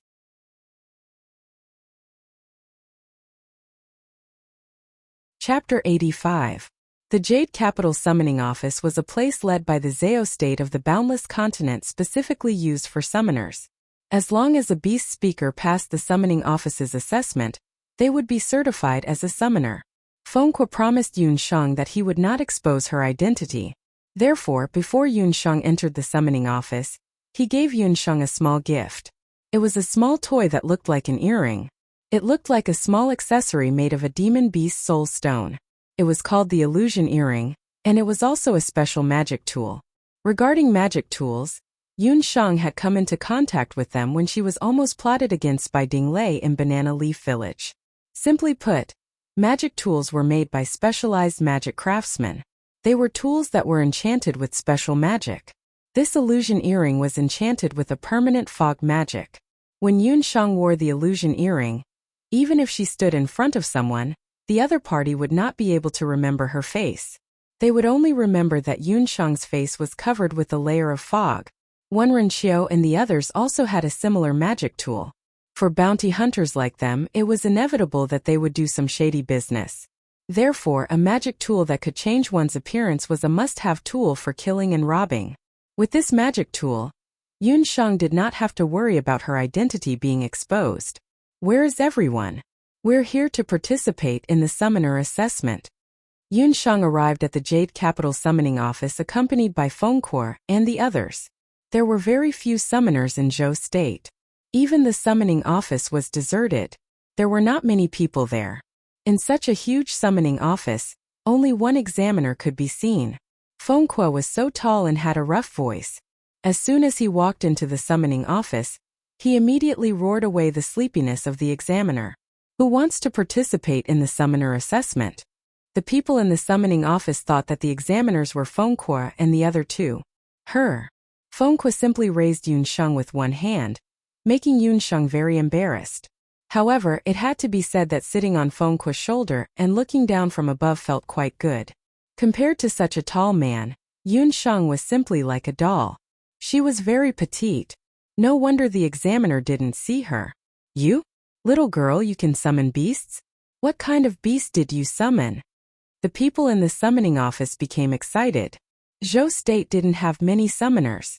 Every year, the number of new summoners submitted by the summoning office in Jade Capital was very low. If they could get one more, they would. Only the people in the summoning office knew how rare summoners were in Zhou State. Even the Huang family in Zhou State did not have more than 5 summoners. What kind of beast was Bo? Yun Shang really hadn't thought about this question in depth. According to the continent's classification of beasts, beasts could be categorized into plants, animals, or even some strange weapon spirits or even magic spirits. However, the latter two were very rare. Most summoners could only summon plants or animals. It should be an animal.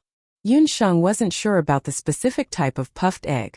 However, puffed egg had wings, so it was definitely an animal. What is the beast's battle skill? Is it a warrior-type beast or a magic-type beast? Or is it some other rare auxiliary battle skill? The staff in the summoning office continued to ask. It doesn't seem to know magic or battle skills.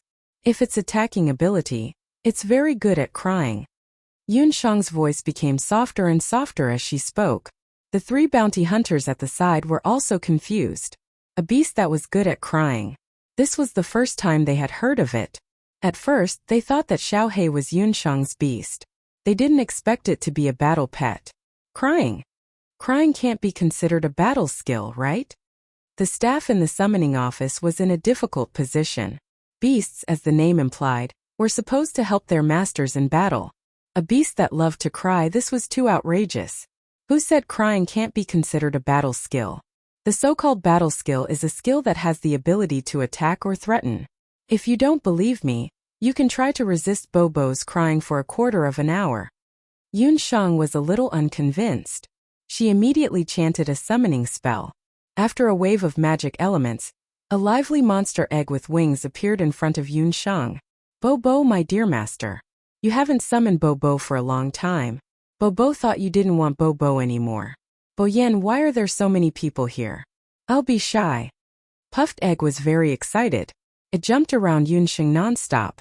The language of beasts could only be understood by beast summoners who were telepathically connected with their beasts. Therefore, in other people's ears, it was just a noisy monster egg.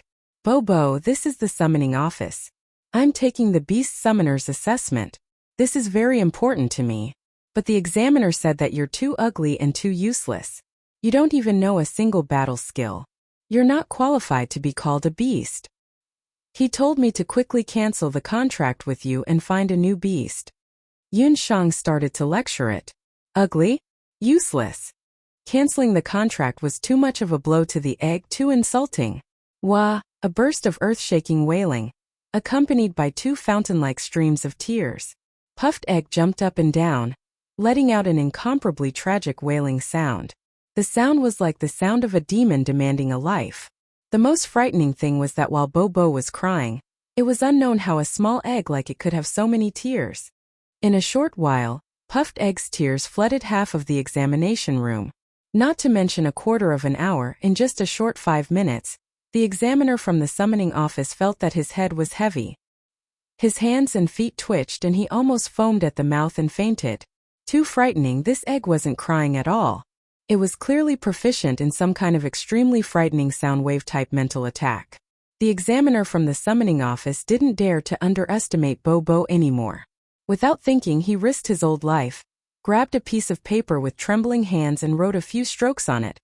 Beast level pending, an unknown egg-type magical beast. Good at mental attacks, extremely destructive power. The examiner from the summoning office begged Yun Shang to quickly summon her beast back. Yun Shang immediately summoned the puffed egg back. Fortunately, the puffed egg's cries had little effect on her. Otherwise she really would have cancelled the contract with it immediately. Congratulations, you've become a summoner. This is your summoner ring. From today onwards, you're a real beast summoner. The examiner from the summoning office glanced at the name Yun Shang left behind. On it was written Yin Yun. Yun Shang took the summoner ring. This ring was very similar to the beast speech ring, but it was only a summoning ring. It wasn't like the ring left behind by her mother, Hu Jiuxing, which could store items. Yun Shang quietly swapped the two rings. In the future, she would use the beast speech ring, left behind by her mother, as a summoning ring. When they walked out of the summoning office, Wenren Xiao and Mu Nanyan both held onto the wall to walk out. Only Feng Kuo was slightly better, but when he walked his legs were also trembling. When they reached the door, Wenren Xiao sighed. I've learned something new. It turns out crying is also a kind of battle skill.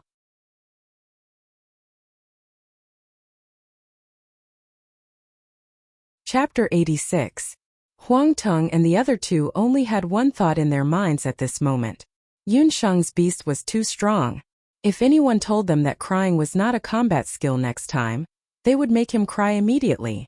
Although this beast summoner came inexplicably, the little thing in front of them had at least become a summoner certified by the summoning center. Just now, the three of them had been careful. They had entered the summoning center from the main entrance, but had sneaked out from the back door. They were sure that no one would know that just now, another beast summoner had silently appeared in Dezhou. For other countries on the mainland, especially Penglai, which was rich in summoners, a beast summoner might not be a big deal. However, Yun Shang was a beast summoner more than 6 years old. She could also refine high-quality finished products. Her future development potential must be amazing. Before the news spread and other forces in Yujing City took action, they had to quickly pull Yun Shang into their bounty hunting team. However, Yun Shang's age was a problem. She was only 6.5 years old. If she reported her age to the Hunters Guild, the other hunting teams would laugh at her. Feng Kuo, Wenren Xiao, and Mu Nanyan communicated silently with their eyes, hoping to find a way to get the best of both worlds. In the end, it was still Captain Feng Kuo who made the decision. He tried his best to put on what he thought was the kindest smile he had ever shown in his life. He bent down like a cat and said, "Little thing, our hunting team still lacks a beast summoner. Do you want to join our hunting team?" He didn't know that at that moment, Wenren Xiao and Mu Nanyan both felt that their leader looked like a wretched weird uncle holding a lollipop to kidnap a little girl. "Captain Feng, I'm sorry. I have to help with the medical center. I also plan to enter the Royal Magic Academy at the beginning of next year and accept the systematic magic study, so I can't join your hunting team." Yun Shang politely refused Feng Kuo's invitation. Just now, on the way to the summoning center, Wenren Xiao expressed to Yun Shang that she was willing to buy Yun Shang's potions at 3 times the price in the future. In this way, Yun Shang's basic living expenses in Yujing City, and even the tuition fees of the Magic Academy were basically solved. Although she had become a summoner, Yun Shang still hoped to go further in magic. Only with more powerful magic elements could she break through the summoning level. Royal Magic Academy?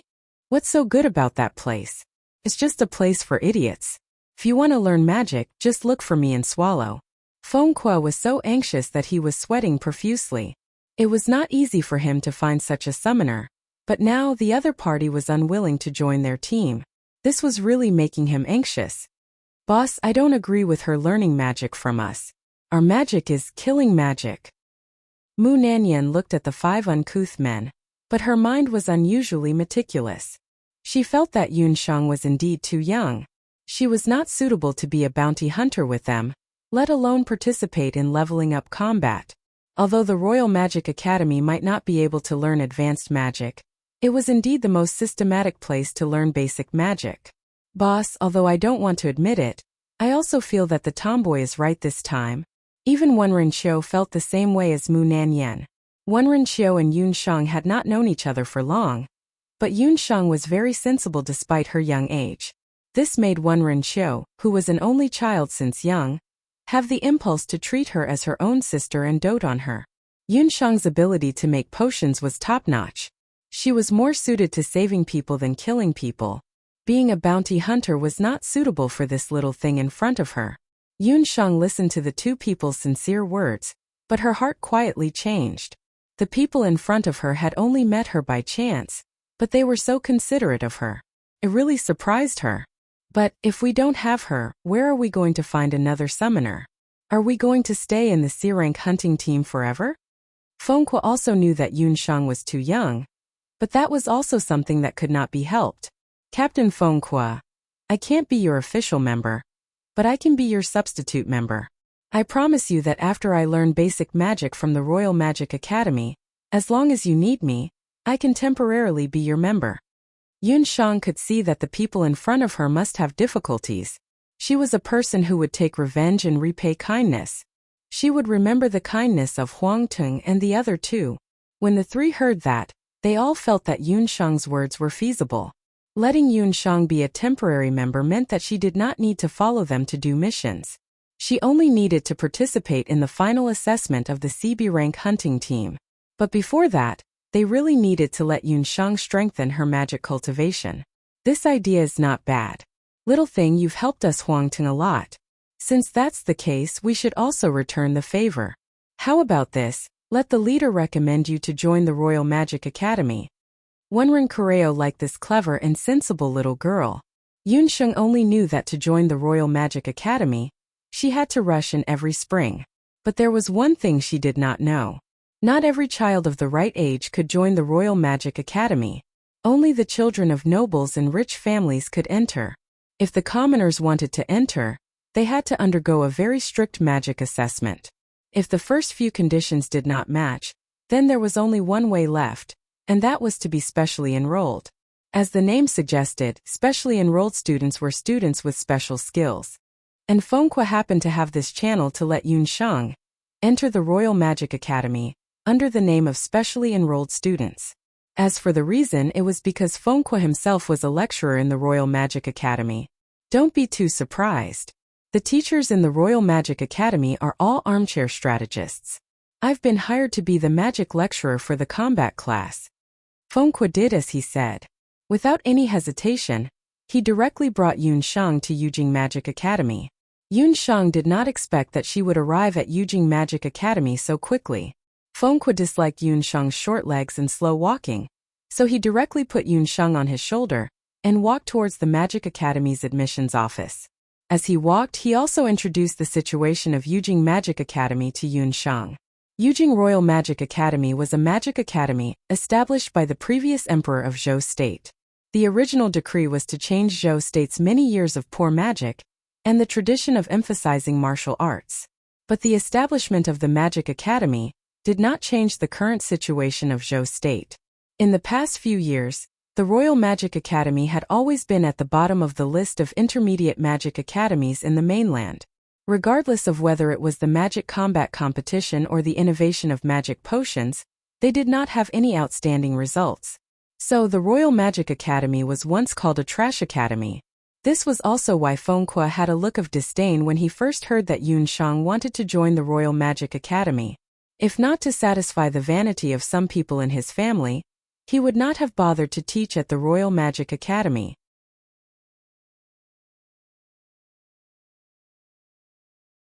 Chapter 87. Unlike the previous time when Fengque brought the outsider through the school gate, the guards did not even make a sound, let alone ask who the child sitting on Fengque's shoulder was. At this time, Yunshang still did not know that Fengque was also considered a tyrant in the Royal Magic Academy. His nickname was Human Combat Machine. Among the weak magic teachers, Fengque was famous for being tyrannical in both magic and magic. Magic combat and magic potions? There is also learning how to make magic potions in the Royal Magic Academy? Yunshang heard a new magic term. I almost forgot. When you go to the admissions office to complete the procedures later, you have to immediately choose your future magic study direction. After all, you entered the school later than others. The other beginner students have already been studying for 2 months. Fengque looked like a rough person, but he was a thorough person. He told Yunsheng that in the Royal Magic Academy, there were two schools of study, magic combat and magic potions. These two schools of study were also the two major factions in Jade Capital Academy. The so-called magic combat referred to the combat magic. As for magic potions, it was a combination of all kinds of magic from magic potions, including magic healing and magic potion making. Every magic teacher had around 3 students under them. They were responsible for the student studies from magic warrior to grand magic engineer. Fengque himself was a magic combat instructor. It was a pity that he already had 3 combat mage students under him. Otherwise, he would really want to take Yunsheng under his wing so that they could take care of each other. Magic healing? Could it be light elemental magic? Although Yunsheng possessed a 5 elemental magic soul, she was unable to sense any light elemental magic. When they encountered the beast blood cloud, Xiao Wenshu's light magic left a deep impression on her. Another reason why she insisted on going to the Royal Magic Academy was because she wanted to learn light magic through other means outside of the temple. Of course not. After learning magic systematically, you will realize that light magic is not the only thing that can heal. For example, water magic can heal after fusing with magic potions. As a magic master, Fengque's knowledge of magic was much more than Yunsheng's. Pondering for a moment, he continued, on the continent, there are very few people who can truly comprehend the light element. The slightly more talented light-type mages have all been selected by the temple. I remember that ever since the establishment of the Magic Academy, there has only been one light-type student. It's a pity that that student's talent in magic combat was ridiculously poor. Fengque's facial muscles trembled as he recalled the first time that student attended a magic combat class. That scene was unbearable to recall. While they were talking, Fengque had already brought Yunsheng into the Imperial Magic Academy's admissions office. When he heard that Fengque wanted to recommend Yunsheng as a specially recruited student to enter the Royal Magic Academy, the tutor at the admissions office had a troubled look on his face. Lecturer Feng, I'm sorry, but the number of specially recruited students for the combat department this year is already full. We can't accept this new student. Oh, it's full, isn't it? Lecturer Fu, I remember now. Your son seems to be in my combat class. I'll have to give him some pointers in the next class. Fengque rubbed his chin and muttered to himself. The tutor was so scared that his face turned pale. Fengque was a dual cultivator of magic and martial arts. He was definitely an anomaly among the mages who couldn't carry anything. His family had only one son for 3 generations. If his precious son received Fengque's pointers, then he would be done for. Lecturer Fu clearly remembered that once, a fire-type magic tutor spoke carelessly in front of him. He didn't use any magic at all, and beat him up until he had to stay in the school's infirmary for more than a month. Just now, that little girl came in sitting on Fengque's shoulder. To be able to be so intimate with Fengque, she might be Fengque's illegitimate daughter. He couldn't afford to offend her. Wait a moment, let me take a look. The magic tutor was so flustered that he didn't even have time to wipe the sweat off his forehead. He flipped through the information. That's it. The magic potion department still has a spot for a public student of magic potions. The school can provide breakfast and accommodation for free, but you have to help the magic potion department take care of a public herb field. A public student of the magic potion department? Isn't that the same as the magic potion department? This won't do. You also know that the magic potion department has always been ridden on by the magic combat department. Fengque glared angrily. His pair of bare eyes stared fiercely at the magic tutor. Tutor Feng, I'll be a public student of the magic potion department. As long as I can enter the school as soon as possible, I have no objections. Yunsheng heard from Fengque that whether it was the combat department or the magic potion department, they had to learn beginner magic at the beginner stage.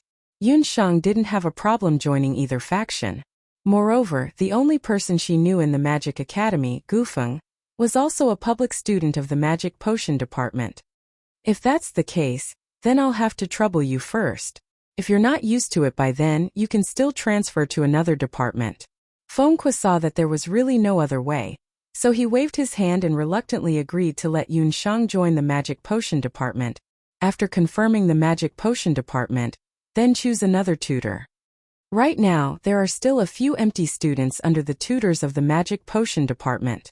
The tutor in the admissions office breathed a sigh of relief. His impression of Yunshang also improved a little. Fortunately, this child didn't inherit her father's fiery temper. In the Magic Academy, it had always been the tutors who chose the students. This time, it was because of Fengque that Yunshang could choose her own magic tutor. I'll choose her. Yunshang chose very straightforwardly this time. She pointed at a person in the tutor's handbook. Mary, how can you choose this wicked woman? Who knew that when Fengque saw the person Yunshang chose, his eyes almost bulged out of their sockets. He had an ugly constipated look on his face. The reason why Yunshang chose Mentor Mary was very simple. It was because Gufeng was Mary's student, and the information showed that Mary only had 2 students under her, so she just happened to be short of 1 student. Yunshang just smiled. She wanted to have the same mentor as Gufeng. A few hours later, when she received the news from the academy, Mentor Mary went berserk. The school has appointed another public student for me? What? And it's Fengque's recommendation? No, I'm going to the admissions office. If Fengque recommends someone to come in at this time, he's definitely not a good person. After receiving the news that she was about to accept a new student, Mentor Mei's gorgeous face immediately became murderous. Who was the person she disliked the most in the entire Magic Academy? Fengque was ranked 2nd and no one was ranked 1st. Coincidentally, Fengque also thought the same. But Teacher Mary, the new public student this time, is a woman. Haven't you always complained that there are no female students? Gufeng and a green-robed magic student stood at the side. What I want are lively, cute, beautiful and smart female students. Do you think that with Fengque's bare appearance, what kind of good can he recommend? Maybe it's a female bear. Don't tell me you want to study with such a new student. Mary gritted her teeth. I heard that the other party is only 6 years old, and she's a fire and earth dual element mage. Gufeng interjected again. Mary's footsteps stopped. She looked at Gufeng and the green-robed magic student in front of her again and sighed. Looking at the two of you, I suddenly feel that a bear might be a very cute animal. You're tuning in to the Li Mei's Wuxia Whispers YouTube channel. We're so grateful for your support, and don't forget to subscribe to join us on this incredible journey through captivating stories. Your generosity through donations truly makes a world of difference, as it's the primary source of revenue that allows me to expand and enhance this channel for you. Thank you from the bottom of my heart for being a part of this adventure.